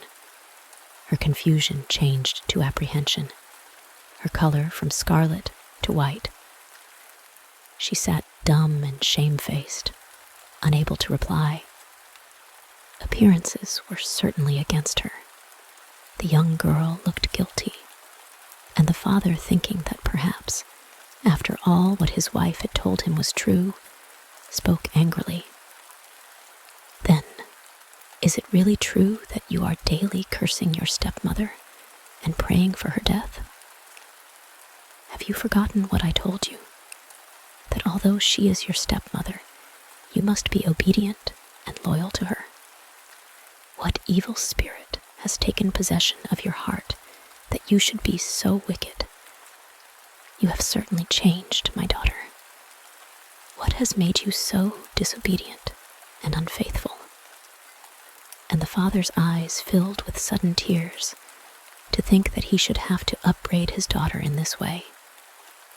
She, on her part, did not know what he meant, for she had never heard of the superstition that by praying over an image, it is possible to cause the death of a hated person. But she saw that she must speak and clear herself somehow. She loved her father dearly and could not bear the idea of his anger. She put out her hand on his knee deprecatingly. "Father, father, do not say such dreadful things to me. I am still your obedient child. Indeed, I am. However stupid I may be, I should never be able to curse anyone who belonged to you, much less pray for the death of one you love. Surely someone has been telling you lies, and you are dazed, and you know not what you say. Or some evil spirit has taken possession of your heart. As for me, I do not know, no, not so much as a dewdrop, of the evil thing of which you accuse me." But the father remembered that she had hidden something away when he first entered the room, and even this earnest protest did not satisfy him. He wished to clear up his doubts once for all. "Then why are you always alone in your room these days? And tell me, what is that you have hidden in your sleeve? Show it to me at once." Then the daughter, though shy of confessing how she had cherished her mother's memory, saw that she must tell her father all in order to clear herself. So she slipped the mirror out from her long sleeve and laid it before him. "This," she said, "is what you saw me looking at just now." "Why," he said in great surprise, "this is the mirror that I brought as a gift to your mother when I went up to the capital many years ago. And so you have kept it all this time? Now why do you spend so much of your time before this mirror?" Then she told him of her mother's last words, and of how she had promised to meet her child whenever she looked into the glass. But still, the father could not understand the simplicity of his daughter's character, in not knowing that what she saw reflected in the mirror was in reality her own face, and not that of her mother. "What do you mean?" he asked. "I do not understand how you can meet the soul of your lost mother by looking in this mirror." "It is indeed true," said the girl. "And if you don't believe what I say, look for yourself." And she placed the mirror before her. There, looking back from the smooth metal disc, was her own sweet face. She pointed to the reflection seriously. "Do you doubt me still?" she asked earnestly, looking up into his face. With an exclamation of sudden understanding, the father smote his two hands together. "How stupid I am! At last I understand. Your face is as like your mother's as the two sides of a melon. Thus, you have looked at the reflection of your face all this time, thinking that you were brought face to face with your lost mother. You are truly a faithful child. It seems at first a stupid thing to have done, but it is not really so. It shows how deep has been your filial piety, and how innocent your heart. Living in constant remembrance of your lost mother has helped you to grow like her in character. How clever it was of her to tell you to do this. I admire and respect you, my daughter, and I'm ashamed to think that for one instant I believed your suspicious stepmother's story and suspected you of evil, and came with the intention of scolding you severely, while all this time you have been so true and good. Before you I have no countenance left, and I beg you to forgive me. And here the father wept. He thought of how lonely the poor girl must have been, and of all that she must have suffered under her stepmother's treatment. His daughter steadfastly keeping her faith and simplicity in the midst of such adverse circumstances, bearing all her troubles with so much patience and amiability, made him compare her to the lotus, which rears its blossom of dazzling beauty out of the slime and mud of the moats and ponds, fitting emblem of a heart which keeps itself unsullied while passing through the world. The stepmother, anxious to know what would happen, had all this while been standing outside the room. She had grown interested and had gradually pushed the sliding screen back till she could see all that went on. At this moment, she suddenly entered the room, and dropping to the mats, she bowed her head over her outspread hands before her stepdaughter. I am ashamed, she exclaimed in broken tones. I did not know what a filial child you were, through no fault of yours, but with a stepmother's jealous heart. I have disliked you all the time, hating you so much myself. It was but natural that I should think you reciprocated the feeling. And thus, when I saw you retire so often to your room, I followed you. And when I saw you gaze daily into the mirror for long intervals, I concluded that you had found out how I disliked you, and that you were out of revenge, trying to take my life by magic art. As long as I live, I shall never forget the wrong I have done you in so misjudging you, and in causing your father to suspect you. From this day I throw away my old and wicked heart, and in its place I put a new one, clean and full of repentance. I shall think of you as a child that I have borne myself. I shall love and cherish you with all my heart, and thus try to make up for all the unhappiness I have caused you. Therefore, please throw into the water all that has gone before, and give me, I beg of you, some of the filial love that you have hitherto given to your own lost mother. Thus did the unkind stepmother humble herself and ask forgiveness of the girl she had so wronged. Such was the sweetness of the girl's disposition that she willingly forgave her stepmother and never bore a moment's resentment or malice towards her afterwards. The father saw by his wife's face that she was truly sorry for the past, and was greatly relieved to see the terrible misunderstanding wiped out of remembrance by both the wrongdoer and the wronged. From this time on, the three lived together as happily as fish in water. No such trouble ever darkened the home again, and the young girl gradually forgot that year of unhappiness in the tender love and care that her stepmother now bestowed on her. Her patience and goodness were rewarded at last. The end. The Happy Hunter and the Skillful Fisher.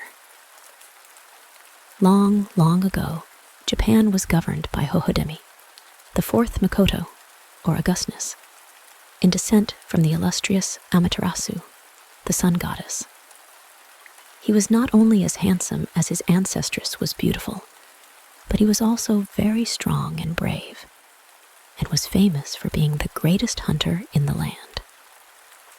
Because of his matchless skill as a hunter, he was called Yamasachi Hiko, or the Happy Hunter of the Mountains.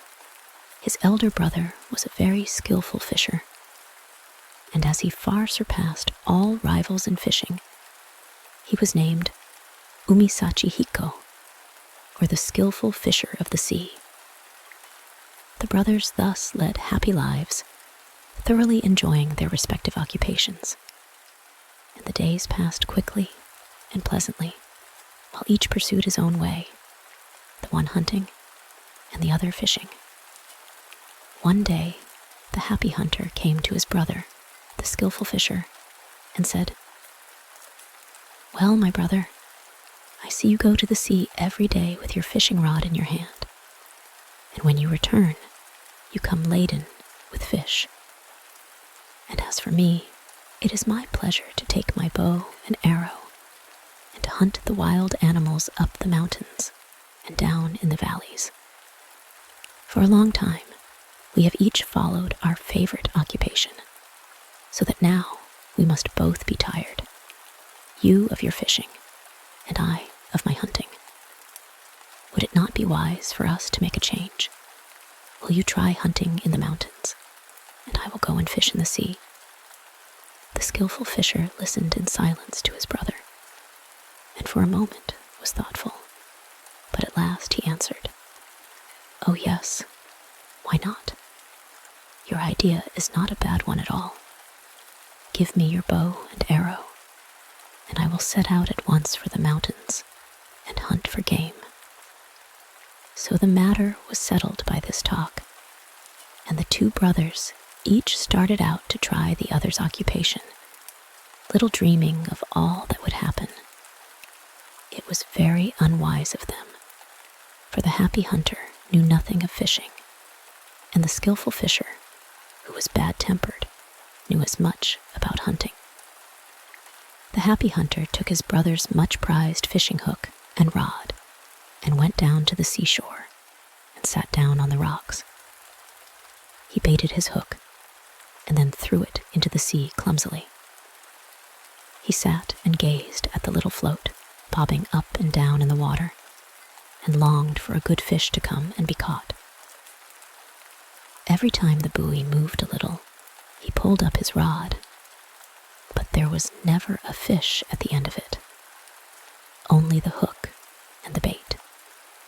If he had known how to fish properly, he would have been able to catch plenty of fish, but although he was the greatest hunter in the land, he could not help being the most bungling fisher. The whole day passed in this way, while he sat on the rocks, holding the fishing rod, and waiting in vain for his luck to turn. At last, the day began to darken, and the evening came. Still, he had caught not a single fish. Drawing up his line for the last time before going home, he found that he had lost his hook without even knowing when he had dropped it. He now began to feel extremely anxious, for he knew that his brother would be angry at his having lost his hook, for, it being his only one, he valued it above all other things. The happy hunter now set to work to look among the rocks and on the sand for the lost hook. And while he was searching to and fro, his brother, the skillful fisher, arrived on the scene. He had failed to find any game while hunting that day, and was not only in a bad temper, but looked fearfully cross. When he saw the happy hunter searching about on the shore, he knew that something must have gone wrong, so he said at once, "What are you doing, my brother?" The happy hunter went forward timidly, for he feared his brother's anger, and said, "Oh, my brother, I have indeed done badly." "What is the matter? What have you done?" asked the elder brother impatiently. "I have lost your precious fishing hook." While he was still speaking, his brother stopped him and cried out fiercely, "Lost my hook? It is just what I expected. For this reason, when you first proposed your plan of changing over our occupations, I was really against it, but you seemed to wish it so much that I gave in and allowed you to do as you wished. The The mistake of our trying unfamiliar tasks is soon seen, and you have done badly. I will not return you your bow and arrow till you have found my hook. Look to it that you find it, and return it to me quickly." The happy hunter felt that he was to blame for all that had come to pass, and bore his brother's scornful scolding with humility and patience. He hunted everywhere for the hook most diligently, but it was nowhere to be found. He was at last obliged to give up all hope of finding it. He then went home, and in desperation broke his beloved sword into pieces and made 500 hooks out of it.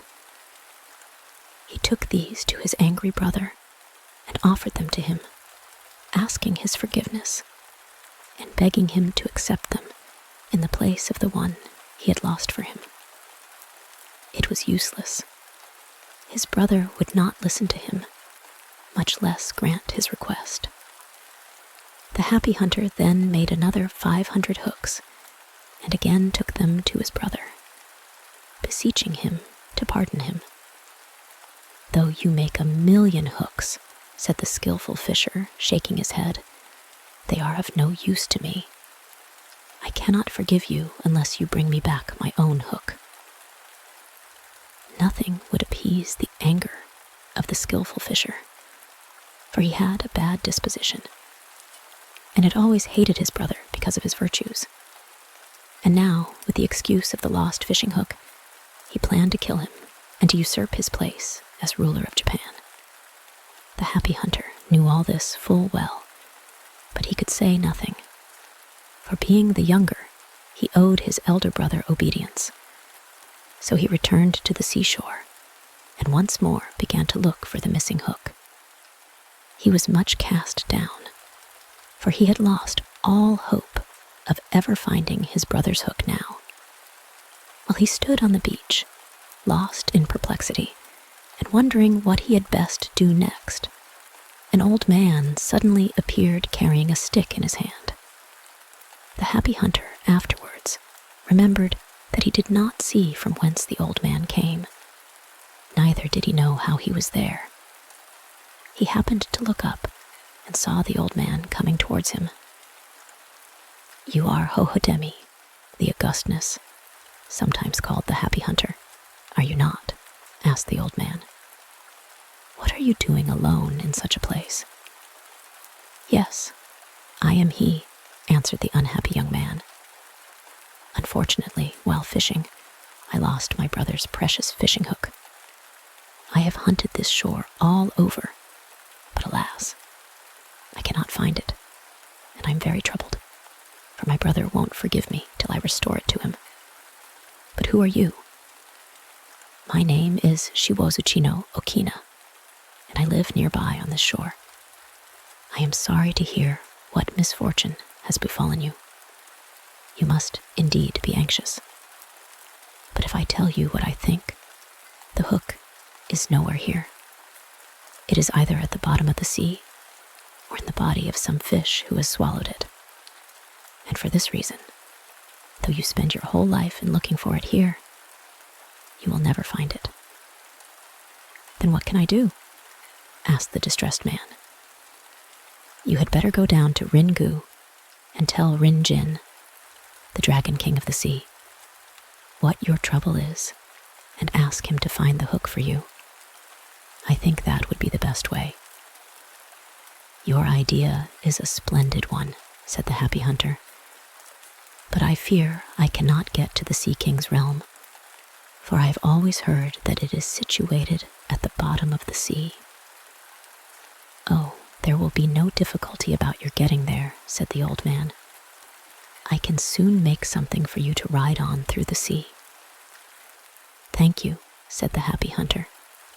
"I shall be very grateful to you if you will be so kind." The old man at once set to work, and soon made a basket, and offered it to the happy hunter. He received it with joy, and taking it to the water, mounted it, and prepared to start. He bade goodbye to the kind old man who had helped him so much, and told him that he would certainly reward him as soon as he found his hook and could return to Japan without fear of his brother's anger. The old man pointed out the direction he must take and told him how to reach the realm of Ringu, and watched him ride out to sea on the basket, which resembled a small boat. The happy hunter made all the haste he could, riding on the basket which had been given him by his friend. His queer boat seemed to go through the water of its own accord, and the distance was much shorter than he had expected, for in a few hours he caught sight of the gate and the roof of the Sea King's palace. And what a large place it was, with its numberless sloping roofs and gables, its huge gateways, and its gray stone walls. He soon landed, and leaving his basket on the beach, he walked up to the large gateway. The pillars of the gate were made of beautiful red coral, and the gate itself was adorned with glittering gems of all kinds. Large katsura trees overshadowed it. Our hero had often heard of the wonders of the Sea King's palace beneath the sea, but all the stories he had ever heard fell short of the reality which he now saw for the first time. The happy hunter would have liked to enter the gate there and then, but he saw that it was fast closed, and also that there was no one about whom he could ask to open it for him, so he stopped to think what he should do. In the shade of the trees before the gate, he noticed a well full of fresh spring water. Surely someone would come out to draw water from the well sometime, he thought.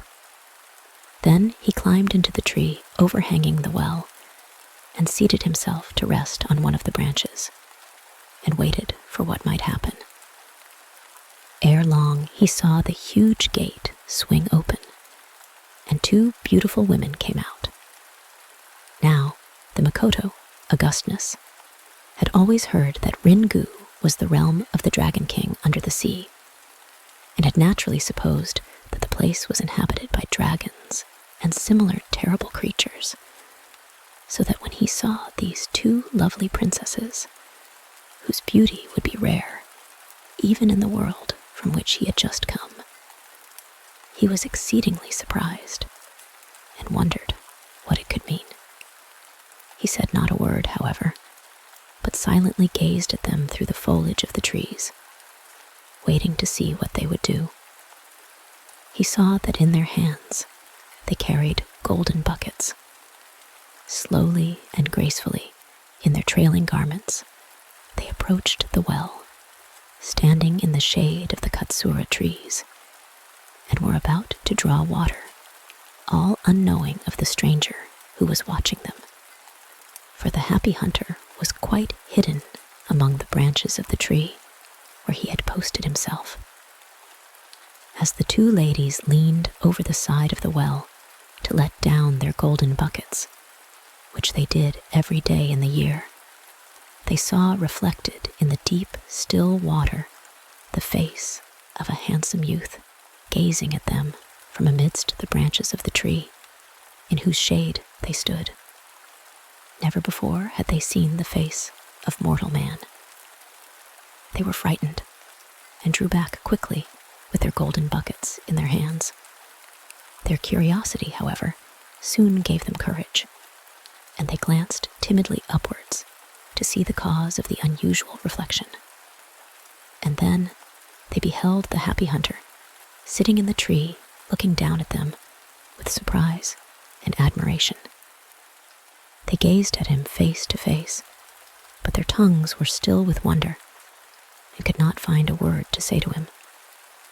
When the Mikoto saw that he was discovered, he sprang down lightly from the tree and said, "I am a traveler, and as I was very thirsty, I came to the well in the hopes of quenching my thirst. But I could find no bucket with which to draw the water. So I climbed into the tree, much vexed, and waited for someone to come. Just at that moment, while I was thirstily and impatiently waiting, you noble ladies appeared, as if in answer to my great need. Therefore, I pray you of your mercy, give me some water to drink, for I am a thirsty traveler in a strange land." His dignity and graciousness overruled their timidity, and bowing in silence, they both once more approached the well, and letting down their golden buckets, drew up some water and poured it into a jeweled cup and offered it to the stranger. He received it from them with both hands, raising it to the height of his forehead in token of high respect and pleasure, and then drank the water quickly, for his thirst was great. When he had finished his long draught, he set the cup down on the edge of the well, and drawing his short sword, he cut off one of the strange curved jewels, a necklace of which hung round his neck and fell over his breast.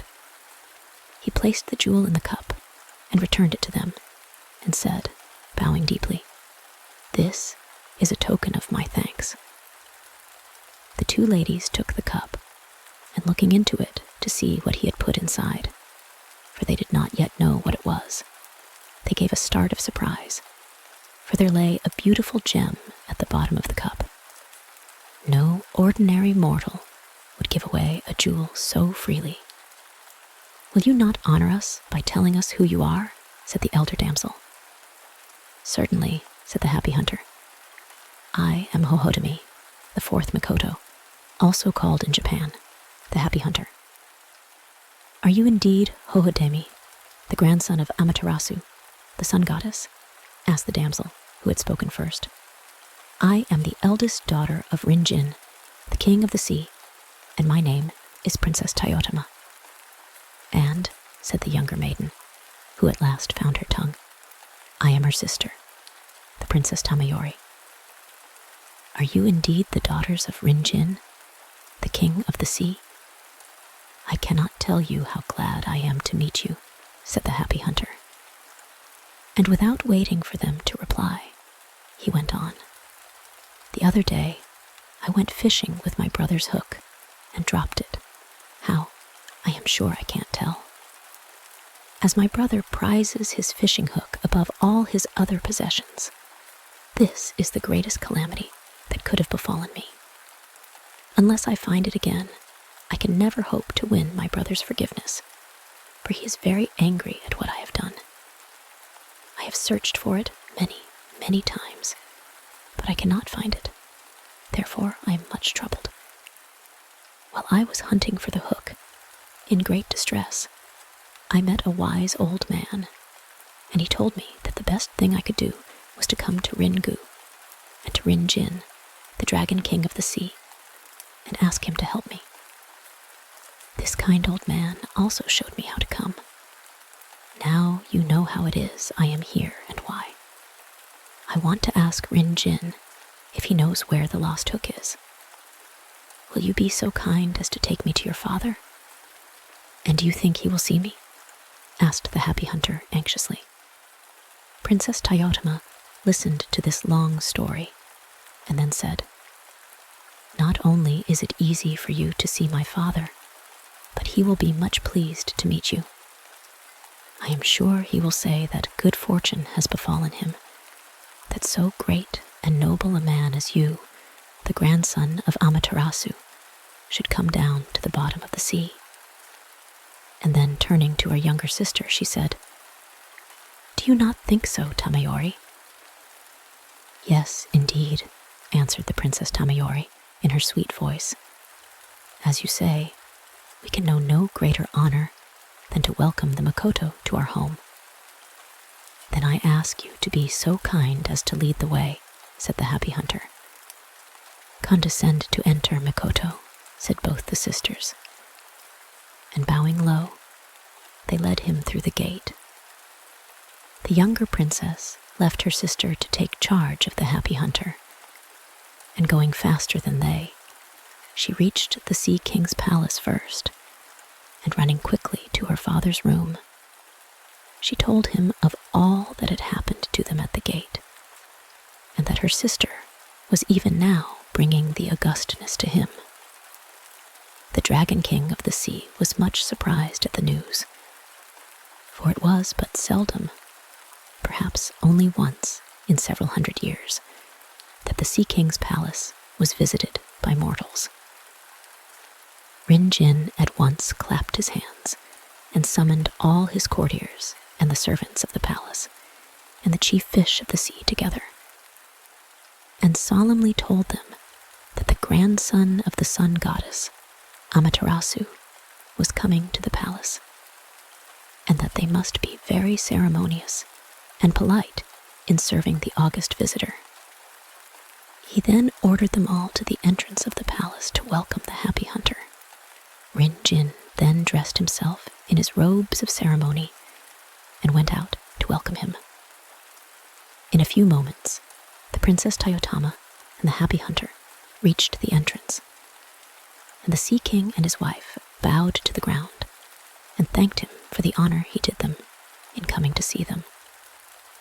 The Sea King then led the happy hunter to the guest room, and placing him in the uppermost seat, he bowed respectfully before him and said, "I am Rin-Jin, the Dragon King of the Sea, and this is my wife.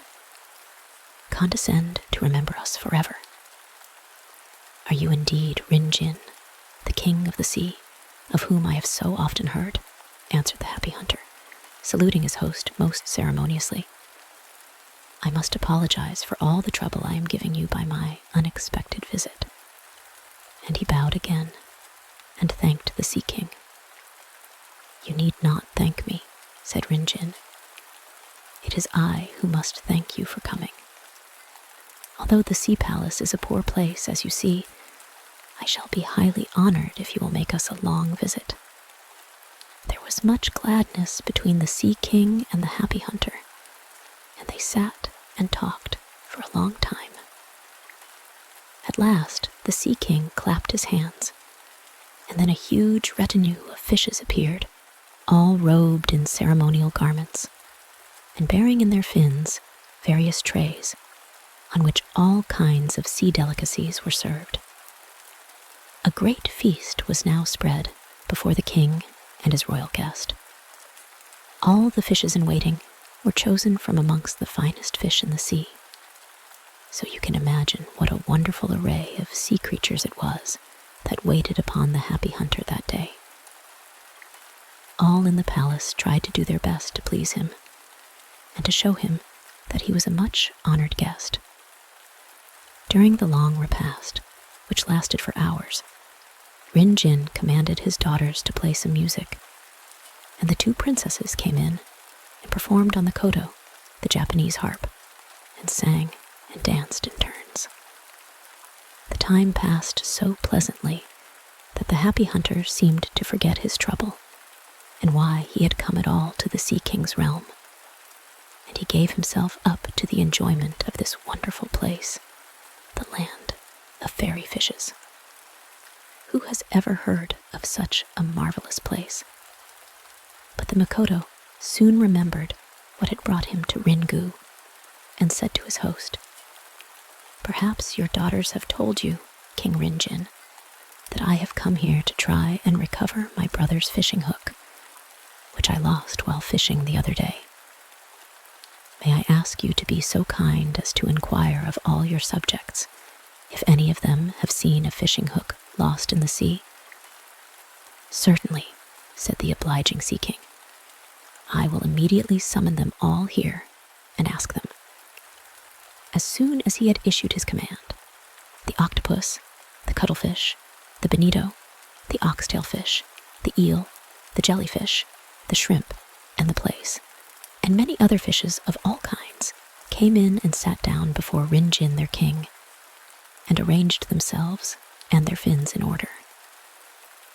Then the Sea King said solemnly, "Our visitor who is sitting before you all is the august grandson of Amaterasu.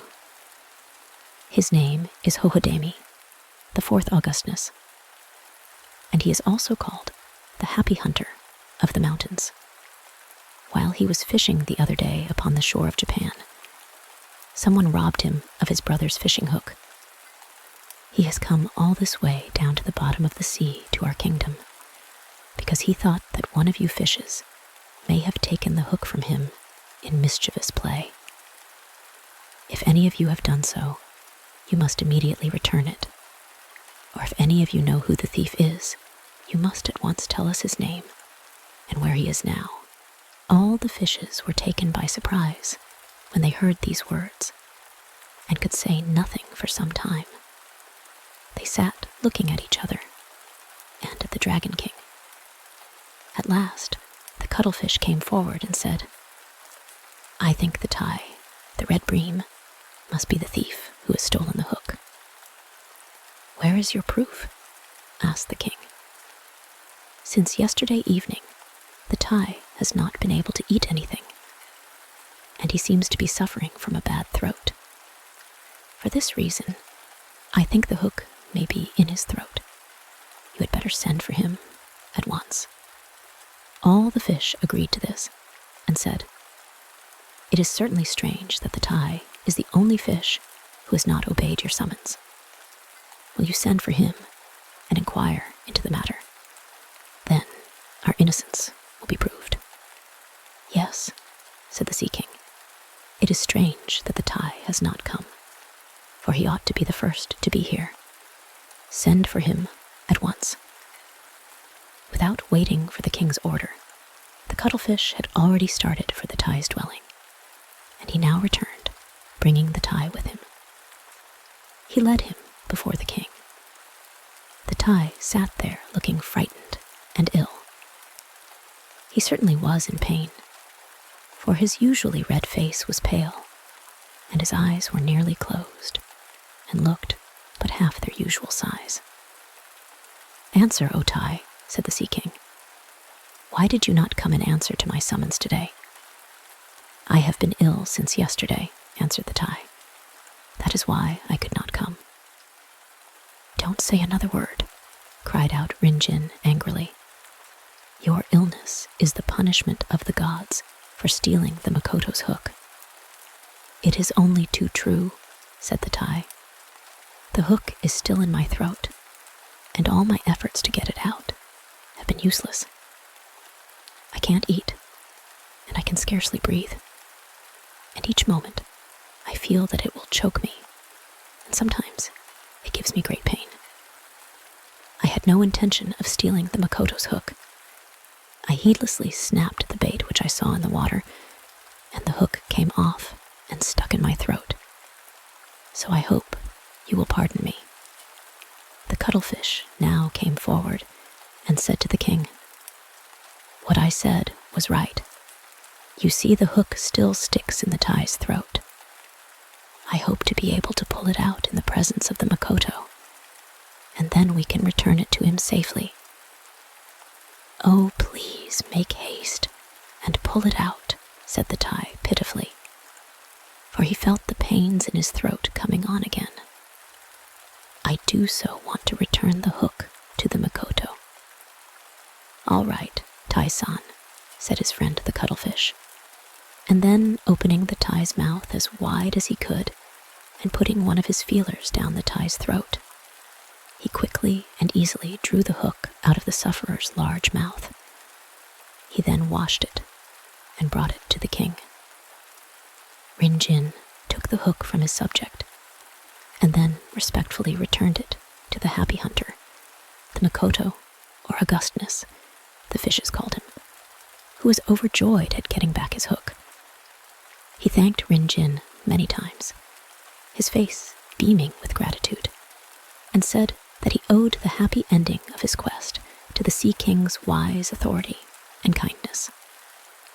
Rinjin now desired to punish the Tai, but the happy hunter begged him not to do so. Since his lost hook was thus happily recovered, he did not wish to make more trouble for the poor Tai.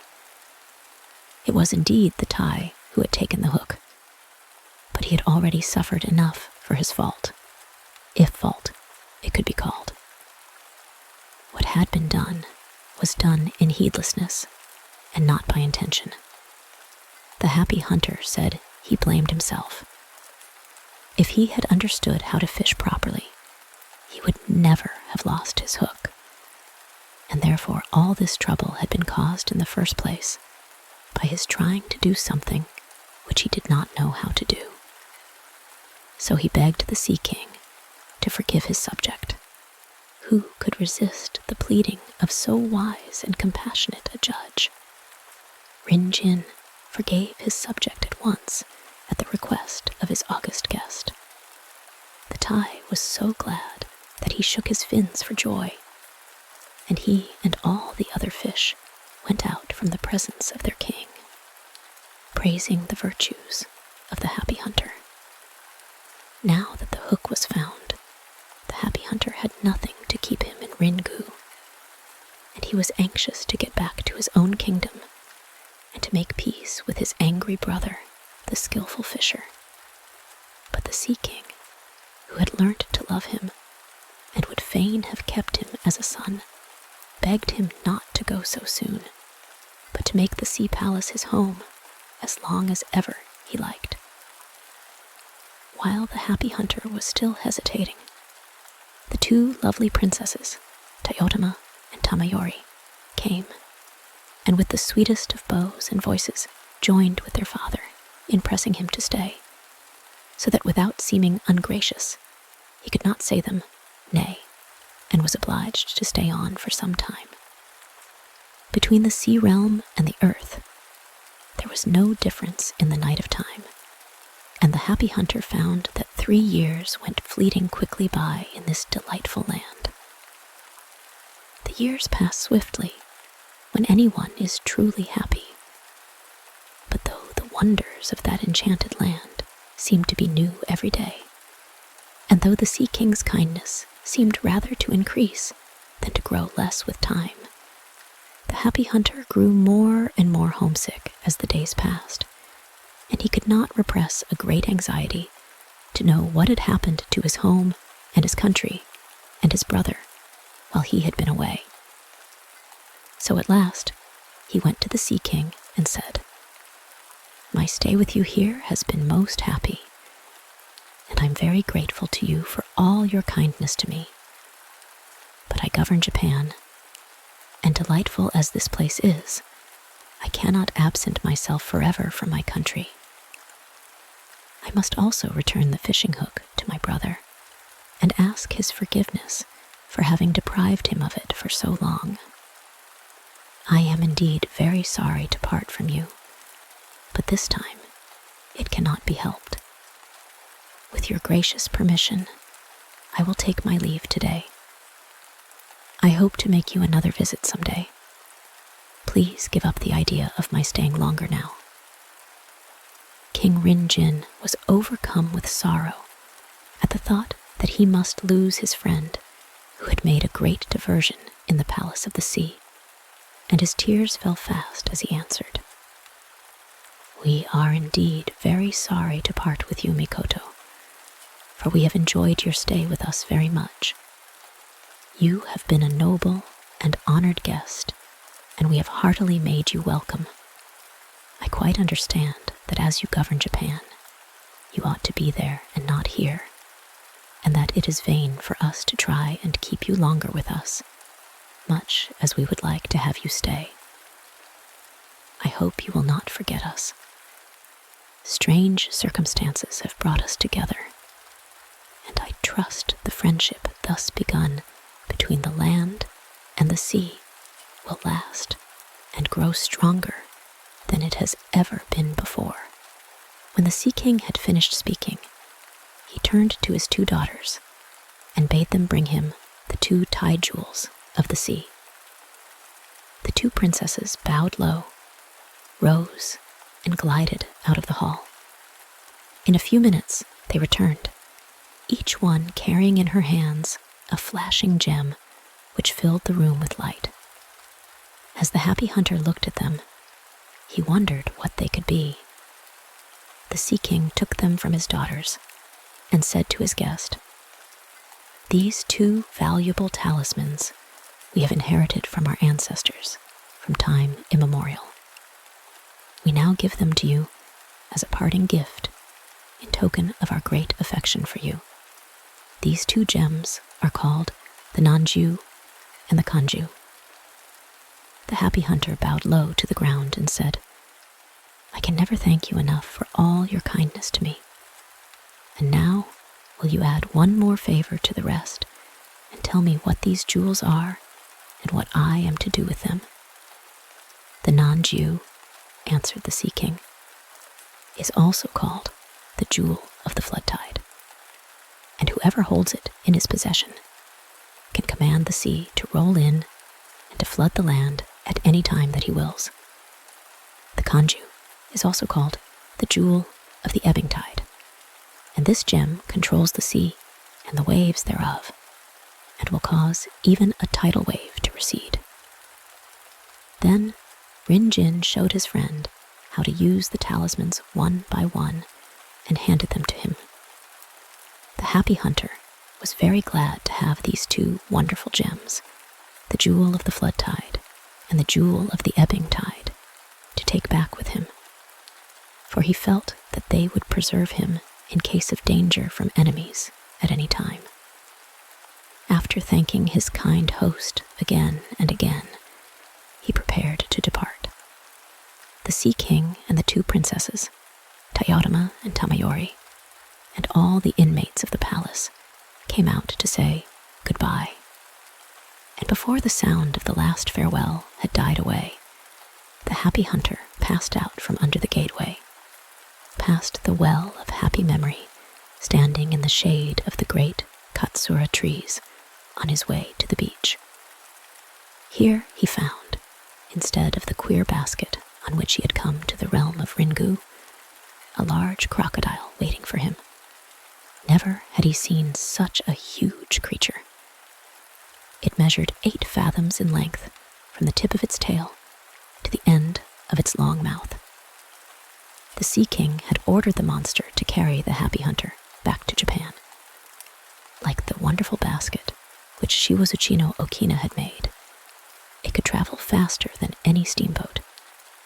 And in this strange way, riding on the back of a crocodile, the happy hunter returned to his own land. As soon as the crocodile landed him, the happy hunter hastened to tell the skillful fisher of his safe return.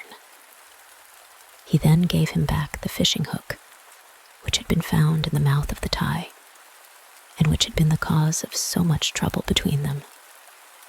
He earnestly begged his brother's forgiveness, telling him all that had happened to him in the Sea King's palace, and what wonderful adventures had led to the finding of the hook. Now the skillful fisher had used the lost hook as an excuse for driving his brother out of the country. When his brother had left him that day 3 years ago and had not returned, he had been very glad in his evil heart, and had at once usurped his brother's place as ruler of the land, and had become powerful and rich. Now, in the midst of enjoying what did not belong to him, and hoping that his brother might never return to claim his rights, quite unexpectedly, there stood the happy hunter before him. The skillful fisher feigned forgiveness, for he could make no more excuses for sending his brother away again. But in his heart, he was very angry, and hated his brother more and more, till at last he could no longer bear the sight of him day after day, and planned and watched for an opportunity to kill him. One day, when the happy hunter was walking in the rice fields, his brother followed him with a dagger. The happy hunter knew that his brother was following him to kill him, and he felt that now, in this hour of great danger, was the time to use the jewels of the flow and ebb of the tide, and prove whether what the Sea King had told him was true or not. So he took out the jewel of the flood tide from the bosom of his dress and raised it to his forehead. Instantly, over the fields and over the farms, the sea came rolling in wave upon wave till it reached the spot where his brother was standing. The skillful fisher stood amazed and terrified to see what was happening. In another minute, he was struggling in the water and calling on his brother to save him from drowning. The happy hunter had a kind heart and could not bear the sight of his brother's distress. He at once put back the jewel of the flood tide and took out the jewel of the ebb tide. No sooner did he hold it up as high as his forehead than the sea ran back and back, and ere long the tossing, rolling floods had vanished, and the farms and fields and dry land appeared as before. The skillful fisher was very frightened at the peril of death in which he had stood, and was greatly impressed by the wonderful things he had seen his brother do. He learned now that he was making a fatal mistake to set himself against his brother, younger than he thought he was, for he now had become so powerful that the sea would flow in and the tide ebb at his word of command. So he humbled himself before the happy hunter and asked him to forgive him all the wrong he had done him. The skillful fisher promised to restore his brother to his rights, and also swore that though the happy hunter was the younger brother and owed him allegiance by right of birth, that he, the skillful fisher, would exalt him as his superior and bow before him as Lord of all Japan. Then the happy hunter said that he would forgive his brother if he would throw into the receding tide all his evil ways. The skillful fisher promised, and there was peace between the two brothers. From this time, he kept his word and became a good man and a kind brother. The happy hunter now ruled his kingdom without being disturbed by family strife, and there was peace in Japan for a long, long time. Above all the treasures in his house, he prized the wonderful jewels of the flow and ebb of the tide, which had been given him by Rin-Jin, the dragon king of the sea. This is the congratulatory ending of The Happy Hunter and the Skillful Fisher. The end. The Stones of 5 Colors and the Empress Jokwa. Long, long ago, there lived a great Chinese empress who succeeded her brother, the Emperor Fuki. It was the age of giants, and the Empress Jokwa, for that was her name, was 25 feet high, nearly as tall as her brother. She was a wonderful woman and an able ruler. There is an interesting story of how she mended a part of the broken heavens and one of the terrestrial pillars which upheld the sky, both of which were damaged during a rebellion raised by one of King Fuki's subjects. The rebel's name was Kokai. He was 26 feet high. His body was entirely covered with hair, and his face was as black as iron. He was a wizard and a very terrible character indeed. When the Emperor Fuki died, Kokai was bitten with the ambition to be Emperor of China, but his plan failed, and Jokwa, the dead emperor's sister, mounted the throne. Kokai was so angry at being thwarted in his desire that he raised a revolt. His first act was to employ the water devil, who caused a great flood to rush over the country. This swamped the poor people out of their homes, and when the Empress Jokwa saw the plight of her subjects and knew it was Kokai's fault, she declared war against him. Now Jokwa, the Empress, had 2 young warriors called Hako and Aiko, and the former she made general of the front forces. Hako was delighted that the Empress's choice should fall on him, and he prepared himself for battle. He took up the longest lance he could find and mounted a red horse and was just about to set out when he heard someone galloping hard behind him and shouting, "Hako, stop! The general of the front forces must be I." He looked back and saw Aiko, his comrade, riding on a white horse, in the act of unsheathing a large sword to draw upon him. Hako's anger was kindled, and as he turned to face his rival, he cried, "Insolent wretch! I have been appointed by the Empress to lead the front forces to battle. Do you dare to stop me?" "Yes," answered Aiko. "I ought to lead the army. It is you who should follow me."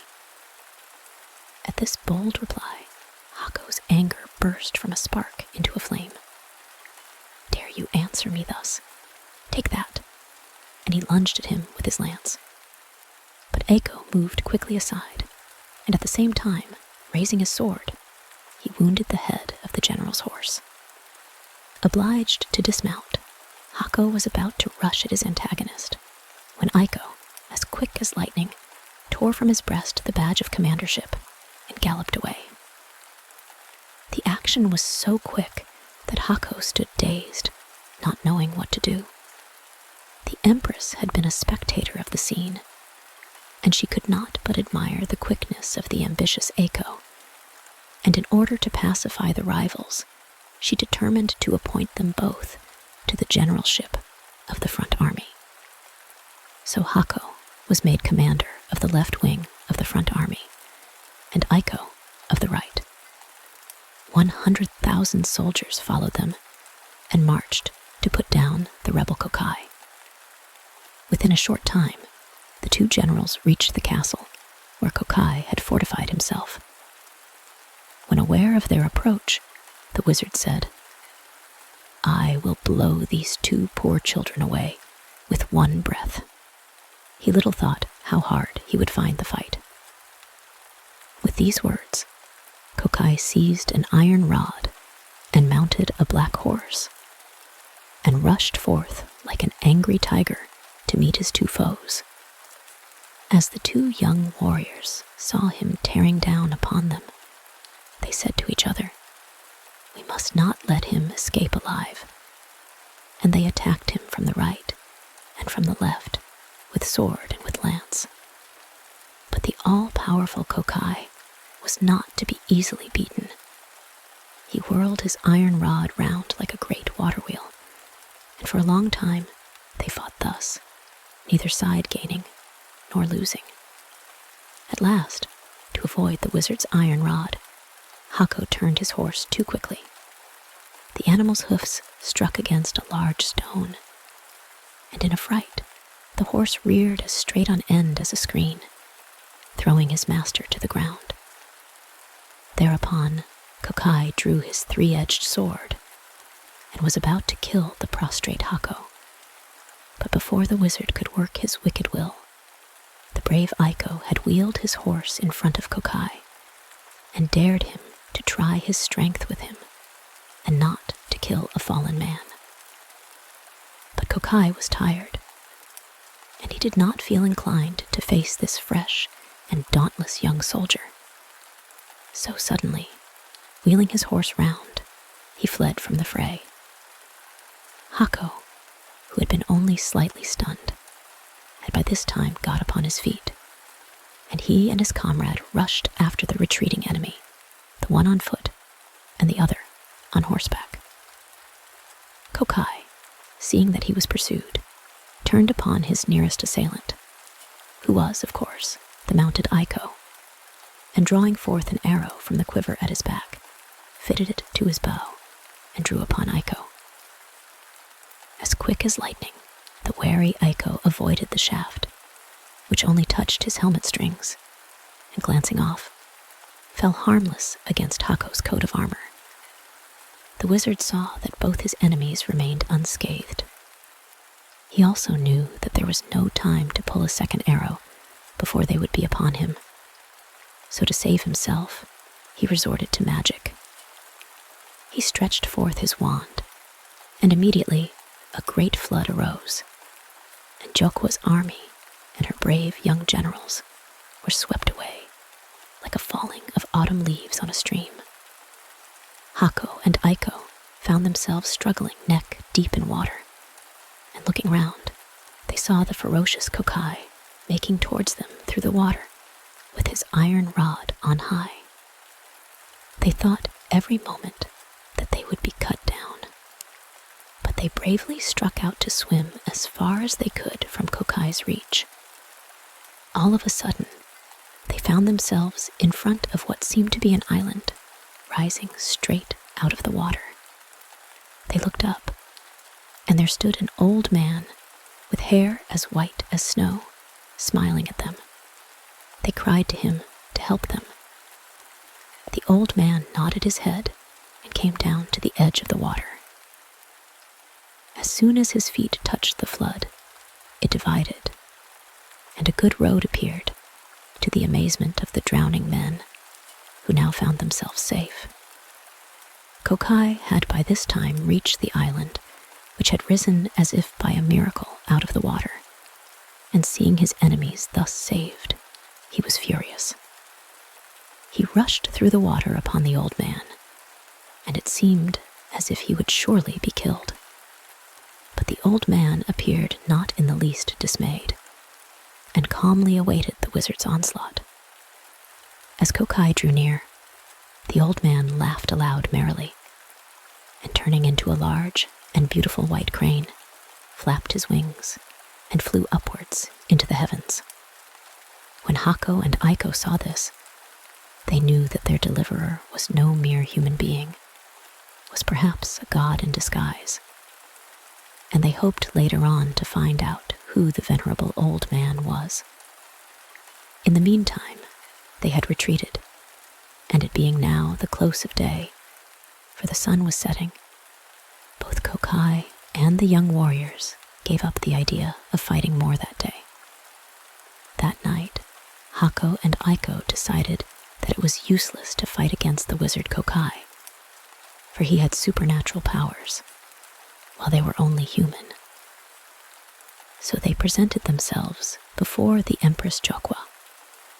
After a long consultation, the Empress decided to ask the Fire King, Shikuyu, to help her against the rebel wizard and to lead her army against him. Now, Shikuyu, the Fire King, lived at the South Pole. It was the only safe place for him to be in, for he burnt up everything around him anywhere else.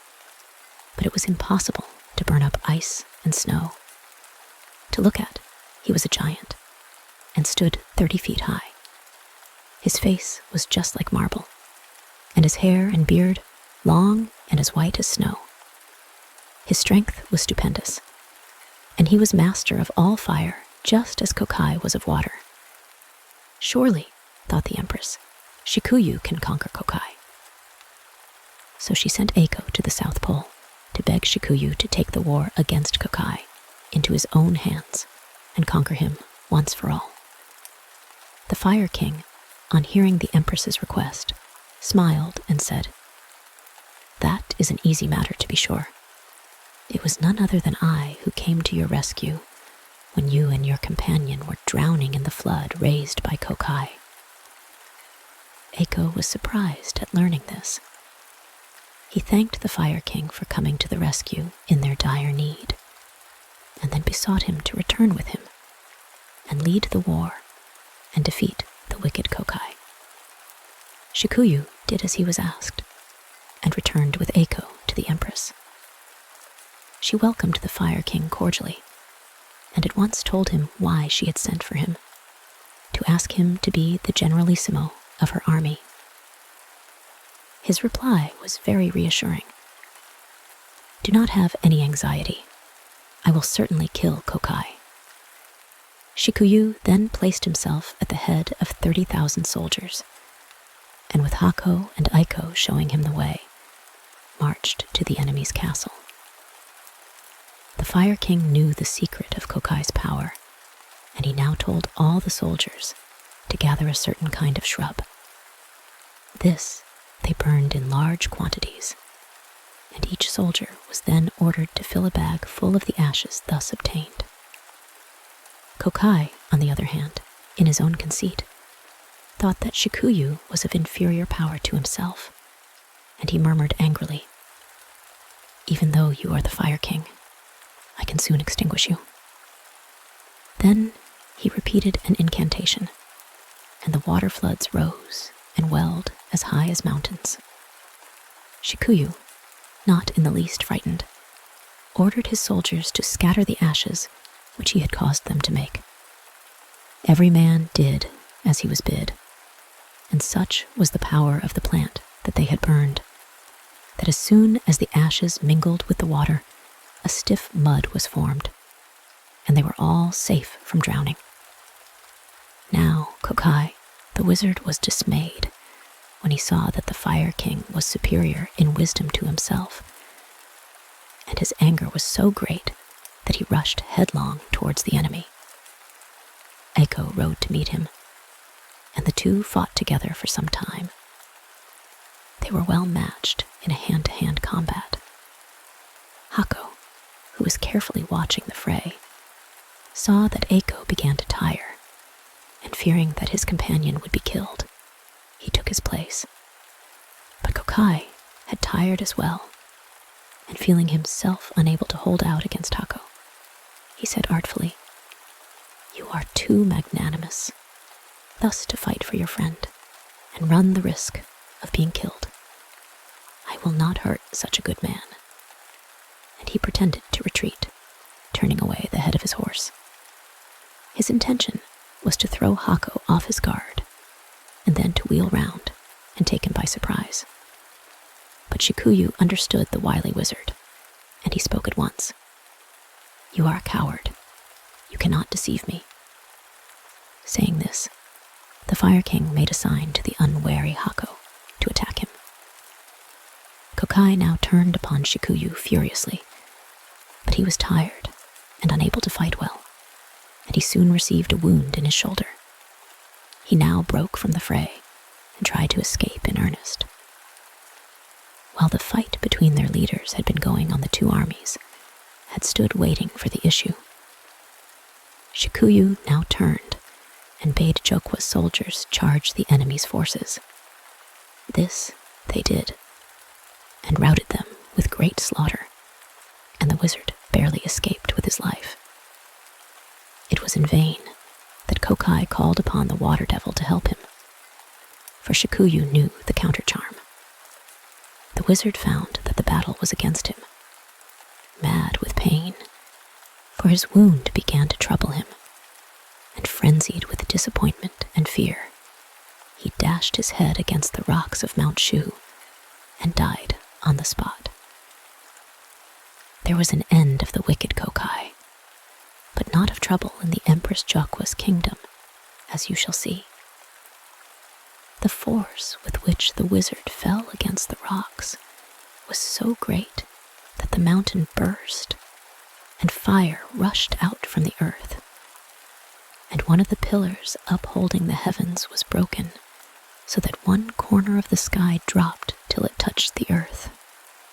Shikuyu, the Fire King, took up the body of the wizard and carried it to the Empress Jokwa, who rejoiced greatly that her enemy was vanquished and her generals victorious. She showered all manner of gifts and honors upon Shikuyu. But all this time, fire was bursting from the mountain, broken by the fall of Kokai. Whole villages were destroyed, rice fields burnt up, riverbeds filled with the burning lava, and the homeless people were in great distress. So the Empress left the capital as soon as she had rewarded the victor Shikuyu, and journeyed with all speed to the scene of disaster. She found that both heaven and earth had sustained damage, and the place was so dark that she had to light her lamp to find out the extent of the havoc that had been wrought. Having ascertained this, she set to work at repairs. To this end, she ordered her subjects to collect stones of 5 colors: blue, yellow, red, white, and black. When she had obtained these, she boiled them with a kind of porcelain in a large cauldron, and the mixture became a beautiful paste. And with this, she knew that she could mend the sky. Now, all was ready. Summoning the clouds that were sailing ever so high above her head, she mounted them and rode heavenwards, carrying in her hands the vase containing the paste made from the stones of 5 colors. She soon reached the corner of the sky that was broken and applied the paste and mended it. Having done this, she turned her attention to the broken pillar, and with the legs of a very large tortoise, she mended it. When this was finished, she mounted the clouds and descended to the earth, hoping to find that all was now right. But to her dismay, she found that it was still quite dark. Neither the sun shone by day, nor the moon by night. Greatly perplexed, she at last called a meeting of all the wise men of the kingdom, and asked their advice as to what she should do in this dilemma. 2 of the wisest said, "The roads of heaven have been damaged by the late accident, and the sun and moon have been obliged to stay at home. Neither the sun could make his daily journey, nor the moon her nightly one, because of the bad roads. The sun and moon do not yet know that your majesty has mended all that was damaged, so we will go and inform them that since you have repaired them, the roads are safe." The Empress approved of what the wise men suggested and ordered them to set out on their mission. But this was not easy, for the palace of the sun and moon was many, many hundreds of thousands of miles distant into the east. If they traveled on foot, they might never reach the place. They would die of old age on the road. But Jokwa had recourse to magic. She gave her 2 ambassadors wonderful chariots, which could whirl through the air by magic power 1,000 miles per minute. They set out in good spirits, riding above the clouds, and after many days, they reached the country where the sun and the moon were living happily together. The 2 ambassadors were granted an interview with their majesties of light, and asked them why they had for so many days secluded themselves from the universe. Did they not know that by doing so, they plunged the world and all its people into uttermost darkness, both day and night?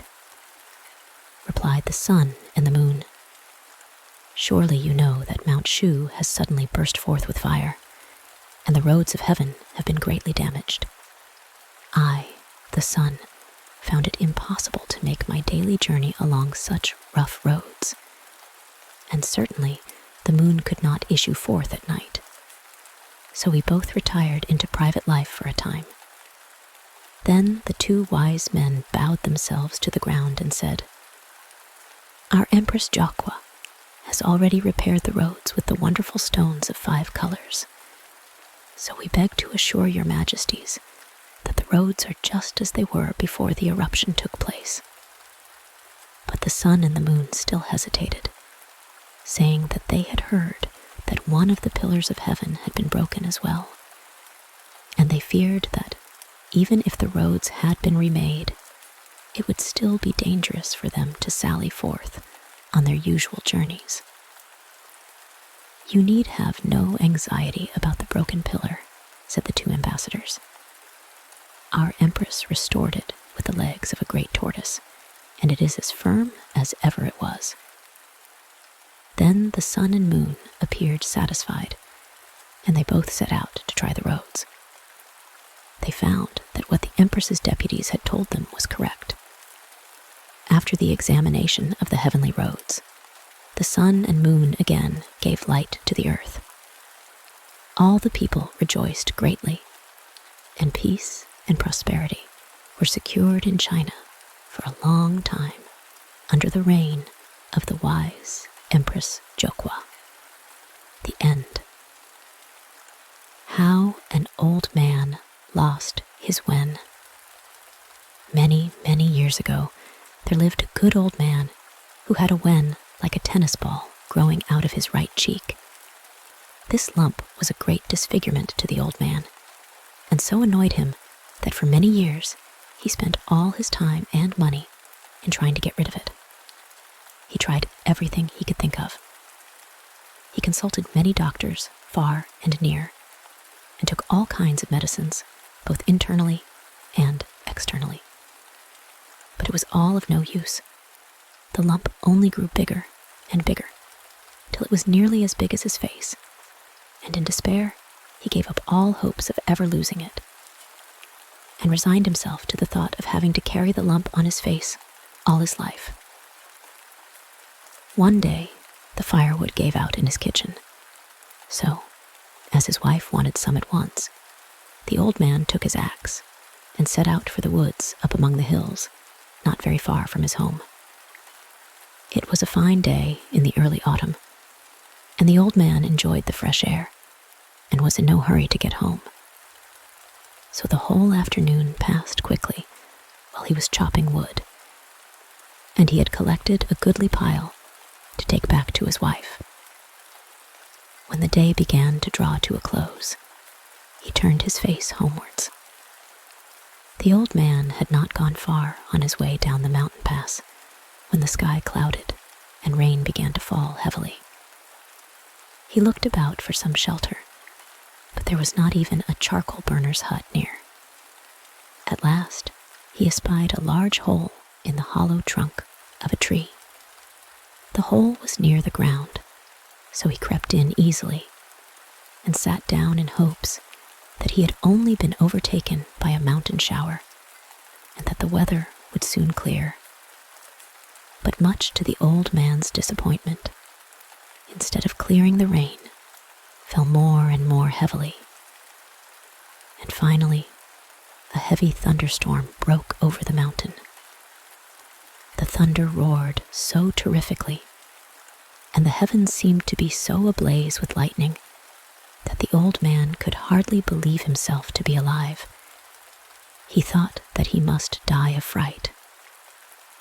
At last, however, the sky cleared, and the whole country was aglow in the rays of the setting sun. The old man's spirits revived when he looked out at the beautiful twilight, and he was about to step out from his strange hiding place in the hollow tree when the sound of what seemed like the approaching steps of several people caught his ear. He had once thought that his friends had come to look for him, and he was delighted at the idea of having some jolly companions with whom to walk home. But on looking out from the tree, what was his amazement to see, not his friends, but hundreds of demons coming towards the spot. The more he looked, the greater was his astonishment. Some of these demons were as large as giants. Others had great big eyes out of all proportion to the rest of their bodies. Others, again, had absurdly long noses, and some had such big mouths that they seemed to open from ear to ear. All had horns growing on their foreheads. The old man was so surprised at what he saw that he lost his balance and fell out of the hollow tree. Fortunately for him, the demons did not see him, as the tree was in the background. So he picked himself up and crept back into the tree. While he was sitting there and wondering impatiently when he would be able to get home, he heard the sounds of gay music, and then some of the demons began to sing. "What are these creatures doing?" said the old man to himself. "I will look out. It sounds very amusing." On peeping out, the old man saw that the demon chief himself was actually sitting with his back against the tree in which he had taken refuge. And all the other demons were sitting round, some drinking and some dancing. Food and wine was spread before them on the ground, and the demons were evidently having a great entertainment and enjoying themselves immensely. It made the old man laugh to see their strange antics. "How amusing this is," laughed the old man to himself. "I am now quite old, but I have never seen anything so strange in all my life." He was so interested and excited in watching all that the demons were doing that he forgot himself and stepped out of the tree and stood looking on. The demon chief was just taking a big cup of wine and watching one of the demons dancing. In a little while, he said with a bored air, "Your dance is rather monotonous. I am tired of watching it. Isn't there anyone amongst you all who can dance better than this fellow?" Now, the old man had been fond of dancing all his life and was quite an expert in the art, and he knew that he could do much better than the demon. "Shall I go and dance before these demons and let them see what a human being can do? It may be dangerous, for if I don't please them, they may kill me," said the old fellow to himself. His fears, however, were soon overcome by his love of dancing. In a few minutes, he could restrain himself no longer, and came out before the whole party of demons and began to dance at once. The old man, realizing that his life probably depended on whether he pleased these strange creatures or not, exerted his skill and wit to the utmost. The demons were at first very surprised to see a man so fearlessly taking part in their entertainment, and then their surprise soon gave place to admiration. "How strange!" exclaimed the horned chief. "I never saw such a skillful dancer before. He dances admirably." When the old man had finished his dance, the big demon said, "Thank you very much for your amusing dance. Now give us the pleasure of drinking a cup of wine with us." And with these words, he handed him his largest wine cup. The old man thanked him very humbly. "I did not expect such kindness from your lordship. I fear I have only disturbed your pleasant party by my unskillful dancing." "No, no," answered the big demon. "You must come often and dance for us. Your skill has given us much pleasure." The old man thanked him again and promised to do so. "Then will you come again tomorrow, old man?" asked the demon. "Certainly I will," answered the old man. "Then you must leave some pledge of your word with us," said the demon. "Whatever you like," said the old man. "Now, what is the best thing he can leave with us as a pledge?" asked the demon, looking round. Then said one of the demon's attendants, kneeling behind the chief, "The token he leaves with us must be the most important thing to him in his possession. I see the old man has a wen on his right cheek. Now, mortal men consider such a wen very fortunate. Let my lord take the lump from the old man's right cheek, and he will surely come tomorrow, if only to get that back." "You are very clever," said the demon chief, giving his horns an approving nod. Then he stretched out a hairy arm and claw-like hand and took the great lump from the old man's right cheek. Strange to say, it came off as easily as a ripe plum from the tree at the demon's touch, and then the merry troop of demons suddenly vanished. The old man was lost in bewilderment by all that had happened. He hardly knew for some time where he was. When he came to understand what had happened to him, he was delighted to find that the lump on his face, which had for so many years disfigured him, had really been taken away without any pain to himself. He put up his hand to feel if any scar remained, but found that his right cheek was as smooth as his left. The sun had long set, and the young moon had risen like a silver crescent in the sky. The old man suddenly realized how late it was and began to hurry home. He patted his right cheek all the time, as if to make sure of his good fortune in having lost the wen. He was so happy that he found it impossible to walk quietly. He ran and danced the whole way home. He found his wife very anxious, wondering what had happened to make him so late. he soon told her all that had passed since he left home that afternoon. She was quite as happy as her husband when he showed her that the ugly lump had disappeared from his face, for in her youth she had prided herself on his good looks, and it had been a daily grief to her to see the horrid growth. Now, next door to this good old couple, there lived a wicked and disagreeable old man. He, too, had for many years been troubled with the growth of a wen on his left cheek, and he, too, had tried all manner of things to get rid of it, but in vain.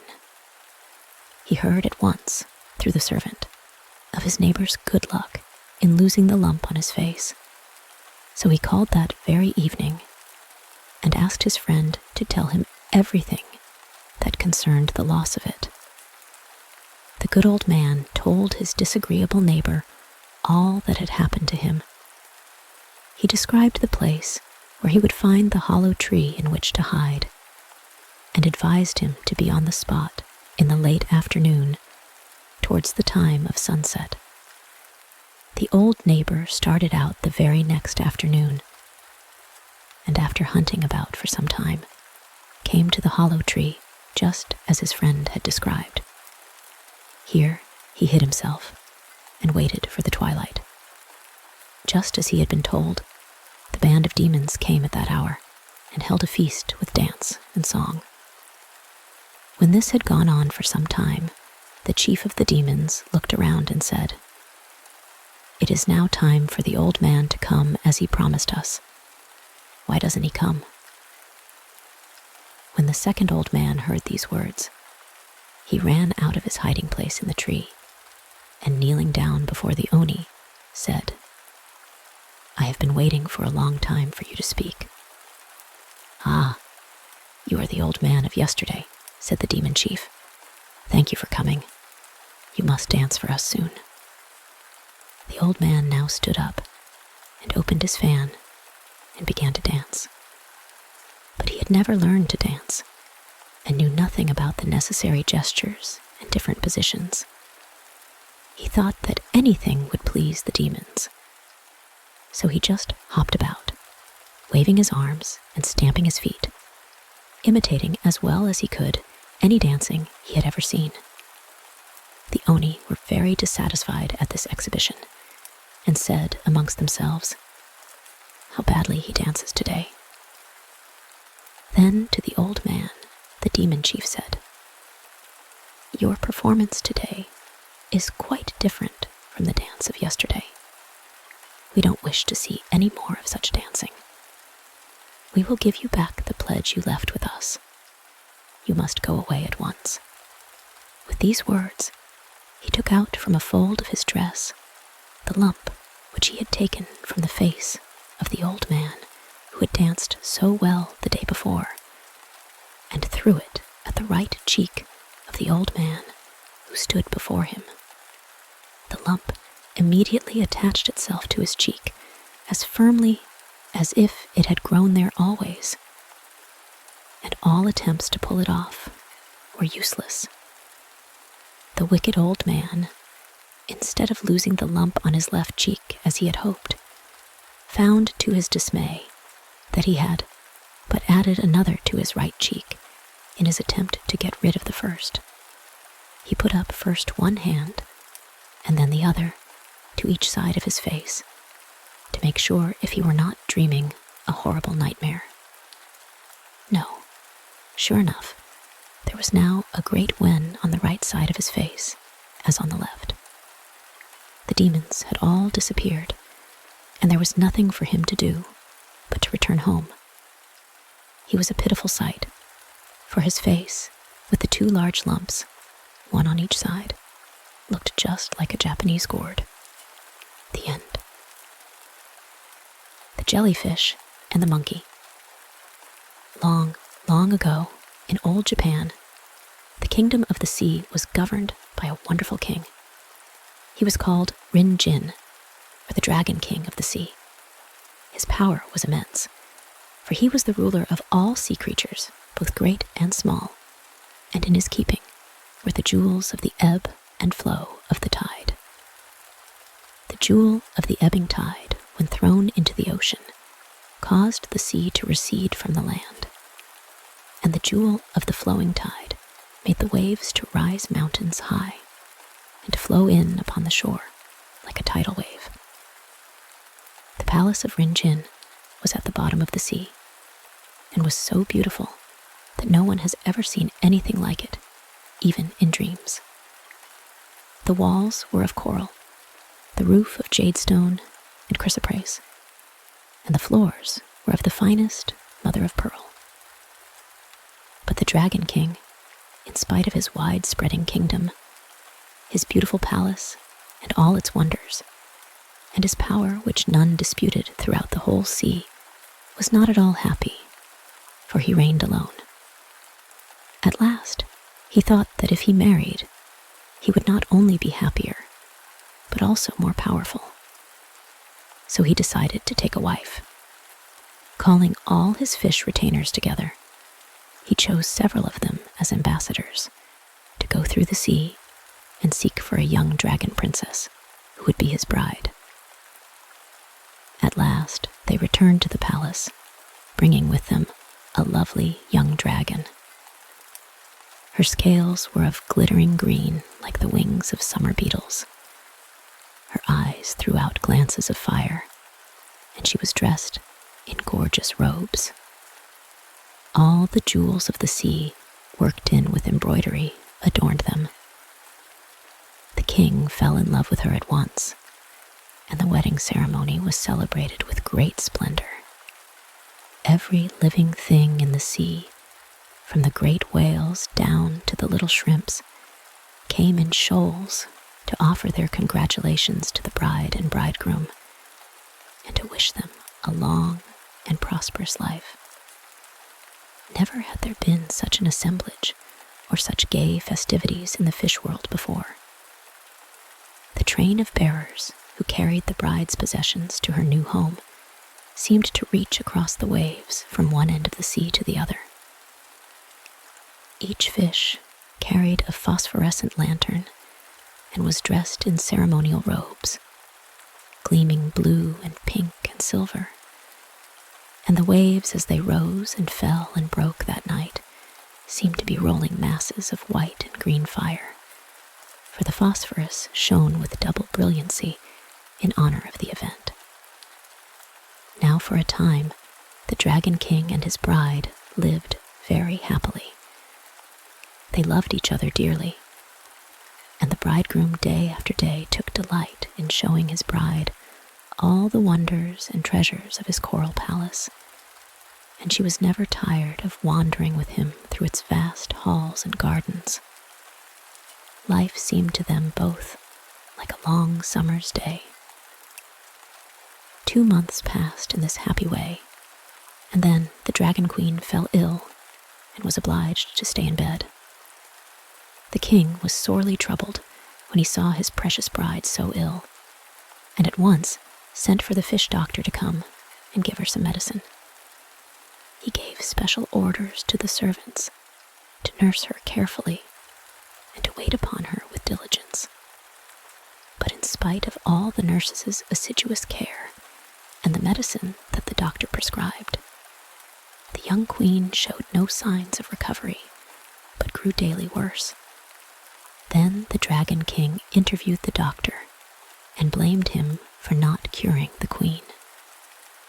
The doctor was alarmed at Rinjin's evident displeasure and excused his want of skill by saying that, although he knew the right kind of medicine to give the invalid, it was impossible to find it in the sea. "Do you mean to tell me that you can't get the medicine here?" asked the Dragon King. "It is just as you say," said the doctor. "Tell me what it is you want for the queen," demanded Rinjin. "I want the liver of a live monkey," answered the doctor. "The liver of a live monkey? Of course, that will be most difficult to get," said the king.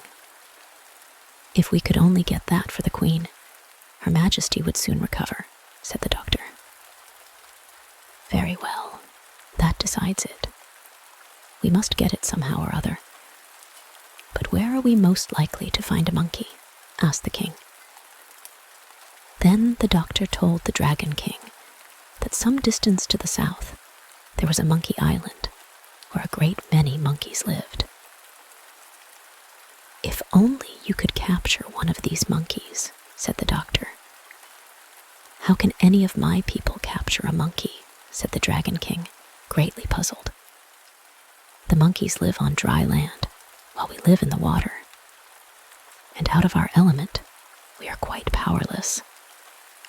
I don't see what we can do. That has been my difficulty too, said the doctor. But amongst your innumerable servants, you surely can find one who can go on shore for that express purpose. Something must be done, said the king, and calling his chief steward, he consulted him on the matter. The chief steward thought for some time, and then, as if struck by a sudden thought, said joyfully, I know what we must do. There is the Carriage jellyfish. He is certainly ugly to look at, but he is proud of being able to walk on land with his 4 legs like a tortoise. Let us send him to the island of monkeys to catch one. The jellyfish was then summoned to the king's presence, and was told by his majesty what was required of him. The jellyfish, on being told of the unexpected mission which was to be entrusted to him, looked very troubled, and said that he had never been to the island in question, and as he had never had any experience in catching monkeys, he was afraid that he would not be able to get one. Well, said the chief steward, if you depend on your strength or dexterity, you will never catch a monkey. The only way is to play a trick on one. How can I play a trick on a monkey? I don't know how to do it, said the perplexed jellyfish. This is what you must do, said the wily chief steward. When you approach the island of monkeys and meet some of them, you must try to get very friendly with one. Tell him that you are a servant of the Dragon King, and invite him to come and visit you and see the Dragon King's palace. Try and describe to him as vividly as you can the grandeur of the palace and the wonders of the sea, so as to arouse his curiosity and make him long to see it all. But how am I to get the monkey here? You know monkeys don't swim, said the reluctant jellyfish. You must carry him on your back. What is the use of your shell if you can't do that? Said the chief steward. Won't he be very heavy? Queried Carriage again. You mustn't mind that, for you are working for the Dragon King, replied the chief steward. I will do my best then, said the jellyfish, and he swam away from the palace and started off towards the monkey island. Swimming swiftly, he reached his destination in a few hours and landed by a convenient wave upon the shore. On looking round, he saw not far away a big pine tree with drooping branches, and on one of those branches was just what he was looking for, a live monkey. I'm in luck, thought the jellyfish. Now I must flatter the creature and try to entice him to come back with me to the palace, and my part will be done. So the jellyfish slowly walked towards the pine tree.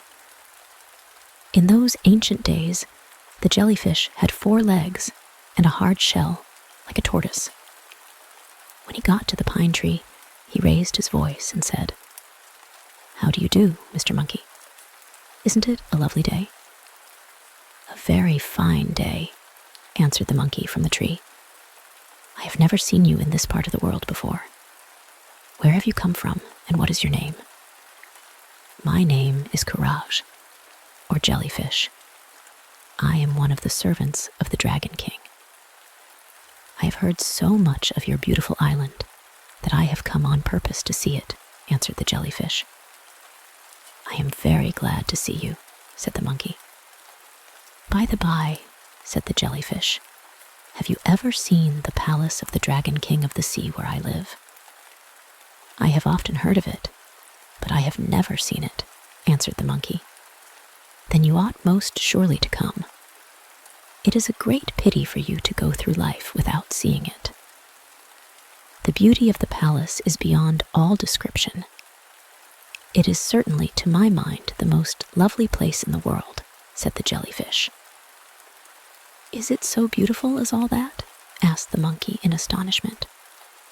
Then the jellyfish saw his chance and went on describing to the best of his ability the beauty and grandeur of the Sea King's palace and the wonders of the garden, with its curious trees of white, pink, and red coral, and the still more curious fruits, like great jewels, hanging on the branches.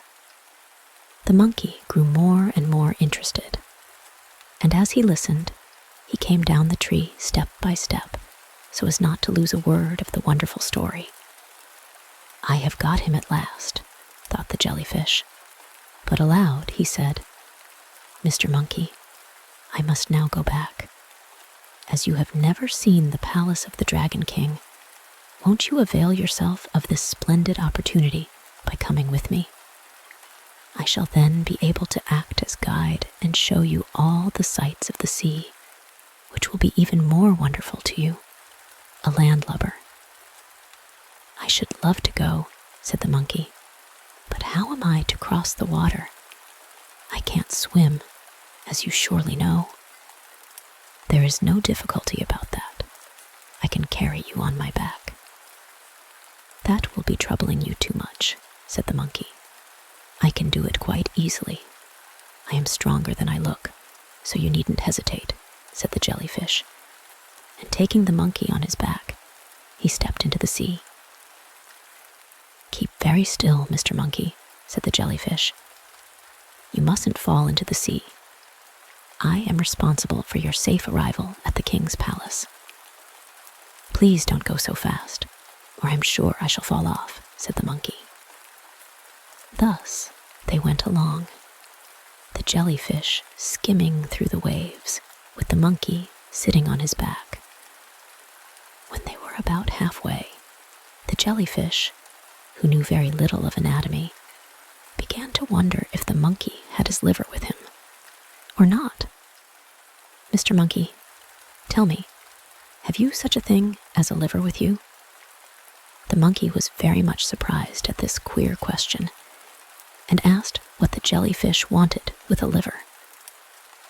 "That is the most important thing of all," said the stupid jellyfish. "So as soon as I recollected it, I asked you if you had yours with you." "Why is my liver so important to you?" asked the monkey. "Oh, you will learn the reason later," said the jellyfish.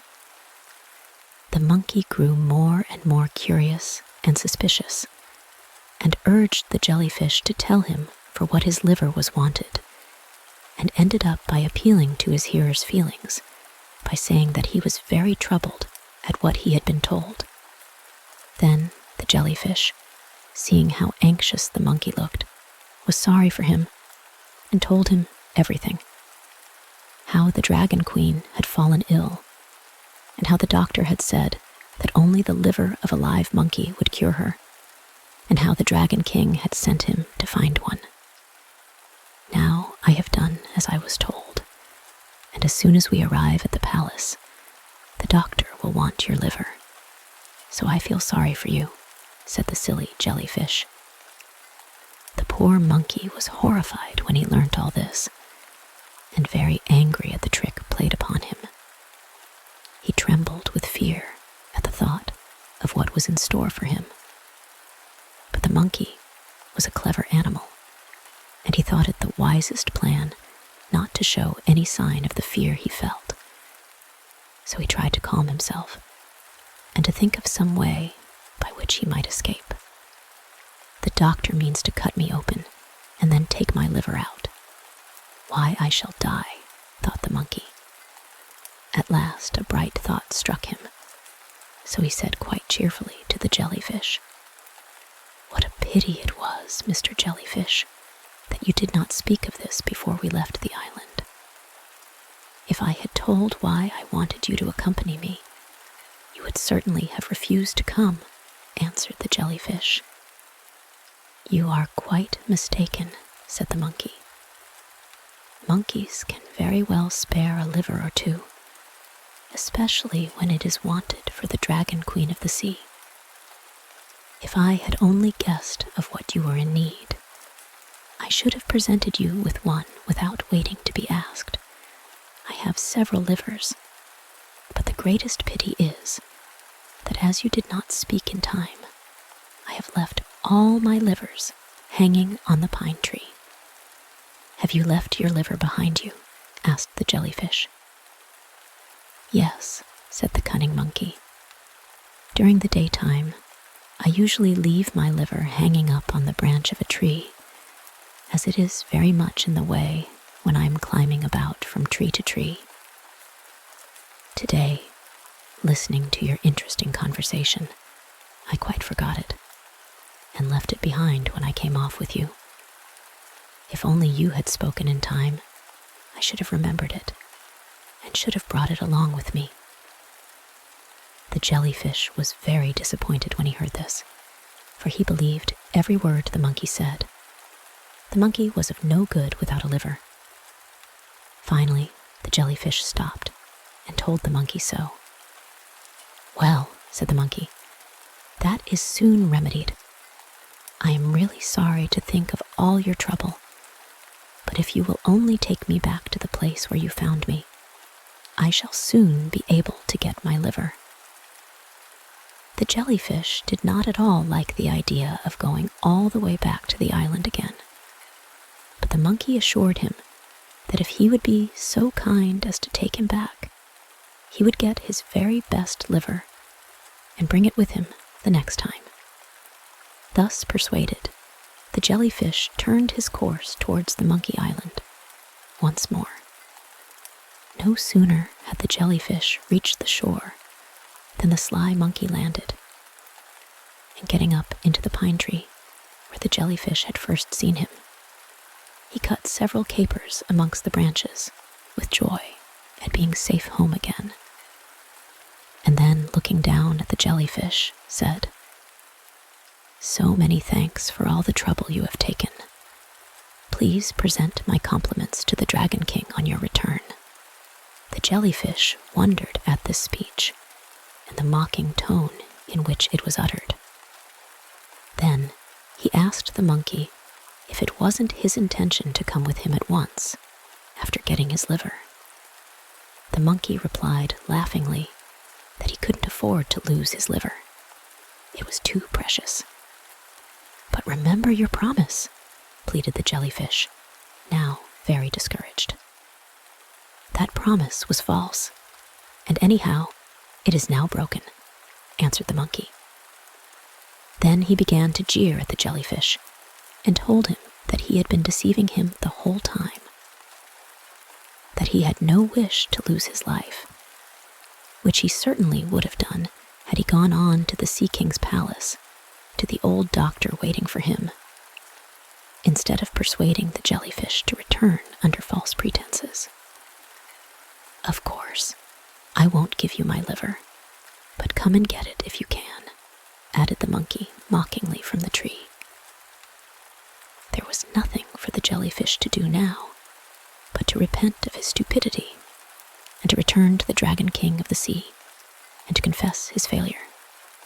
So he started sadly and slowly to swim back. The last thing he heard as he glided away, leaving the island behind him, was the monkey laughing at him. Meanwhile, the Dragon King, the doctor, the chief steward, and all the servants were waiting impatiently for the return of the jellyfish. When they caught sight of him approaching the palace, they hailed him with delight. They began to thank him profusely for all the trouble he had taken in going to Monkey Island, and then they asked him where the monkey was. Now the day of reckoning had come for the jellyfish. He quaked all over as he told his story. he had brought the monkey halfway over the sea, and then had stupidly let out the secret of his commission. How the monkey had deceived him by making him believe that he had left his liver behind him. The Dragon King's wrath was great, and he at once gave orders that the jellyfish was to be severely punished.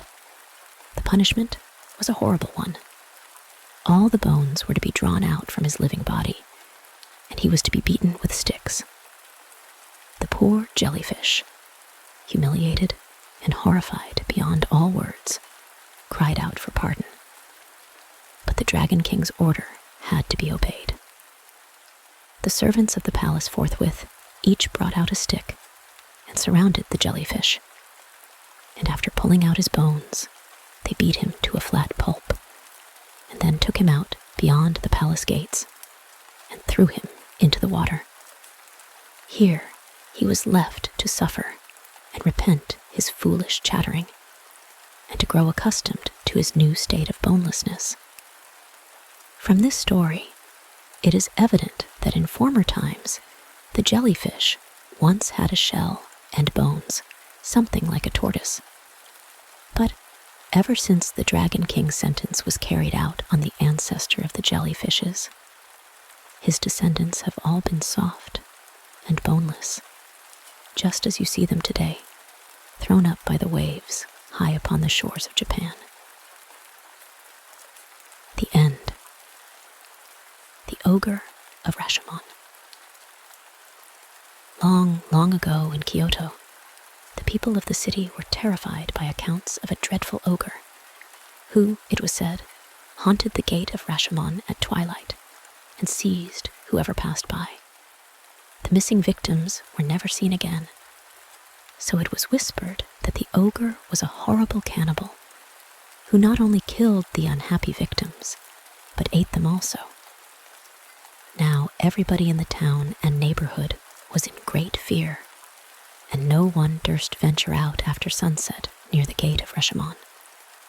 Now, at this time, there lived in Kyoto a general named Raiko, who had made himself famous for his brave deeds. Some time before this, he made the country ring with his name, for he had attacked Oyama, where a band of ogres lived with their chief, who, instead of wine, drank the blood of human beings. He had routed them all and cut off the head of the chief monster. This brave warrior was always followed by a band of faithful knights. In this band, there were 5 knights of great valor. One evening, as the 5 knights sat at a feast, quaffing in their rice bowls and eating all kinds of fish, raw and stewed and broiled, and toasting each other's healths and exploits, the first knight, Hojo, said to the others, "Have you all heard the rumor that every evening after sunset there comes an ogre to the gate of Rashomon, and that he seizes all who pass by?" The second knight, Watanabe, answered him, saying, "Do not talk such nonsense. All the ogres were killed by our chief Raiko at Oyama. It cannot be true, because even if any ogres did escape from that great killing, they would not dare to show themselves in the city, for they know that our brave master would at once attack them if he knew that any of them were still alive. Then do you disbelieve what I say and think that I am telling you a falsehood?" "No, I do not think that you are telling a lie," said Watanabe, "but you have heard some old woman's story which is not worth believing. Then the best plan is to prove what I say by going there yourself and finding out yourself whether it is true or not," said Hojo. Watanabe, the second knight, could not bear the thought that his companion should believe he was afraid, so he answered quickly, "Of course, I will go at once and find out for myself." So Watanabe at once got ready to go. He buckled on his long sword and put on a coat of armor and tied on his large helmet. When he was ready to start, he said to the others, Give me something so that I can prove I have been there." Then one of the men got a roll of writing paper and his box of Indian ink and brushes, and the 4 comrades wrote their names on a piece of paper. "I will take this," said Watanabe, "and put it on the gate of Rashomon. So tomorrow morning will you all go and look at it? I may be able to catch an ogre or 2 by then." And he mounted his horse and rode off gallantly. It was a very dark night, and there was neither moon nor star to light Watanabe on his way. To make the darkness worse, a storm came on. The rain fell heavily, and the wind howled like wolves in the mountains. Any ordinary man would have trembled at the thought of going out of doors, but Watanabe was a brave warrior and dauntless, and his honor and word were at stake. So he sped on into the night, while his companions listened to the sound of his horse's hoofs dying away in the distance, then shut the sliding shutters close and gathered round the charcoal fire, and wondered what would happen, and whether their comrade would encounter one of those horrible Oni. At last, Watanabe reached the gate of Rashomon, but peer as he might through the darkness, he could see no sign of an ogre. "It is just as I thought," said Watanabe to himself. "There are certainly no ogres here. It is only an old woman's story. I will stick this paper on the gate so that the others can see I have been here when they come tomorrow. And then I will take my way home and laugh at them all." He fastened the piece of paper, signed by all his 4 companions, on the gate, and then turned his horse's head towards home. As he did so, he became aware that someone was behind him, and at the same time, a voice called out to him to wait. Then his helmet was seized from the back. "Who are you?" said Watanabe fearlessly. He then put out his hand and groped around to find out who or what it was that held him by the helmet. As he did so, he touched something that felt like an arm. It was covered with hair and as big round as the trunk of a tree. Watanabe knew at once that this was the arm of an ogre, so he drew his sword and cut at it fiercely. There was a loud yell of pain, and then the ogre dashed in front of the warrior. Watanabe's eyes grew large with wonder, for he saw that the ogre was taller than the great gate. His eyes were flashing like mirrors in the sunlight, and his huge mouth was wide open, and as the monster breathed, flames of fire shot out of his mouth. The ogre thought to terrify his foe, but Watanabe never flinched. He attacked the ogre with all his strength, and thus they fought face to face for a long time. At last, the ogre, finding that he could neither frighten nor beat Watanabe, and that he might himself be beaten, took to flight. But Watanabe, determined not to let the monster escape, put spurs to his horse and gave chase. But though the knight rode very fast, the ogre ran faster, and to his disappointment, he found himself unable to overtake the monster, who was gradually lost to sight. Watanabe returned to the gate where the fierce fight had taken place and got down from his horse. As he did so, he stumbled upon something lying on the ground. Stooping to pick it up, he found that it was one of the ogre's huge arms, which he must have slashed off in the fight.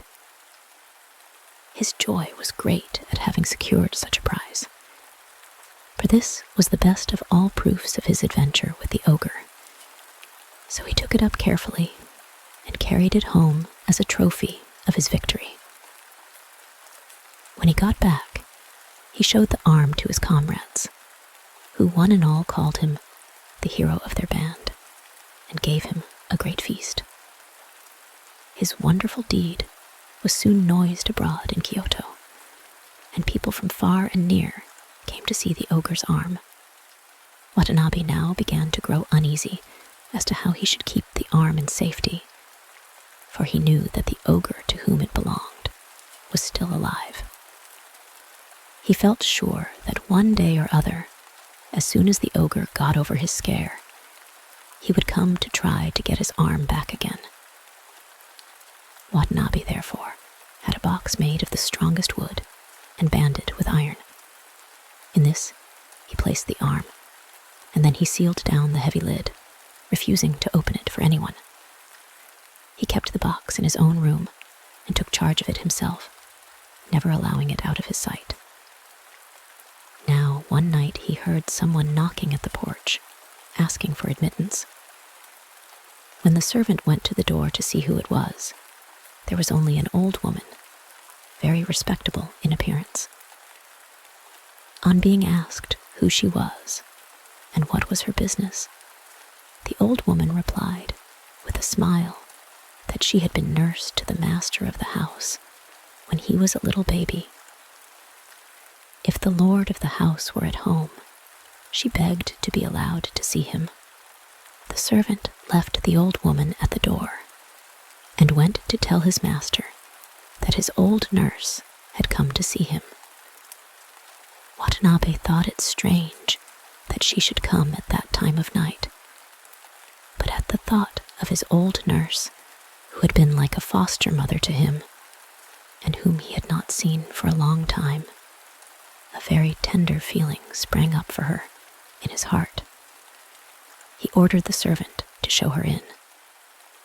The old woman was ushered into the room, and after the customary bows and greetings were over, she said, "Master, the report of your brave fight with the ogre at the gate of Rashomon is so widely known that even your poor old nurse has heard of it. Is it really true, what everyone says, that you cut off one of the ogre's arms? If you did, your deed is highly to be praised." "I was very disappointed," said Watanabe, "that I was not able to take the monster captive, which was what I wished to do, instead of only cutting off an arm." "I am very proud to think," answered the old woman, "that my master was so brave as to dare to cut off an ogre's arm. There is nothing that can be compared to your courage. Before I die, it is the great wish of my life to see this arm," she added pleadingly. "No," said Watanabe. "I am sorry, but I cannot grant your request." "But why?" asked the old woman. "Because," replied Watanabe, "ogres are very revengeful creatures, and if I open the box, there is no telling but that the ogre may suddenly appear and carry off his arm. I have had a box made on purpose with a very strong lid, and in this box I keep the ogre's arm secure, and I never show it to anyone, whatever happens." "Your precaution is very reasonable," said the old woman, "but I am your old nurse, so surely you will not refuse to show me the arm. I have only just heard of your brave act, and not being able to wait till the morning, I came at once to ask you to show it to me." Watanabe was very troubled at the old woman's pleading, but he still persisted in refusing. Then the old woman said, "Do you suspect me of being a spy sent by the ogre?" "No, of course I do not suspect you of being the ogre's spy, for you are my old nurse," answered Watanabe. "Then you cannot surely refuse to show me the arm any longer," entreated the old woman, "for it is the great wish of my heart to see for once in my life the arm of an ogre." Watanabe could not hold out in his refusal any longer, so he gave in at last, saying, "Then I will show you the ogre's arm, since you so earnestly wish to see it. Come, follow me." And he led the way to his own room, the old woman following. When they were both in the room, Watanabe shut the door carefully, and then going towards a big box which stood in a corner of the room, he took off the heavy lid. He then called to the old woman to come near and look in, for he never took the arm out of the box. "What is it like? Let me have a good look at it," said the old nurse, with a joyful face. She came nearer and nearer, as if she were afraid, till she stood right against the box. Suddenly, she plunged her hand into the box and seized the arm, crying with a fearful voice which made the room shake. "Oh, joy! I have got my arm back again." And from an old woman, she was suddenly transformed into the towering figure of the frightful ogre. Watanabe sprang back and was unable to move for a moment, so great was his astonishment. But recognizing the ogre who had attacked him at the gate of Rashomon, he determined with his usual courage to put an end to him this time. He seized his sword, drew it out of its sheath in a flash, and tried to cut the ogre down. So quick was Watanabe that the creature had a narrow escape. But the ogre sprang up to the ceiling, and bursting through the roof, disappeared in the mist and clouds. In this way, the ogre escaped with his arm. The knight gnashed his teeth with disappointment, but that was all he could do. He waited in patience for another opportunity to dispatch the ogre. But the latter was afraid of Watanabe's great strength and daring, and never troubled Kyoto again. So once more the people of the city were able to go out without fear, even at night time, and the brave deeds of Watanabe have never been forgotten. The end. The Quarrel of the Monkey and the Crab. Long, long ago, one bright autumn day in Japan, it happened that a pink-faced monkey and a yellow crab were playing together along the bank of a river. As they were running about, the crab found a rice dumpling, and the monkey a persimmon seed. The crab picked up the rice dumpling and showed it to the monkey, saying, "Look what a nice thing I have found." Then the monkey held up his persimmon seed and said, "I also have found something good. Look." Now, though the monkey is always very fond of persimmon fruit, he had no use for the seed he had just found. The persimmon seed is as hard and uneatable as a stone. He, therefore, in his greedy nature, felt very envious of the crab's nice dumpling, and he proposed an exchange. The crab naturally did not see why he should give up his prize for a hard, stone-like seed, and would not consent to the monkey's proposition. Then the cunning monkey began to persuade the crab, saying, "How unwise you are not to think of the future. Your rice dumpling can be eaten now, and is certainly much bigger than my seed. But if you sow this seed in the ground, it will soon grow and become a great tree in a few years, and bear an abundance of fine, ripe persimmons, year after year. If only I could show it to you then, with the yellow fruit hanging on its branches. Of course, if you don't believe me, I shall sow it myself, though I am sure, later on, you will be very sorry that you did not take my advice." The simple-minded crab could not resist the monkey's clever persuasion. He at last gave in and consented to the monkey's proposal, and the exchange was made. The greedy monkey soon gobbled up the dumpling, and with great reluctance gave up the persimmon seed to the crab. He would have liked to keep that too, but he was afraid of making the crab angry and of being pinched by his sharp, scissor-like claws.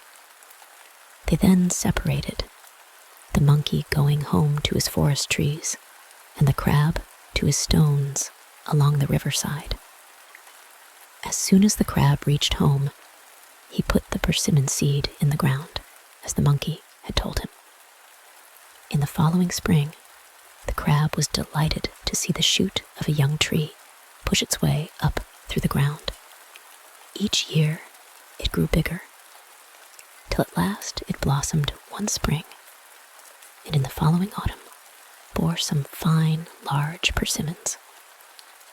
Among the broad, smooth green leaves, the fruit hung like golden balls, and as they ripened, they mellowed to a deep orange.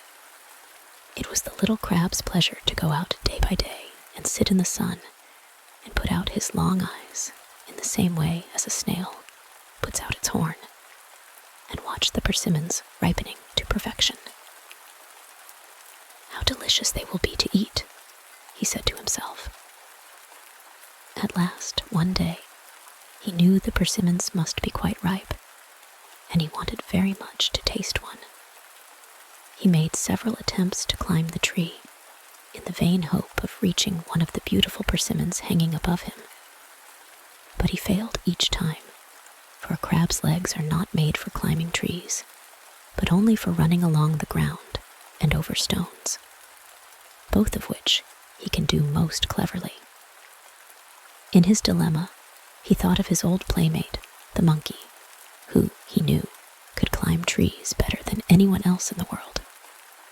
He determined to ask the monkey to help him, and set out to find him, running crab fashion up the stony riverbank, over the pathways into the shadowy forest.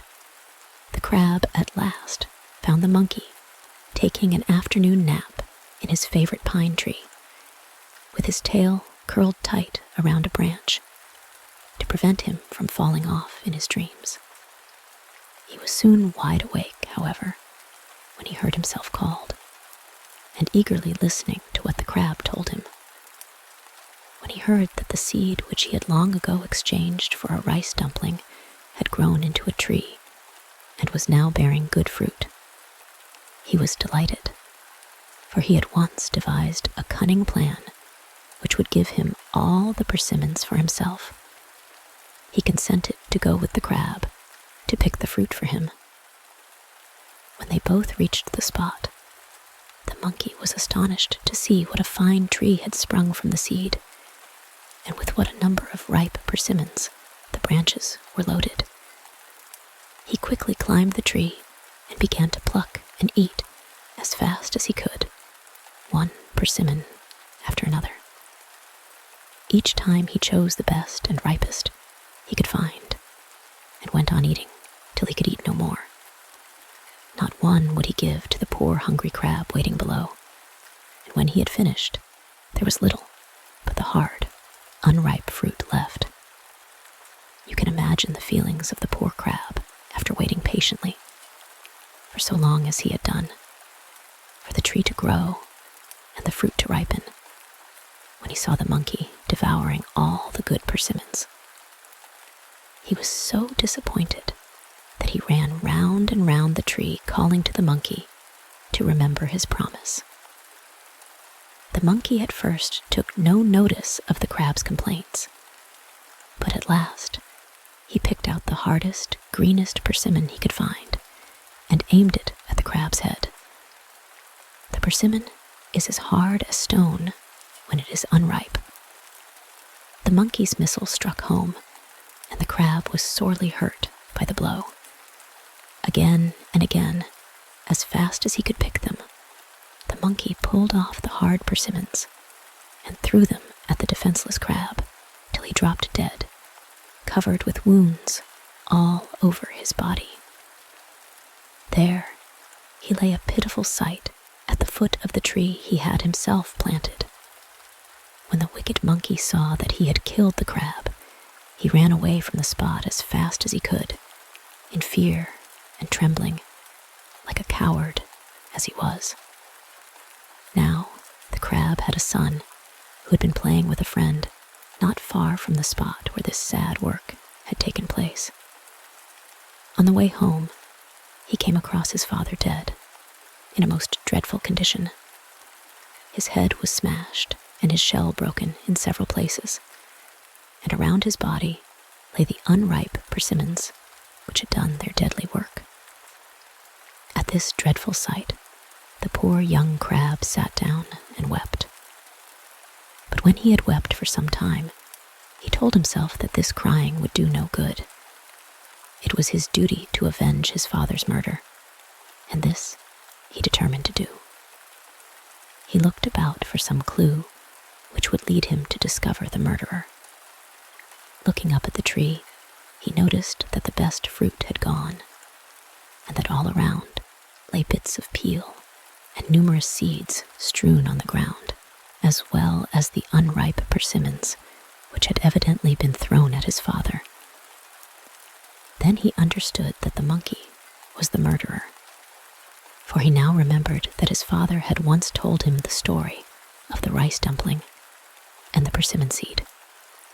The young crab knew that monkeys liked persimmons above all other fruit, and he felt sure that his greed for the coveted fruit had been the cause of the old crab's death.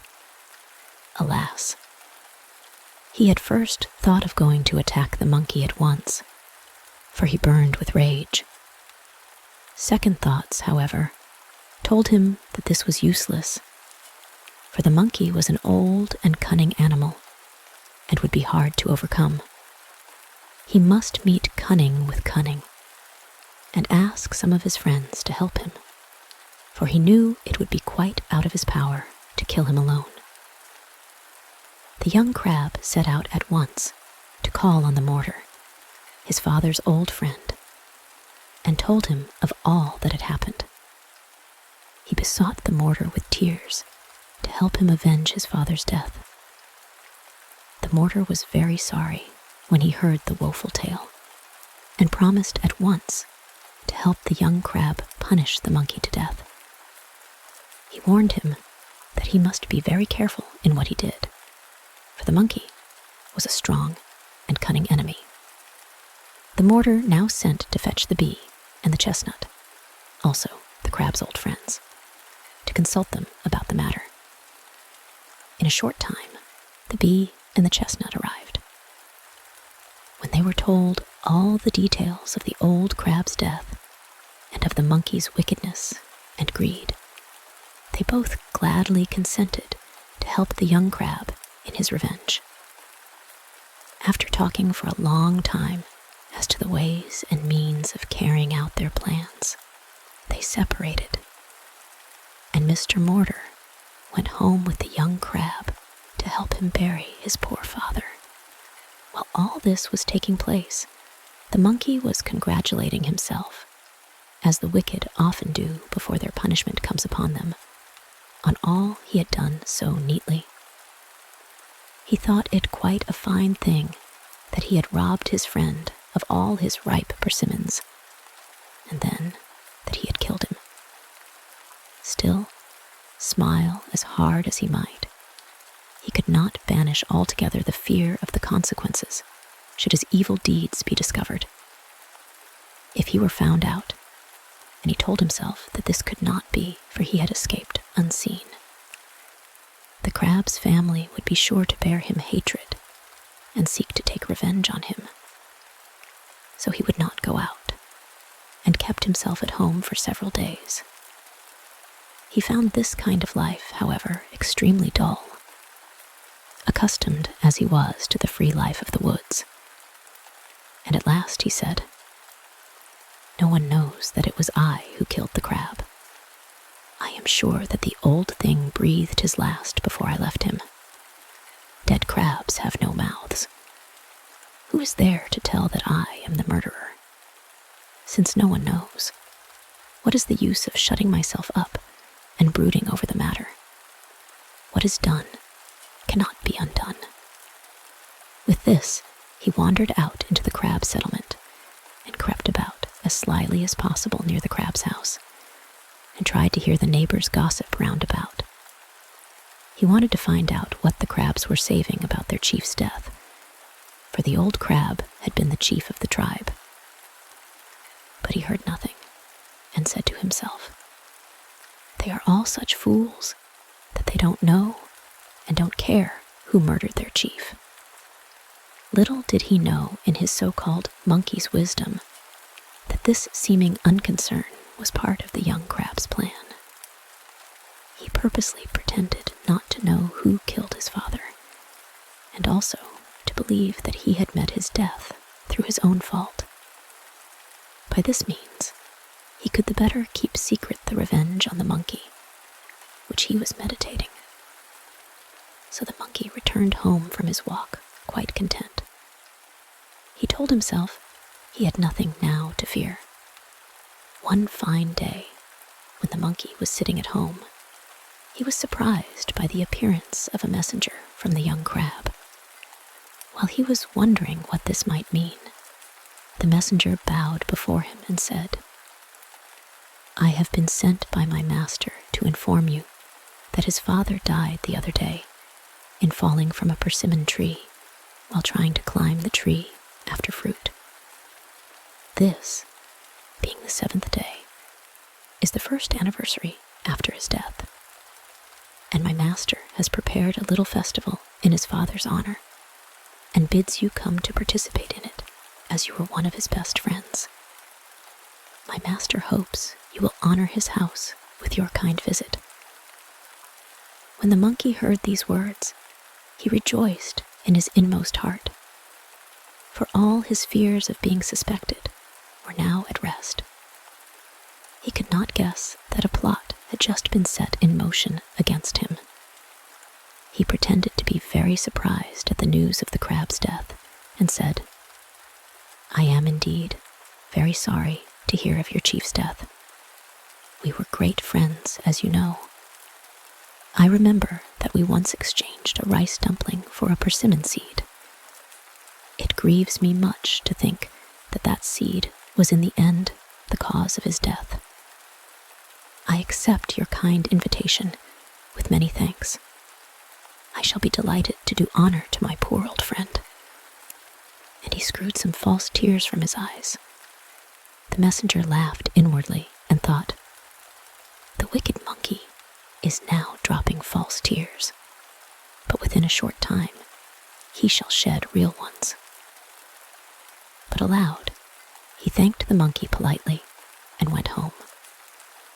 When he had gone, the wicked monkey laughed aloud at what he thought was the young crab's innocence, and without the least feeling began to look forward to the feast to be held that day in honor of the dead crab, to which he had been invited. He changed his dress and set out solemnly to visit the young crab.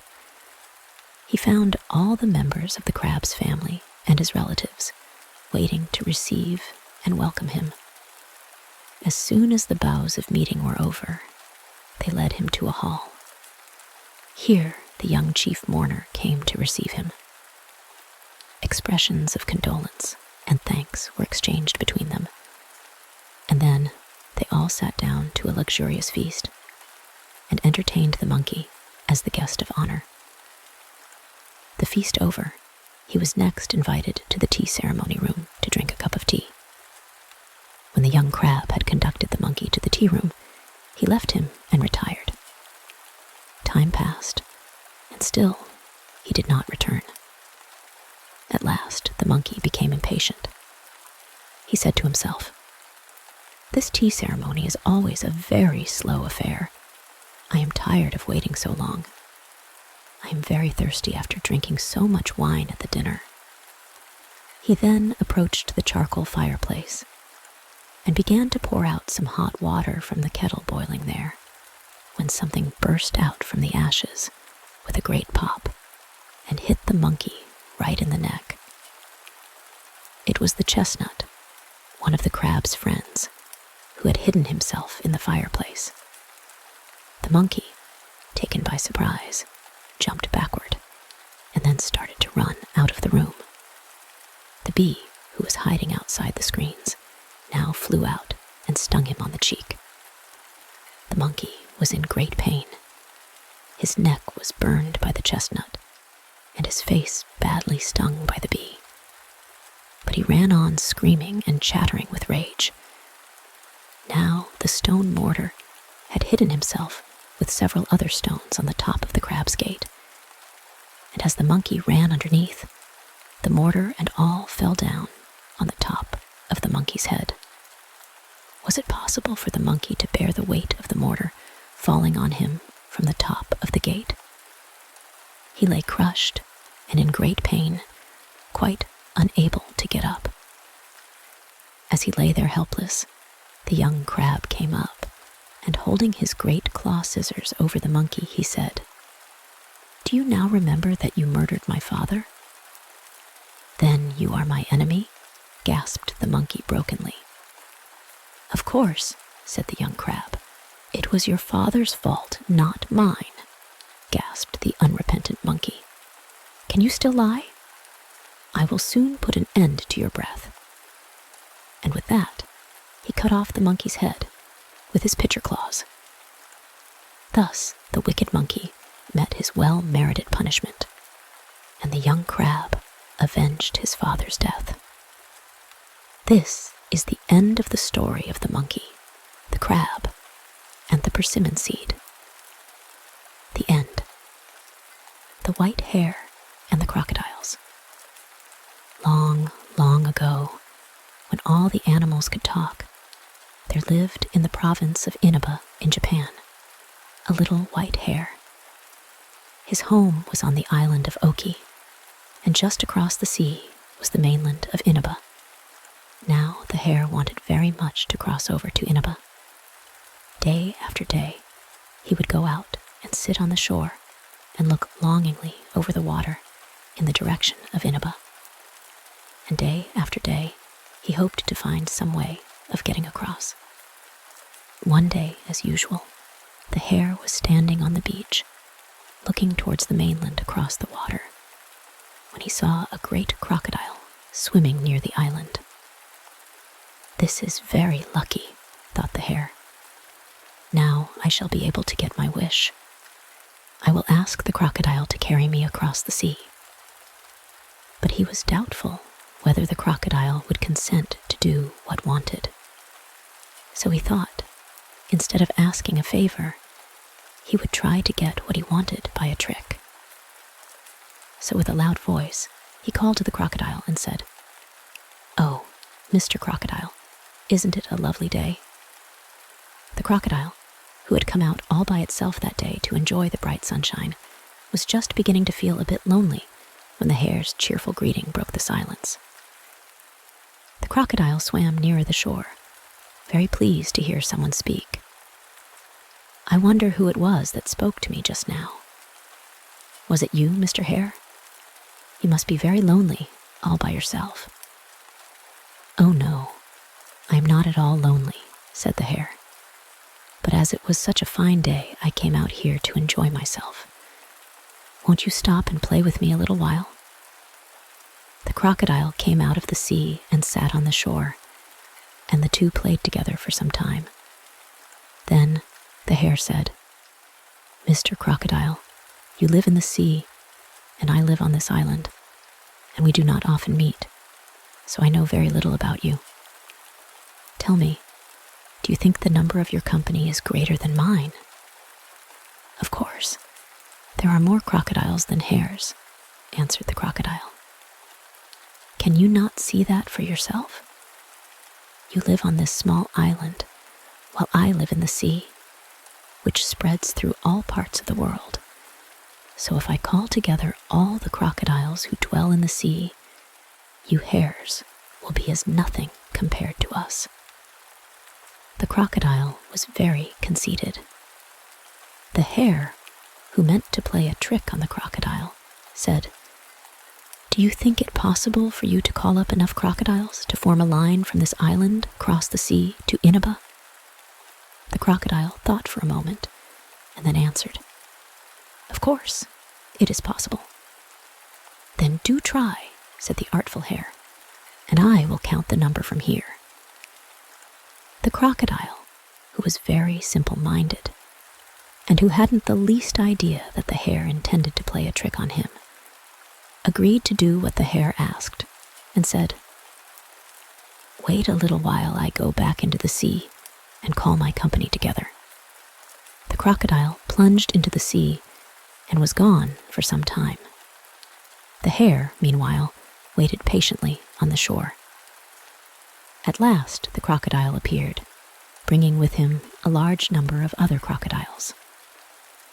"Look, Mr. Hare," said the crocodile, "it is nothing for my friends to form a line between here and Inaba. There are enough crocodiles to stretch from here even as far as China or India. Did you ever see so many crocodiles? Then the whole company of crocodiles arranged themselves in the water so as to form a bridge between the island of Oki and the mainland of Inaba. When the Hare saw the bridge of crocodiles, he said, "How splendid! I did not believe this was possible. Now let me count you all." To do this, however, with your permission, I must walk over on your backs to the other side. So please be so good as not to move, or else I shall fall into the sea and be drowned. So the Hare hopped off the island onto the strange bridge of crocodiles, counting as he jumped from one crocodile's back to the other. Please keep quite still, or I shall not be able to count. 1, 2, 3, 4, 5, 6, 7, 8, 9. Thus the cunning Hare walked right across to the mainland of Inaba.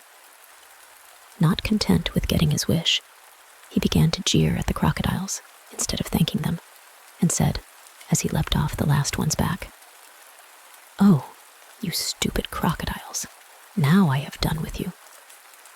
And he was just about to run away as fast as he could. But he did not escape so easily, for so soon as the crocodiles understood that this was a trick played upon them by the Hare so as to enable him to cross the sea, and that the Hare was now laughing at them for their stupidity, they became furiously angry and made up their minds to take revenge. So some of them ran after the Hare and caught him. Then they all surrounded the poor little animal and pulled out all his fur. He cried out loudly and entreated them to spare him, but with each tuft of fur they pulled out, they said, "Serve you right." When the crocodiles had pulled out the last bit of fur, they threw the poor Hare on the beach, and all swam away, laughing at what they had done. The Hare was now in a pitiful plight. All his beautiful white fur had been pulled out, and his bare little body was quivering with pain and bleeding all over. He could hardly move, and all he could do was to lie on the beach, quite helpless, and weep over the misfortune that had befallen him. Notwithstanding that it was his own fault that had brought all this misery and suffering upon the white Hare of Inaba. Anyone seeing the poor little creature could not help feeling sorry for him in his sad condition, for the crocodiles had been very cruel in their revenge. Just at this time, a number of men who looked like king's sons happened to pass by, and seeing the Hare lying on the beach crying, stopped and asked what was the matter. The Hare lifted up his head from between his paws and answered them, saying, "I had a fight with some crocodiles, but I was beaten, and they pulled out all my fur and left me to suffer here. That is why I am crying." Now, one of these young men had a bad and spiteful disposition, but he feigned kindness and said to the Hare, "I feel very sorry for you. If you will only try it, I know of a remedy which will cure your sore body. Go and bathe yourself in the sea, and then come and sit in the wind. This will make your fur grow again, and you will be just as you were before." Then all the young men passed on. The Hare was very pleased, thinking that he had found a cure. He went and bathed in the sea, and then came out and sat where the wind could blow upon him. But as the wind blew and dried him, his skin became drawn and hardened, and the salt increased the pain so much that he rolled on the sand in his agony and cried aloud. Just then, another king's son passed by, carrying a great bag on his back. He saw the Hare and stopped and asked why he was crying so loudly. But the poor Hare, remembering that he had been deceived by one very like the man who now spoke to him, did not answer. continued to cry. But this man had a kind heart, and looked at the hare very pityingly and said, "You poor thing, I see that your fur is all pulled out, and that your skin is quite bare. Who can have treated you so cruelly?" When the hare heard these kind words, he felt very grateful to the man, and encouraged by his gentle manner, the hare told him all that had befallen him. The little animal hid nothing from his friend, but told him frankly how he had played a trick on the crocodiles, and how he had come across the bridge they had made, thinking that he wished to count their number, how he had jeered at them for their stupidity, and then how the crocodiles had revenged themselves on him. Then he went on to say how he had been deceived by a party of men who looked very like his kind friend, and the hare ended his long tale of woe by begging the man to give him some medicine that would cure him and make his fur grow again. When the hare had finished his story, the man was full of pity towards him and said, "I am very sorry for all you have suffered, but remember, it was only the consequence of the deceit you practiced on the crocodiles." "I know," answered the sorrowful hare, "but I have repented and made up my mind never to use deceit again. So I beg you to show me how I may cure my sore body and make the fur grow again." "Then I will tell you of a good remedy," said the man. "First go and bathe well in that pond over there, and try to wash all the salt from your body. Then pick some of those kaba flowers that are growing near the edge of the water, spread them on the ground, and roll yourself on them. If you do this, the pollen will cause your fur to grow again, and you will be quite well in a little while." The hare was very glad to be told what to do, so kindly. He crawled to the pond, pointed out to him, bathed well in it, and then picked the kaba flowers growing near the water, and rolled himself on them. To his amazement, even while he was doing this, he saw his nice white fur growing again. The pain ceased, and he felt just as he had done before all his misfortunes. The hare was overjoyed at his quick recovery, and went hopping joyfully towards the young man who had so helped him, and kneeling down at his feet, said, "I cannot express my thanks for all you have done for me. It is my earnest wish to do something for you in return. Please tell me who you are." "I am no king's son, as you think me. I am a fairy, and my name is Okuni-nushi no Mikoto," answered the man. "And those beings who passed here before me are my brothers. They have heard of a beautiful princess called Yakami, who lives in this province of Inaba, and they are on their way to find her and to ask her to marry one of them. But on this expedition, I am only an attendant, so I'm walking behind them with this great big bag on my back." The hare humbled himself before this great fairy Okuni-nushi no Mikoto, whom many in that part of the land worshipped as a god. "Oh, I did not know that you were Okuni-nushi no Mikoto. How kind you have been to me. It is impossible to believe that that unkind fellow who sent me to bathe in the sea is one of your brothers. I am quite sure that the princess, whom your brothers have gone to seek, will refuse to be the bride of any of them, and will prefer you for your goodness of heart. I am quite sure that you will win her heart without intending to do so, and she will ask to be your bride." Okuni-nushi no Mikoto took no notice of what the hare said, but bidding the little animal goodbye, went on his way quickly and soon overtook his brothers. He found them just entering the princess's gate. Just as the hare had said, the princess could not be persuaded to become the bride of any of the brothers, But when she looked at the kind brother's face, she went straight up to him and said, "To you, I give myself." And so they were married. This is the end of the story. Okuni Nushi no Mikoto is worshipped by the people in some parts of Japan as a god, and the hare has become famous as the white hare of Inaba. But what became of the crocodiles, nobody knows. The end. The Sagacious Monkey and the Boar.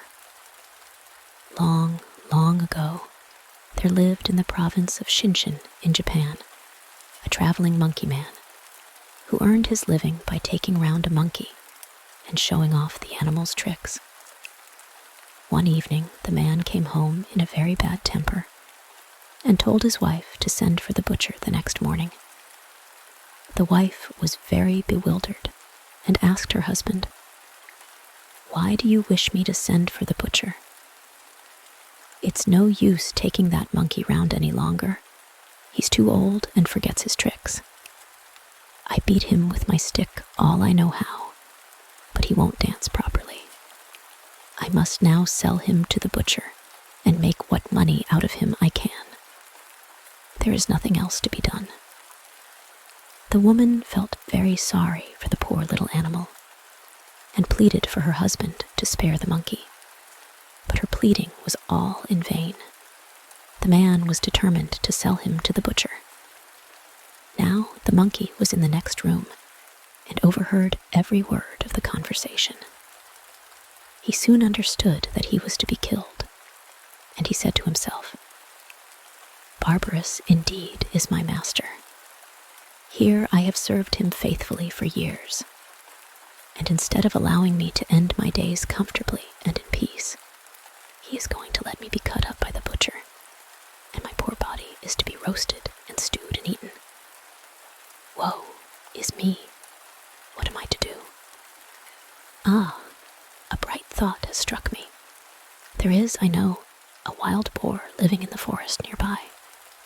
I have often heard tell of his wisdom. Perhaps if I go to him and tell him the strait I am in, he will give me his counsel. I will go and try." There was no time to lose. The monkey slipped out of the house and ran as quickly as he could to the forest to find the boar.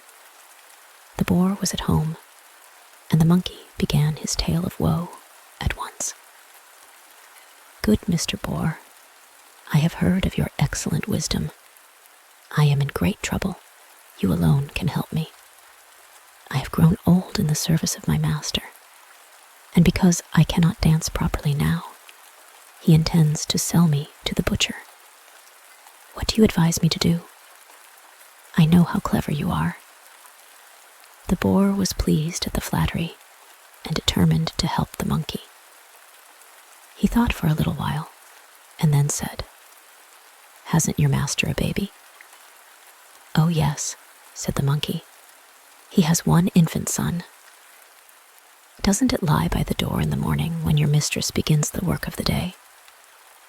Well, I will come round early, and when I see my opportunity, I will seize the child and run off with it." "What then?" said the monkey. "Why, the mother will be in a tremendous scare, and before your master and mistress know what to do, you must run after me and rescue the child and take it home safely to its parents. And you will see that when the butcher comes, they won't have the heart to sell you." The monkey thanked the boar many times and then went home. He did not sleep much that night, as you may imagine, for thinking of the morrow. His life depended on whether the boar's plans succeeded or not.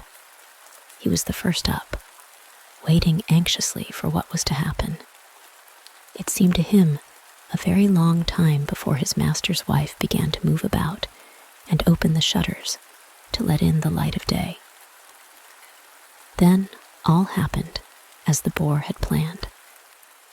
The mother placed her child near the porch as usual, while she tidied up the house and got her breakfast ready. The child was crooning happily in the morning sunlight, dabbing on the mats at the play of light and shadow. Suddenly, there was a noise in the porch and a loud cry from the child.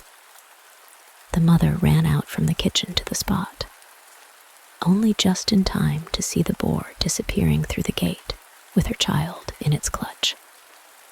She flung out her hands with a loud cry of despair and rushed into the inner room where her husband was still sleeping soundly. He sat up slowly and rubbed his eyes and crossly demanded what his wife was making all that noise about. By the time that the man was alive to what had happened, and they both got outside the gate, the boar had got well away, but they saw the monkey running after the thief as hard as his legs would carry him.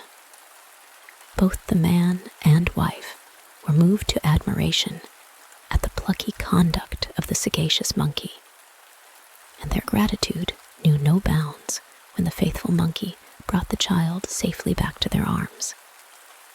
"There," said the wife, "this is the animal you want to kill. If the monkey hadn't been here, we should have lost our child forever." "You are right, wife, for once," said the man as he carried the child into the house. "You may send the butcher back when he comes, and now give us all a good breakfast, and the monkey too."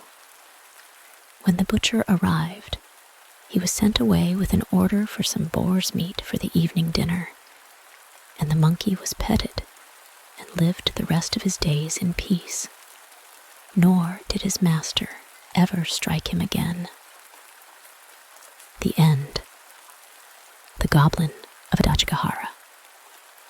Long, long ago, there was a large plain called Adachigahara in the province of Mutsu in Japan. This place was said to be haunted by a cannibal goblin who took the form of an old woman. From time to time, many travelers disappeared and were never heard of more. And the old women round the charcoal braziers in the evenings, and the girls washing the household rice at the wells in the mornings, whispered dreadful stories of how the missing folk had been lured to the goblin's cottage and devoured, for the goblin lived only on human flesh. No one dared to venture near the haunted spot after sunset, and all those who could avoided it in the daytime, and travelers were warned of the dreaded place. One day, as the sun was setting, a priest came to the plain. He was a belated traveler, and his robe showed that he was a Buddhist pilgrim, walking from shrine to shrine to pray for some blessing, or to crave for forgiveness of sins. He had apparently lost his way, and as it was late, he met no one who could show him the road or warn him of the haunted spot. He had walked the whole day and was now tired and hungry, and the evenings were chilly, for it was late autumn, and he began to be very anxious to find some house where he could obtain a night's lodging. He found himself lost in the midst of the large plain, and looked about in vain for some sign of human habitation. At last, after wandering about for some hours, he saw a clump of trees in the distance, and through the trees he caught sight of the glimmer of a single ray of light. He exclaimed with joy, "Oh, surely that is some cottage where I can get a night's lodging." Keeping the light before his eyes, he dragged his weary, aching feet as quickly as he could towards the spot, and soon came to a miserable-looking little cottage. As he drew near, he saw that it was in a tumble-down condition. The bamboo fence was broken, and weeds and grass pushed their way through the gaps. The paper screens, which serve as windows and doors in Japan, were full of holes, and the posts of the house were bent with age and seemed scarcely able to support the old thatched roof. The hut was open, and by the light of an old lantern, an old woman sat industriously spinning. The pilgrim called to her across the bamboo fence and said, "Oh, Ba-san, old woman. Good evening. I am a traveler. Please excuse me, but I have lost my way and do not know what to do, for I have nowhere to rest tonight. I beg you to be good enough to let me spend the night under your roof. The old woman, as soon as she heard herself spoken to, stopped spinning, rose from her seat, and approached the intruder. I am very sorry for you. You must indeed be distressed to have lost your way in such a lonely spot so late at night. Unfortunately, I cannot put you up, for I have no bed to offer you, and no accommodation whatsoever for a guest in this poor place. Oh, that does not matter, said the priest. All I want is a shelter under some roof for the night. And if you will be good enough just to let me lie on the kitchen floor, I shall be grateful. I am too tired to walk further tonight, so I hope you will not refuse me. Otherwise, I shall have to sleep out on the cold plain. And in this way, he pressed the old woman to let him stay. She seemed very reluctant, but at last she said, Very well, I will let you stay here. I can offer you a very poor welcome only, but come in now, and I will make a fire, for the night is cold. The pilgrim was only too glad to do as he was told. He took off his sandals and entered the hut. The old woman then brought some sticks of wood and lit the fire, and bade her guest draw near and warm himself. You must be hungry after your long tramp, said the old woman. I will go and cook some supper for you. She then went to the kitchen to cook some rice. After the priest had finished his supper, the old woman sat down by the fireplace, and they talked together for a long time. The pilgrim thought to himself that he had been very lucky to come across such a kind, hospitable old woman. At last, the wood gave out, and as the fire died slowly down, he began to shiver with cold, just as he had done when he arrived. I see you are cold, said the old woman. I will go out and gather some wood, for we have used it all. You must stay and take care of the house while I am gone. No, said the pilgrim. Let me go instead, for you are old, and I cannot think of letting you go out to get wood for me this cold night. The old woman shook her head and said, You must stay quietly here, for you are my guest. Then she left him and went out. In a minute she came back and said, You must sit where you are and not move, and whatever happens, don't go near or look into the inner room. Now mind what I tell you. If you tell me not to go near the back room, of course I won't, said the priest, rather bewildered. The old woman then went out again, and the priest was left alone. The fire had died out, and the only light in the hut was that of a dim lantern. For the first time that night, he began to feel that he was in a weird place, and the old woman's words, Whatever you do, don't peep into the back room, aroused his curiosity and his fear. What hidden thing could be in that room that she did not wish him to see? For some time, the remembrance of his promise to the old woman kept him still. But at last, he could no longer resist his curiosity to peep into the forbidden place. He got up and began to move slowly towards the back room. Then, the thought that the old woman would be very angry with him if he disobeyed her made him come back to his place by the fireside. As the minutes went slowly by and the old woman did not return, he began to feel more and more frightened, and to wonder what dreadful secret was in the room behind him. He must find out. She will not know that I have looked unless I tell her. I will just have a peep before she comes back, said the man to himself. With these words, he got up on his feet for he had been sitting all this time in Japanese fashion, with his feet under him, and stealthily crept towards the forbidden spot. With trembling hands, he pushed back the sliding door and looked in. What he saw froze the blood in his veins. The room was full of dead men's bones, and the walls were splashed, and the floor was covered with human blood. In one corner, skull upon skull rose to the ceiling. In another was a heap of arm bones.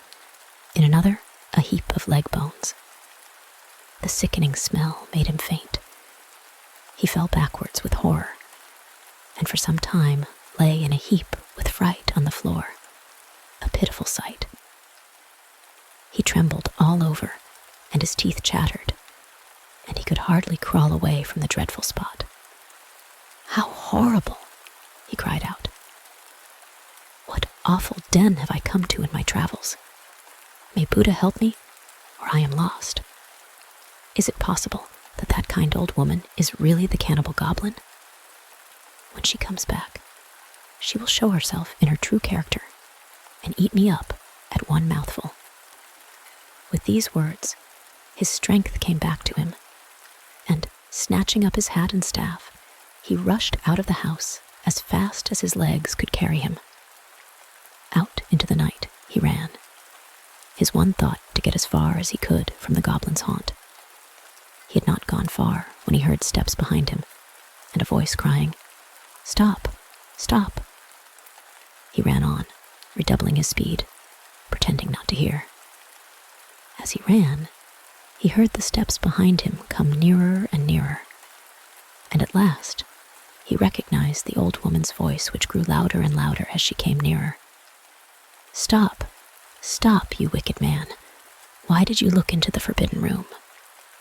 The priest quite forgot how tired he was, and his feet flew over the ground faster than ever. Fear gave him strength, for he knew that if the goblin caught him, he would soon be one of her victims. With all his heart, he repeated the prayer to Buddha. "Namu Amida Butsu, Namu Amida Butsu." And after him rushed the dreadful old hag, her hair flying in the wind, and her face changing with rage into the demon that she was. In her hand, she carried a large blood-stained knife, and she still shrieked after him, "Stop!" At last, when the priest felt he could run no more, the dawn broke, and with the darkness of night, the goblin vanished, and he was safe. The priest now knew that he had met the Goblin of Adachigahara, the story of whom he had often heard, but never believed to be true. He felt that he owed his wonderful escape to the protection of Buddha, to whom he had prayed for help. So he took out his rosary, and bowing his head as the sun rose, he said his prayers and made his thanksgiving earnestly. He then set forward for another part of the country, only too glad to leave the haunted plain behind him. The end. Momotaro, Oregon. The story of the son of a peach. Long, long ago there lived an old man and an old woman. They were peasants and had to work hard to earn their daily rice. The old man used to go and cut grass for the farmers around, and while he was gone, the old woman, his wife, did the work of the house and worked in their own little rice field. One day, the old man went to the hills as usual to cut grass, and the old woman took some clothes to the river to wash. It was nearly summer, and the country was very beautiful to see in its fresh greenness as the two old people went on their way to work. The grass on the banks of the river looked like emerald velvet, and the pussy willows along the edge of the water were shaking out their soft tassels. The breezes blew and ruffled the smooth surface of the water into wavelets, and passing on touched the cheeks of the old couple, who, for some reason they could not explain, felt very happy that morning. The old woman at last found a nice spot by the riverbank and put her basket down Then she set to work to wash the clothes. She took them one by one out of the basket and washed them in the river and rubbed them on the stones. The water was as clear as crystal, and she could see the tiny fish swimming to and fro, and the pebbles at the bottom. As she was busy washing her clothes, a great peach came bumping down the stream. The old woman looked up from her work and saw this large peach. She was 60 years of age, yet in all her life, she'd never seen such a big peach as this. How delicious that peach must be, she said to herself. I must certainly get it and take it home to my old man. She stretched out her arm to try and get it, but it was quite out of her reach. She looked about for a stick, but there was not one to be seen, and if she went to look for one, she would lose the peach. Stopping a moment to think what she would do, she remembered an old charm verse. Now she began to clap her hands to keep time to the rolling of the peach downstream, and while she clapped, she sang this song. Distant water is bitter, the near water is sweet. Pass by the distant water, and come into the sweet. Strange to say, as soon as she began to repeat this little song, the peach began to come nearer and nearer the bank where the old woman was standing, till at last it stopped just in front of her, so that she was able to take it up in her hands. The old woman was delighted. She could not go on with her work, so happy and excited was she. So she put all the clothes back in her bamboo basket, and with the basket on her back and the peach in her hand, she hurried homewards. It seemed a very long time to her to wait till her husband returned. The old man at last came back as the sun was setting, with a big bundle of grass on his back, so big that he was almost hidden, and she could hardly see him. He seemed very tired and used the scythe for a walking stick, leaning on it as he walked along.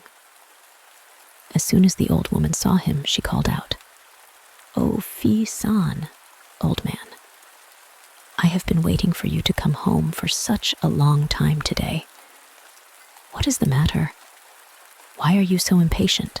asked the old man, wondering at her unusual eagerness. "Has anything happened while I have been away?" "Oh no," answered the old woman. "Nothing has happened. Only I have found a nice present for you." "That is good," said the old man.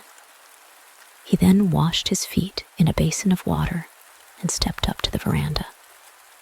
The old woman now ran into the little room and brought out from the cupboard the big peach. It felt even heavier than before. She held it up to him, saying, "Just look at this.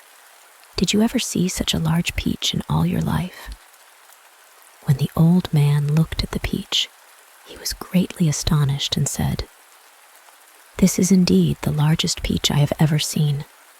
Wherever did you buy it?" "I did not buy it," answered the old woman. "I found it in the river where I was washing." And she told him the whole story.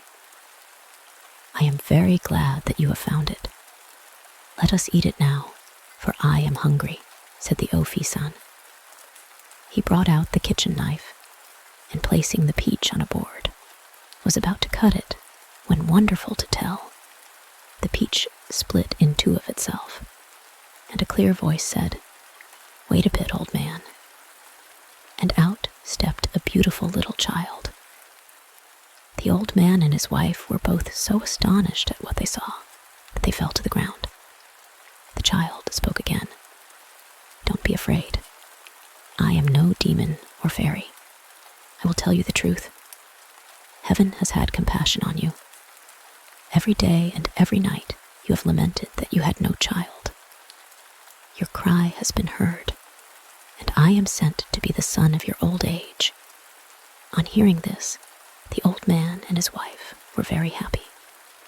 They had cried night and day for sorrow at having no child to help them in their lonely old age, and now their prayer was answered, they were so lost with joy that they did not know where to put their hands or their feet. First, the old man took the child up in his arms, and then the old woman did the same, and they named him Momotaro, or son of a peach, because he had come out of a peach.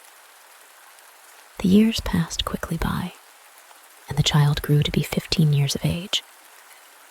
He was taller and far stronger than any other boys of his own age. He had a handsome face and a heart full of courage, and he was very wise for his years. The old couple's pleasure was very great when they looked at him, for he was just what they thought a hero ought to be like.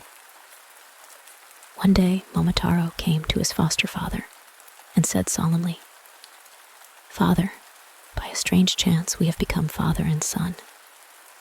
Your goodness to me has been higher than the mountain grasses, which it was your daily work to cut, and deeper than the river where my mother washes the clothes. I do not know how to thank you enough." "Why," answered the old man, "it is a matter of course that a father should bring up his son. When you are older, it will be your turn to take care of us. So after all, there will be no profit or loss between us. All will be equal. Indeed, I am rather surprised that you should thank me in this way." And the old man looked bothered. "I hope you will be patient with me," said Momotaro. "But before I begin to pay back your goodness to me, I have a request to make, which I hope you will grant me above everything else. I will let you do whatever you wish, for you are quite different to all other boys. Then let me go away at once. What do you say? Do you wish to leave your old father and mother and go away from your old home? I will surely come back again if you let me go now." "Where are you going?" "You must think it strange that I want to go away," said Momotaro, "because I have not yet told you my reason. Far away from here to the northeast of Japan, there is an island in the sea. This island is the stronghold of a band of devils.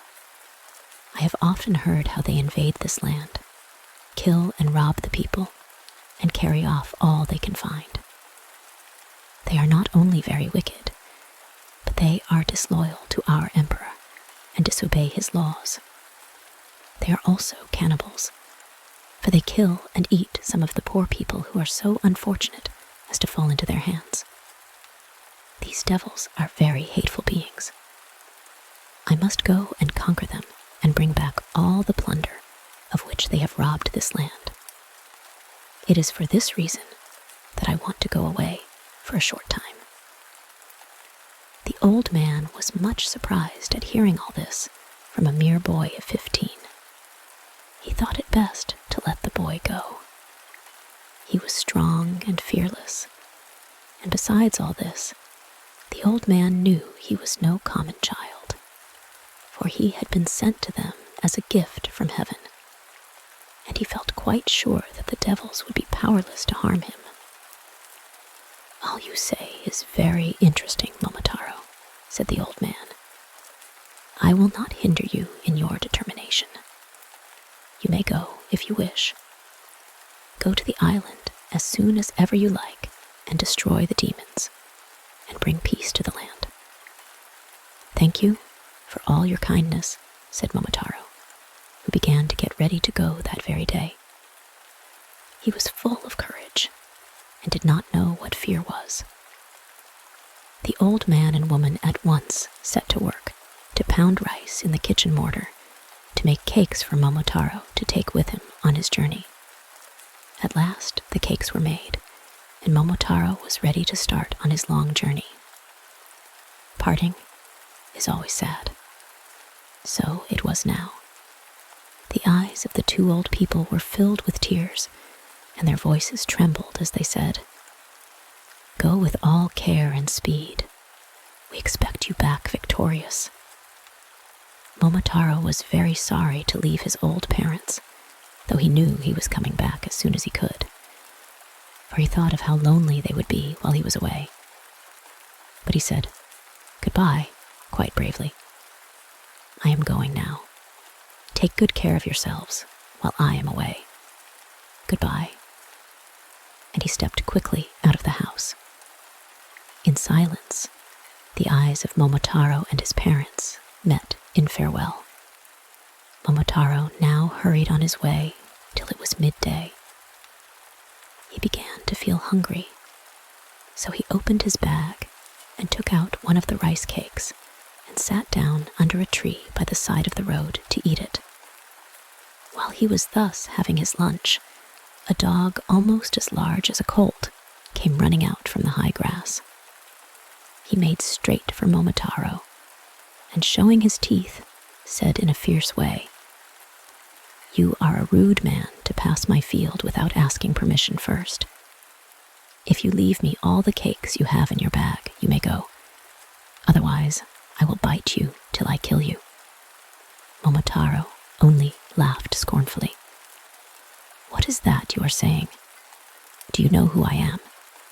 I am Momotaro, and I am on my way to subdue the devils in their island stronghold in the northeast of Japan.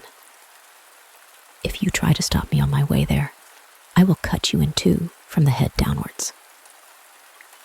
The dog's manner at once changed. His tail dropped between his legs, and coming near, he bowed so low that his forehead touched the ground. "What do I hear? The name of Momotaro? Are you indeed Momotaro? I have often heard of your great strength. Not knowing who you were, I have behaved in a very stupid way. Will you please pardon my rudeness? Are you indeed on your way to invade the island of devils?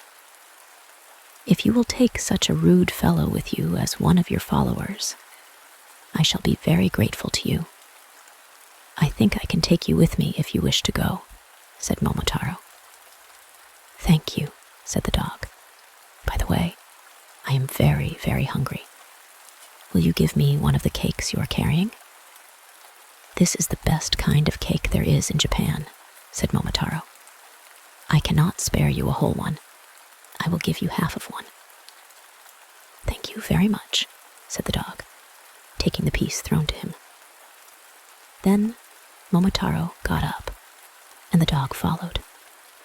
For a long time, they walked over the hills and through the valleys. As they were going along, an animal came down from a tree a little ahead of them. The creature soon came up to Momotaro and said, "Good morning, Momotaro. You are welcome in this part of the country. Will you allow me to go with you?" The dog answered jealously, "Momotaro already has a dog to accompany him. Of what use is a monkey like you in battle? We are on our way to fight the devils. Get away."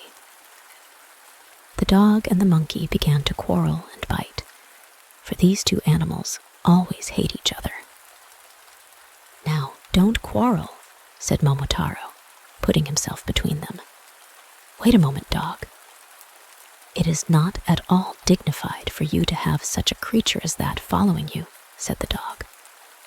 "What do you know about it?" asked Momotaro. And pushing aside the dog, he spoke to the monkey. "Who are you?" "I am a monkey living in these hills," replied the monkey. "I heard of your expedition to the island of devils, and I have come to go with you. Nothing will please me more than to follow you. Do you really wish to go to the island of devils and fight with me?"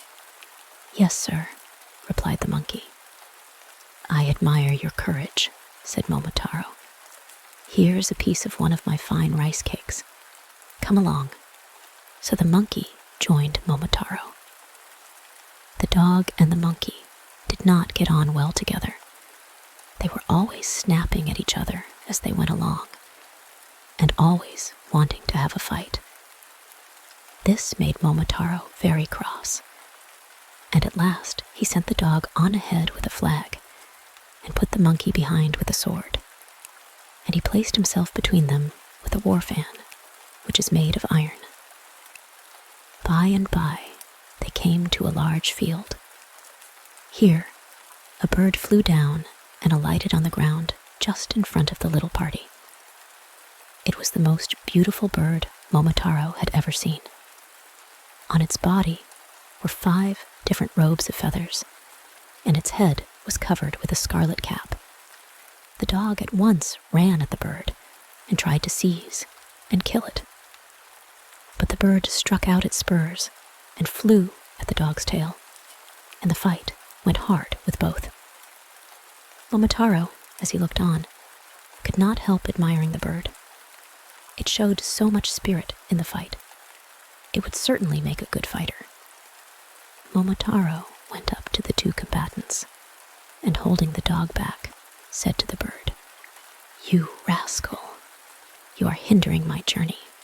Surrender at once, and I will take you with me. If you don't, I will set this dog to bite your head off." Then the bird surrendered at once, and begged to be taken into Momotaro's company. "I do not know what excuse to offer for quarreling with the dog, your servant, but I did not see you. I am a miserable bird called a pheasant. It is very generous of you to pardon my rudeness and to take me with you. Please allow me to follow you behind the dog and the monkey." "I congratulate you on surrendering so soon," said Momotaro, smiling. "Come and join us in our raid on the devils." "Are you going to take this bird with you also?" asked the dog, interrupting. "Why do you ask such an unnecessary question? Didn't you hear what I said? I take the bird with me because I wish to." Said the dog. Then Momotaro stood and gave this order. "Now all of you must listen to me. The first thing necessary in an army is harmony. It is a wise saying which says that advantage on earth is better than advantage in heaven.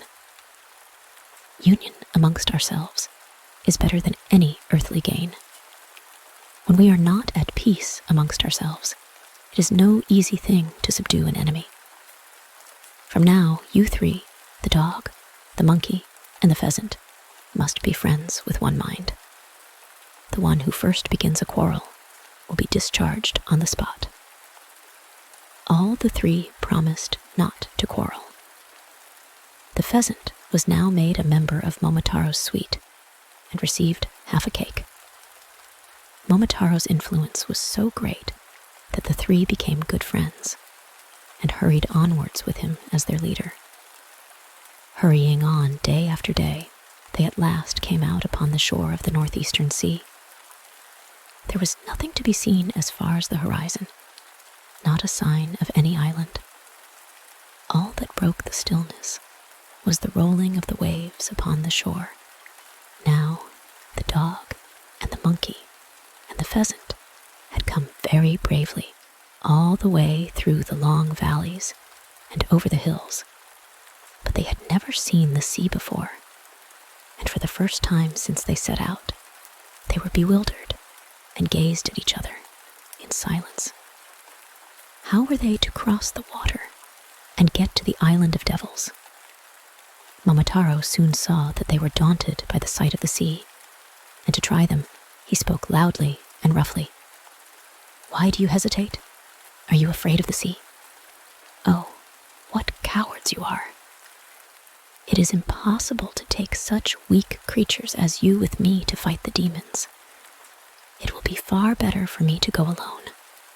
I discharge you all at once." The 3 animals were taken aback at this sharp reproof and clung to Momotaro's sleeve, begging him not to send them away. "Please, Momotaro," said the dog. "We have come thus far," said the monkey. "It is inhuman to leave us here," said the pheasant. "We are not at all afraid of the sea," said the monkey again. "Please, do take us with you," said the pheasant. "Do please," said the dog. They had now gained a little courage, so Momotaro said, "Well then, I will take you with me, but be careful." Momotaro now got a small ship, and they all got on board. The wind and weather were fair, and the ship went like an arrow over the sea. It was the first time they had ever been on the water, and so at first the dog, the monkey, and the pheasant were frightened at the waves and the rolling of the vessel. But by degrees they grew accustomed to the water and were quite happy again. Every day they paced the deck of their little ship, eagerly looking out for the demon's island. When they grew tired of this, they told each other stories of all their exploits, of which they were proud, and then played games together. And Momotaro found much to amuse him in listening to the three animals and watching their antics. And in this way, he forgot that the way was long and that he was tired of the voyage and of doing nothing. He longed to be at work, killing the monsters who had done so much harm in his country. As the wind blew in their favor and they met no storms, the ship made a quick voyage. And one day, when the sun was shining brightly, a sight of land rewarded the four watchers at the bow. Momotaro knew at once that what they saw was the devil's stronghold. On the top of the precipitous shore, looking out to sea, was a large castle. Now that his enterprise was close at hand, he was deep in thought, with his head leaning on his hands, wondering how he should begin the attack. His three followers watched him, waiting for orders. At last, he called to the pheasant. "It is a great advantage for us to have you with us," said Momotaro to the bird, "for you have good wings. Fly at once to the castle and engage the demons to fight. We will follow you." The pheasant at once obeyed. He flew off from the ship, beating the air gladly with his wings. The bird soon reached the island and took up his position on the roof in the middle of the castle, calling out loudly, "All you devils, listen to me. The great Japanese general Momotaro has come to fight you and to take your stronghold from you. If you wish to save your lives, surrender at once, and in token of your submission, you must break off the horns that grow on your forehead. If you do not surrender at once, but make up your mind to fight, we, the pheasant, the dog, and the monkey, will kill you all by biting and tearing you to death." The horned demons, looking up and only seeing a pheasant, laughed and said, "A wild pheasant indeed. It is ridiculous to hear such words from a mean thing like you. Wait till you get a blow from one of our iron bars." Very angry indeed were the devils. They shook their horns and their shocks of red hair fiercely and rushed to put on tiger skin trousers to make themselves look more terrible.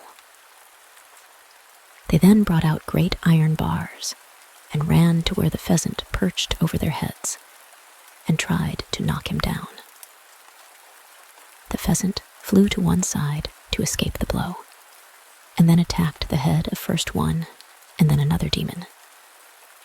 He flew round and round them, beating the air with his wings so fiercely and ceaselessly that the devils began to wonder whether they had to fight one or many more birds. In the meantime, Momotaro had brought his ship to land. As they had approached, he saw that the shore was like a precipice, and that the large castle was surrounded by high walls and large iron gates, and was strongly fortified. Momotaro landed, and with the hope of finding some way of entrance, walked up the path towards the top, followed by the monkey and the dog. They soon came upon two beautiful damsels washing clothes in a stream. Momotaro saw that the clothes were blood-stained, and that as the two maidens washed, the tears were falling fast down their cheeks. He stopped and spoke to them. "Who are you, and why do you weep?" "We are captives of the Demon King. We were carried away from our homes to this island, and though we are the daughters of daimyos, lords, we are obliged to be his servants, and one day he will kill us. And the maidens held up the blood-stained clothes. "And eat us, and there is no one to help us." And their tears burst out afresh at this horrible thought. "I will rescue you," said Momotaro. "Do not weep any more. Only show me how I may get into the castle." Then the two ladies led the way and showed Momotaro a little back door in the lowest part of the castle wall, so small that Momotaro could hardly crawl in. The pheasant, who was all this time fighting hard, saw Momotaro and his little band rush in at the back. Momotaro's onslaught was so furious that the devils could not stand against him. At first, their foe had been a single bird, the pheasant, but now that Momotaro and the dog and the monkey had arrived, they were bewildered, for the 4 enemies fought like 100. So strong were they. Some of the devils fell off the parapet of the castle and were dashed to pieces on the rocks beneath. Others fell into the sea and were drowned. Many were beaten to death by the 3 animals. The chief of the devils at last was the only one left. He made up his mind to surrender, for he knew that his enemy was stronger than mortal man. He came up humbly to Momotaro and threw down his iron bar, and kneeling down at the victor's feet, he broke off the horns on his head in token of submission, for they were the sign of his strength and power. "I am afraid of you," he said meekly. "I cannot stand against you. I will give you all the treasure hidden in this castle, if you will spare my life." Momotaro laughed. "It is not like you, big devil, to beg for mercy, is it? I cannot spare your wicked life, however much you beg, for you have killed and tortured many people and robbed our country for many years." Then Momotaro tied the devil chief up and gave him into the monkey's charge. Having done this, he went into all the rooms of the castle and set the prisoners free and gathered together all the treasure he found. The dog and the pheasant carried home the plunder, and thus Momotaro returned triumphantly to his home, taking with him the devil chief as a captive. The 2 poor damsels, daughters of daimyos, and others whom the wicked demon had carried off to be his slaves, were taken safely to their own homes and delivered to their parents. The whole country made a hero of Momotaro on his triumphant return, and rejoiced that the country was now freed from the robber devils, who had been a terror of the land for a long time. The old couple's joy was greater than ever, and the treasure Momotaro had brought home with him enabled them to live in peace and plenty to the end of their days. The end. The story of Prince Yamato. The insignia of the great Japanese Empire is composed of 3 treasures, which have been considered sacred and guarded with jealous care from time immemorial. These are the Yatano no Kagami, or the mirror of Yata, the Yasakami no Magatama, or the jewel of Yasakami, and the Murakumo no Tsurugi, or the sword of Murakumo. Of these 3 treasures of the empire, the sword of Murakumo, afterwards known as Kusanagi no Tsurugi, or the grass-cleaving sword, is considered the most precious and most highly to be honored, for it is the symbol of strength to this nation of warriors, and the talisman of invincibility for the emperor, while he holds it sacred in the shrine of his ancestors. Nearly 2,000 years ago, this sword was kept at the shrines of Ite, the temples dedicated to the worship of Amaterasu, the great and beautiful sun goddess from whom the Japanese emperors are said to be descended. There is a story of knightly adventure and daring, which explains why the name of the sword was changed from that of Murakumo to Kusanagi, which means grass clearing. Once, many, many years ago, there was born a son to the Emperor Keiko, the 12th in descent from the great Jimmu, the founder of the Japanese dynasty. This prince was the second son of the Emperor Keiko, and he was named Yamato. From his childhood, he proved himself to be of remarkable strength, wisdom, and courage, and his father noticed with pride that he gave promise of great things, and he loved him even more than he did his elder son. Now, when Prince Yamato had grown to manhood, in the olden days of Japanese history, a boy was considered to have reached man's estate at the early age of 16. The realm was much troubled by a band of outlaws, whose chiefs were two brothers, Kumaso and Takaru. These rebels seemed to delight in rebelling against the king, in breaking the laws and defying all authority. At last, King Keiko ordered his younger son, Prince Yamato, to subdue the brigands, and if possible, to rid the land of their evil lives. Prince Yamato was only 16 years of age. He had but reached his manhood according to the law. Yet though he was such a youth in years, he possessed the dauntless spirit of a warrior of fuller age, and knew not what fear was. Even then, there was no man who could rival him for courage and bold deeds, and he received his father's command with great joy.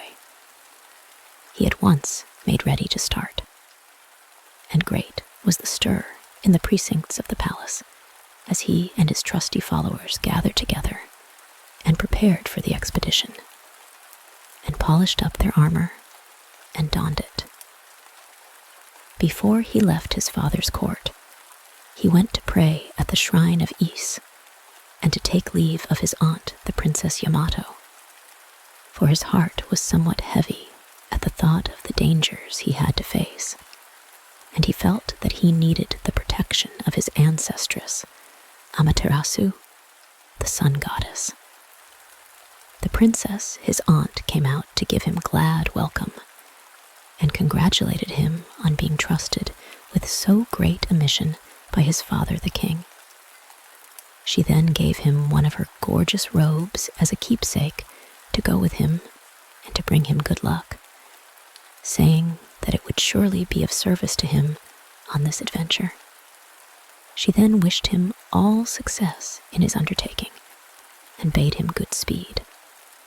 The young prince bowed low before his aunt and received her gracious gift with much pleasure and many respectful bows.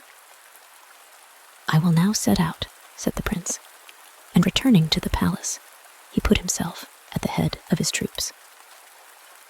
Thus, cheered by his aunt's blessing, he felt ready for all that might befall, and marching through the land, he went down to the southern island of Kyushu, the home of the brigands. Before many days had passed, he reached the southern island, and then slowly but surely made his way to the headquarters of the chiefs Kumaso and Takeru. He now met with great difficulties, for he found the country exceedingly wild and rough. The mountains were high and steep, the valleys dark and deep, and huge trees and boulders of rock blocked up the road and stopped the progress of his army. It was all but impossible to go on. Though the prince was but a youth, he had the wisdom of years, and seeing that it was vain to try and lead his men further, he said to himself, "To attempt to fight a battle in this impassable country unknown to my men only makes my task harder. We cannot clear the roads and fight as well. It is wiser for me to resort to stratagem and come upon my enemies unawares. In that way, I may be able to kill them without much exertion." His wife, the Princess Otatachibana, had accompanied him, and he bade her bring him the robe his aunt, the priestess of Ise, had given him, and to help him attire himself as a woman. With her help, He put on the robe and let his hair down till it flowed over his shoulders. Ototachibana then brought him her comb, which he put in his black tresses, and then adorned himself with strings of strange jewels. Ototachibana brought him her mirror. He smiled as he gazed at himself. The disguise was so perfect. He hardly knew himself, so changed was he. All traces of the warrior had disappeared, and in the shining surface, only a beautiful lady looked back at him. Thus, completely disguised, he set out for the enemy's camp, alone. In the folds of his silk gown, next his strong heart, was hidden a sharp dagger. The two chiefs, Kumaso and Takeru, were sitting in their tent, resting in the cool of the evening when the prince approached. They were talking of the news, which had recently been carried to them, that the king's son had entered their country with a large army, determined to exterminate their band. They had both heard of the young warrior's renown, and for the first time in their wicked lives, they felt afraid. In a pause in their talk, they happened to look up and saw through the door of the tent a beautiful woman robed in sumptuous garments coming towards them. Like an apparition of loveliness, she appeared in the soft twilight. Little did they dream that it was their enemy, whose coming they so dreaded, who now stood before them in this disguise. What a beautiful woman! Where has she come from? Said the astonished Kumaso, forgetting war and counsel and everything as he looked at the gentle intruder. He beckoned to the disguised prince and bade him sit down and serve them with wine. Yamato Tuck felt his heart swell with a fierce glee, for he now knew that his plan would succeed. However, he dissembled cleverly, and putting on a sweet air of shyness, he approached the rebel chief with slow steps and eyes glancing like a frightened deer. Charmed to distraction by the girl's loveliness, Kumaso drank cup after cup of wine for the pleasure of seeing her poured out for him, till at last he was quite overcome with the quantity he had drunk. This was the moment for which the brave prince had been waiting. Flinging down the wine jar, he seized the tipsy and astonished Kumaso, and quickly stabbed him to death with the dagger which he had secretly carried, hidden in his breast. Takeru, the brigand's brother, was terror-struck as soon as he saw what was happening and tried to escape, but Prince Yamato was too quick for him. Ere he could reach the tent door, the prince was at his heel. His garments were clutched by a hand of iron, and a dagger flashed before his eyes, and he lay stabbed to the earth, dying, but not yet dead. "Wait one moment," gasped the brigand painfully, and he seized the prince's hand. Yamato relaxed his hold somewhat and said, "Why should I pause, thou villain?" The brigand raised himself fearfully and said, "Tell me from whence you come, and whom I have the honor of addressing."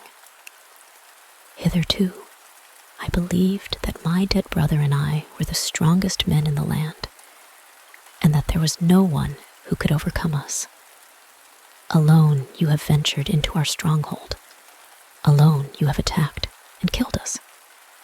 Surely you are more than mortal." Then the young prince answered with a proud smile, "I am the son of the king, and my name is Yamato, and I have been sent by my father as the avenger of evil to bring death to all rebels. No longer shall robbery and murder hold my people in terror." And he held the dagger dripping red above the rebel's head. "Ah," gasped the dying man with a great effort, "I have often heard of you. You are indeed a strong man to have so easily overcome us. Allow me to give you a new name.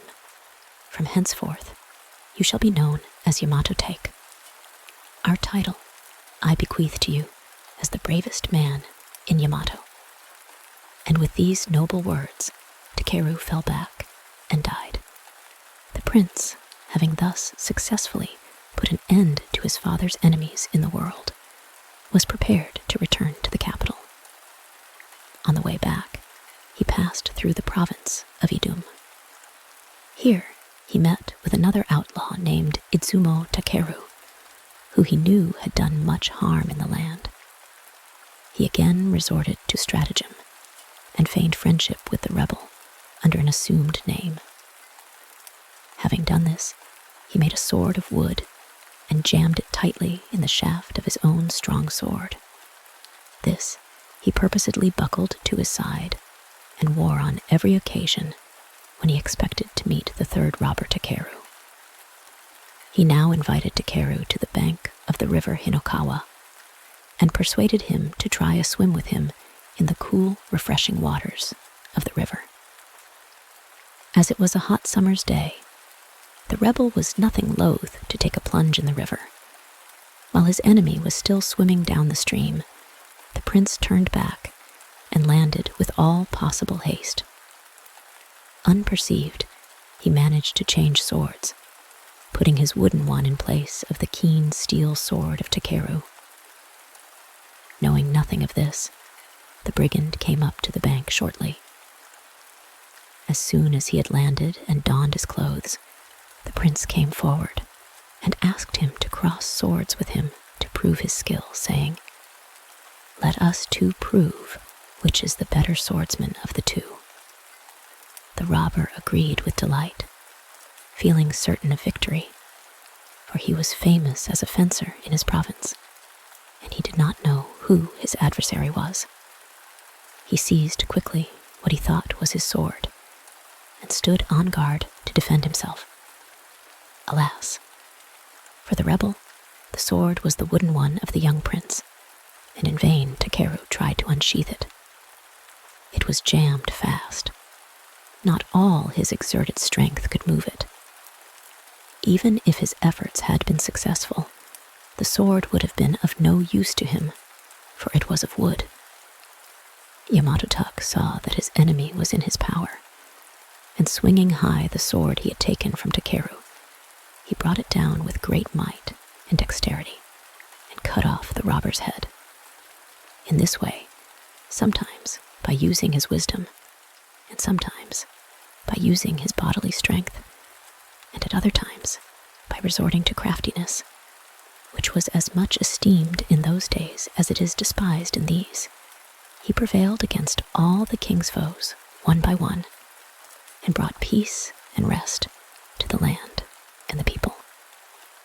When he returned to the capital, the king praised him for his brave deeds and held a feast in the palace in honor of his safe coming home, and presented him with many rare gifts.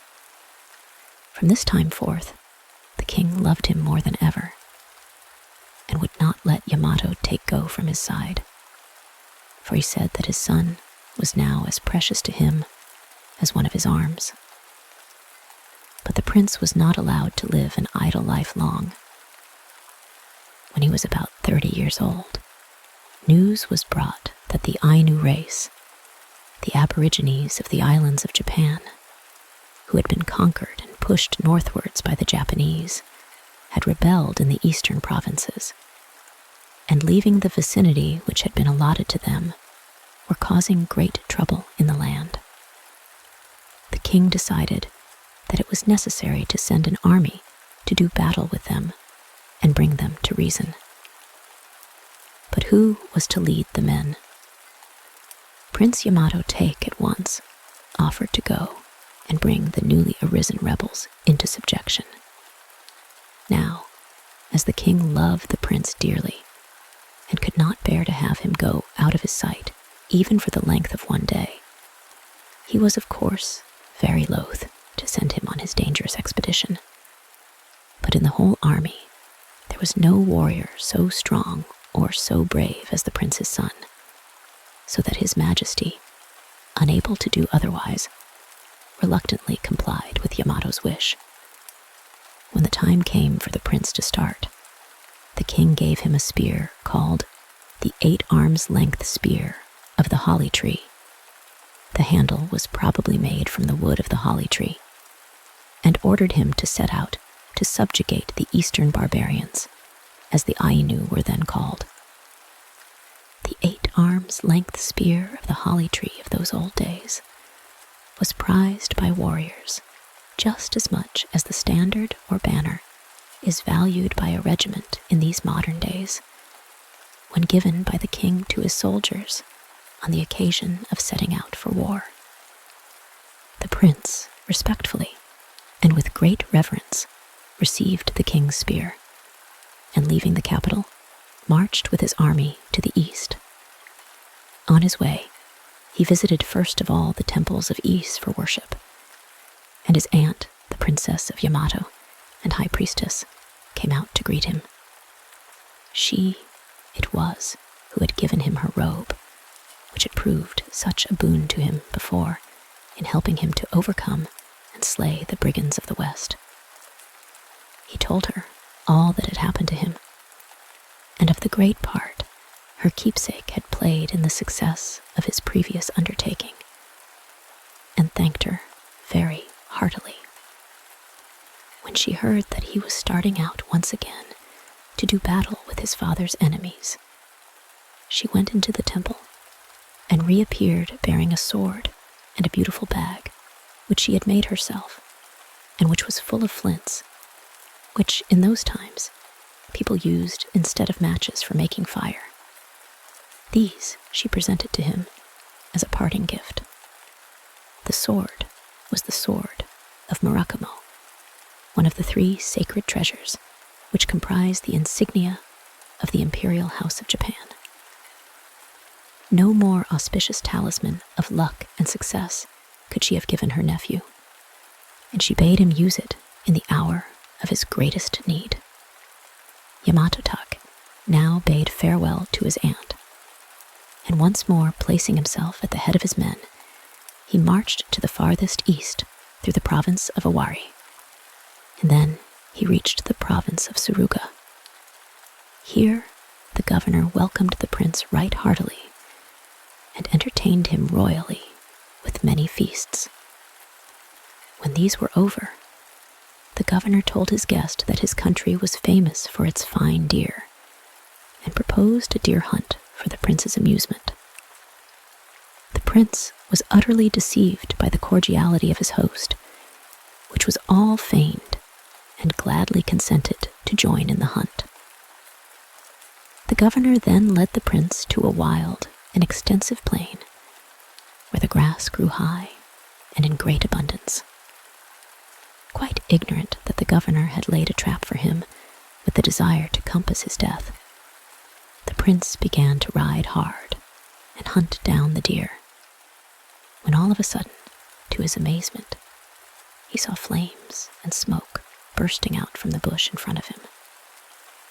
Realizing his danger, he tried to retreat, but no sooner did he turn his horse in the opposite direction than he saw that even there the prairie was on fire.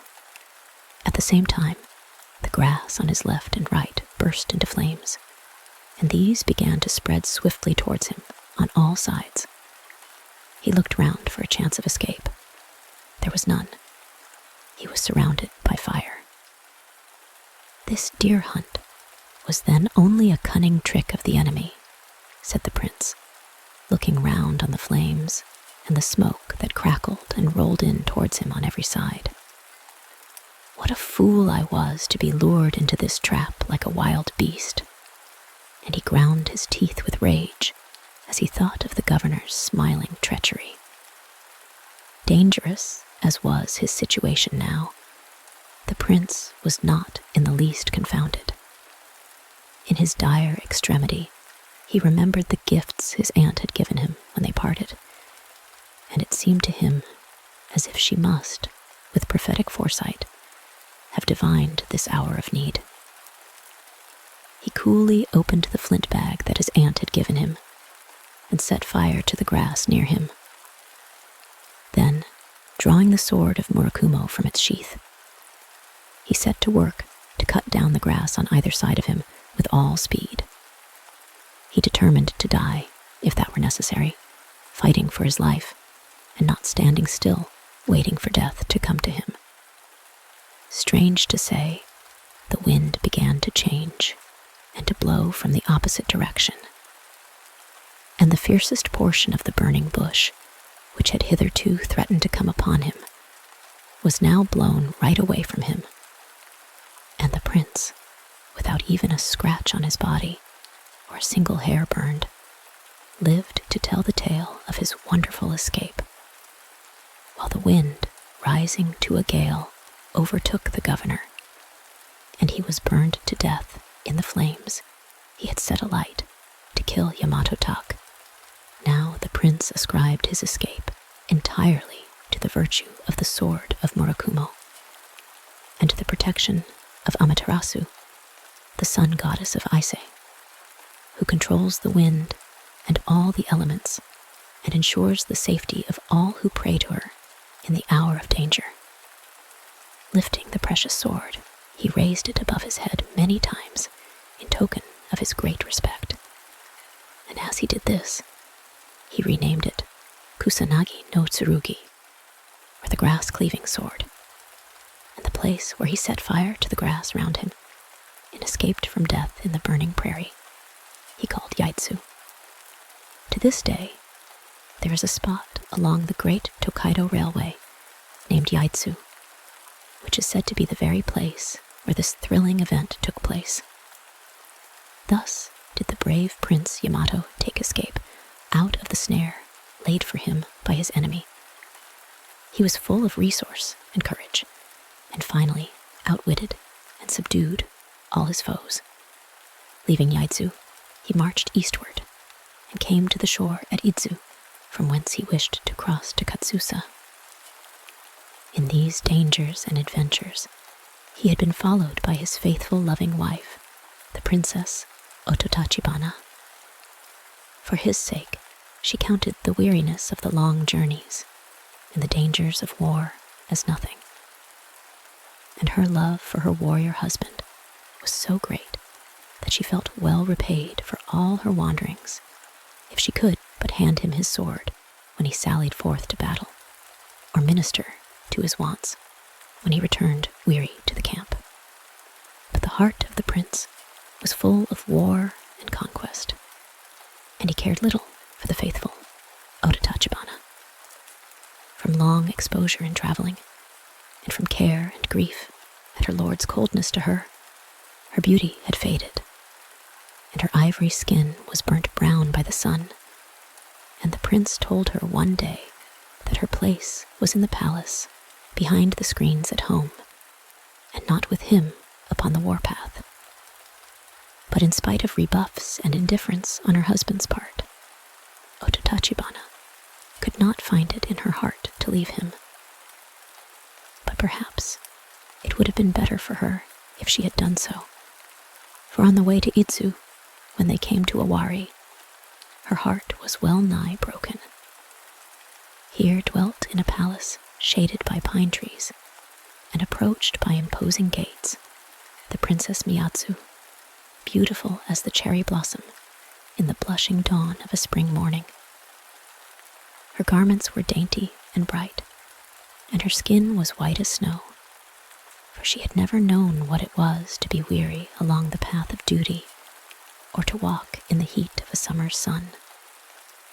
And the prince was ashamed of his sunburnt wife in her travel-stained garments, and bade her remain behind while he went to visit the Princess Miyatsu. Day after day, he spent hours in the gardens and the palace of his new friend, thinking only of his pleasure, and caring little for his poor wife, who remained behind to weep in the tent at the misery which had come into her life. Yet she was so faithful a wife, and her character so patient, that she never allowed a reproach to escape her lips, or a frown to mar the sweet sadness of her face. And she was ever ready with a smile to welcome her husband back, or usher him forth wherever he went. At last the day came when the Prince Yamato Tak must depart for Idzu and cross over the sea to Katsusa, and he bade his wife follow in his retinue as an attendant, while he went to take a ceremonious farewell of the Princess Miyatsu. She came out to greet him dressed in gorgeous robes, and she seemed more beautiful than ever, and when Yamato Tak saw her, he forgot his wife, his duty, and everything except the joy of the idle present, and swore that he would return to Owari and marry her when the war was over. And as he looked up when he had said these words, he met the large almond eyes of Ototachibana fixed full upon him in unspeakable sadness and wonder, and he knew that he had done wrong, but he hardened his heart and rode on, caring little for the pain he had caused her. When they reached the seashore at Idzu, his men sought for boats in which to cross the straits to Katsusa, but it was difficult to find boats enough to allow all the soldiers to embark. Then the prince stood on the beach, and in the pride of his strength, he scoffed and said, "This is not the sea. This is only a brook. Why do you men want so many boats? I could jump this if I would." When at last they had all embarked and were fairly on their way across the straits, the sky suddenly clouded and a great storm arose. The waves rose mountains high, the wind howled, the lightning flashed, and the thunder rolled, and the boat, which held Ototachibana and the prince and his men, was tossed from crest to crest of the rolling waves, till it seemed that every moment must be their last, and that they must all be swallowed up in the angry sea. For Kinjin, the dragon king of the sea, had heard Yamato take jeer, and had raised this terrible storm in anger, to show the scoffing prince how awful the sea could be, though it did but look like a brook. The terrified crew lowered the sails and looked after the rudder, and worked for their dear lives' sake, but all in vain. The storm only seemed to increase in violence, and all gave themselves up for lost. Then the faithful Ototachibana rose, and forgetting all the grief that her husband had caused her, forgetting even that he had wearied of her, in the one great desire of her love to save him, she determined to sacrifice her life to rescue him from death, if it were possible. While the waves dashed over the ship and the wind whirled round them in fury, she stood up and said, "Surely all this has come because the prince has angered Rinjin, the god of the sea, by his jesting. If so, I, Ototachibana, will appease the wrath of the sea god, who desires nothing less than my husband's life." Then, addressing the sea, she said, "I will take the place of his Augustness, Yamato Tak. I will now cast myself into your outraged depths, giving my life for his. Therefore, hear me, and bring him safely to the shore of Katsusa." With these words, she leaped quickly into the boisterous sea, and the waves soon whirled her away, and she was lost to sight. Strange to say, the storm ceased at once, and the sea became as calm and smooth as the matting on which the astonished onlookers were sitting. The gods of the sea were now appeased, and the weather cleared, and the sun shone as on a summer's day. Yamato Tak soon reached the opposite shore and landed safely, even as his wife, Ototachibana, had prayed. His prowess in war was marvelous, and he succeeded after some time in conquering the eastern barbarians, the Ainu. He ascribed his safe landing wholly to the faithfulness of his wife, who had so willingly and lovingly sacrificed herself in the hour of his utmost peril. His heart was softened at the remembrance of her, and he never allowed her to pass from his thoughts, even for a moment. Too late, had he learned to esteem the goodness of her heart and the greatness of her love for him. As he was returning on his homeward way, he came to the high pass of the Uesuitoge, and here he stood and gazed at the wonderful prospect beneath him. The country, from this great elevation, all lay open to his sight, a vast panorama of mountain and plain and forest, with rivers winding like silver ribbons through the land. Then, far off, he saw the distant sea, which shimmered like a luminous mist in the great distance, where Tachibana had given her life for him. And as he turned towards it, he stretched out his arms, and thinking of her love, which he had scorned, and his faithlessness to her, his heart burst out into a sorrowful and bitter cry. Azuma, Azuma, ya! Oh, my wife, my wife. And to this day, there is a district in Tokyo called Azuma, which commemorates the words of Prince Yamato Take, and the place where his faithful wife leapt into the sea to save him is still pointed out. So, though in life the Princess Tachibana was unhappy, history keeps her memory green, and the story of her unselfishness and heroic death will never pass away. Yamato Take had now fulfilled all his father's orders. He had subdued all rebels and rid the land of all robbers and enemies to the peace, and his renown was great, for in the whole land there was no one who could stand up against him. He was so strong in battle and wise in counsel. He was about to return straight for home by the way he had come, when the thought struck him that he would find it more interesting to take another route. So he passed through the province of Owari and came to the province of Omi. When the prince reached Omi, he found the people in a state of great excitement and fear. In many houses, as he passed along, he saw the signs of mourning and heard loud lamentations. On inquiring the cause of this, he was told that a terrible monster had appeared in the mountains, who daily came down from thence and made raids on the villages, devouring whoever he could seize. Many homes had been made desolate, and the men were afraid to go out to their daily work in the fields, or the women to go to the rivers to wash their rice. When Yamato Take heard this, his wrath was kindled, and he said fiercely, "From the western end of Kyushu to the eastern corner of Yezo, I have subdued all the king's enemies. There is no one who dares to break the laws or to rebel against the king. It is indeed a matter for wonder that here in this place, so near the capital, a wicked monster has dared to take up his abode and be the terror of the king's subjects. Not long shall it find pleasure in devouring innocent folk. I will start out and kill it at once."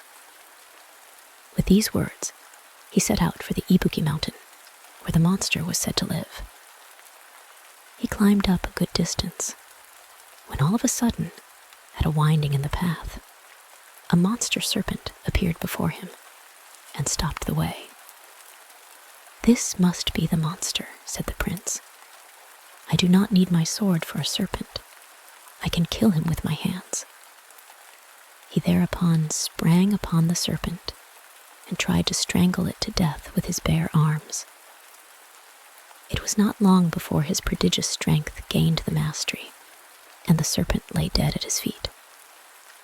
Now, a sudden darkness came over the mountain, and rain began to fall, so that for the gloom and the rain, the prince could hardly see which way to take. In a short time, however, while he was groping his way down the pass, the weather cleared, and our brave hero was able to make his way quickly down the mountain.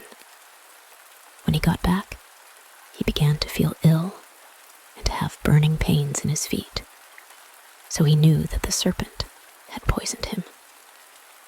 So great was his suffering that he could hardly move, much less walk, So he had himself carried to a place in the mountains famous for its hot mineral springs, which rose bubbling out of the earth and almost boiling from the volcanic fires beneath.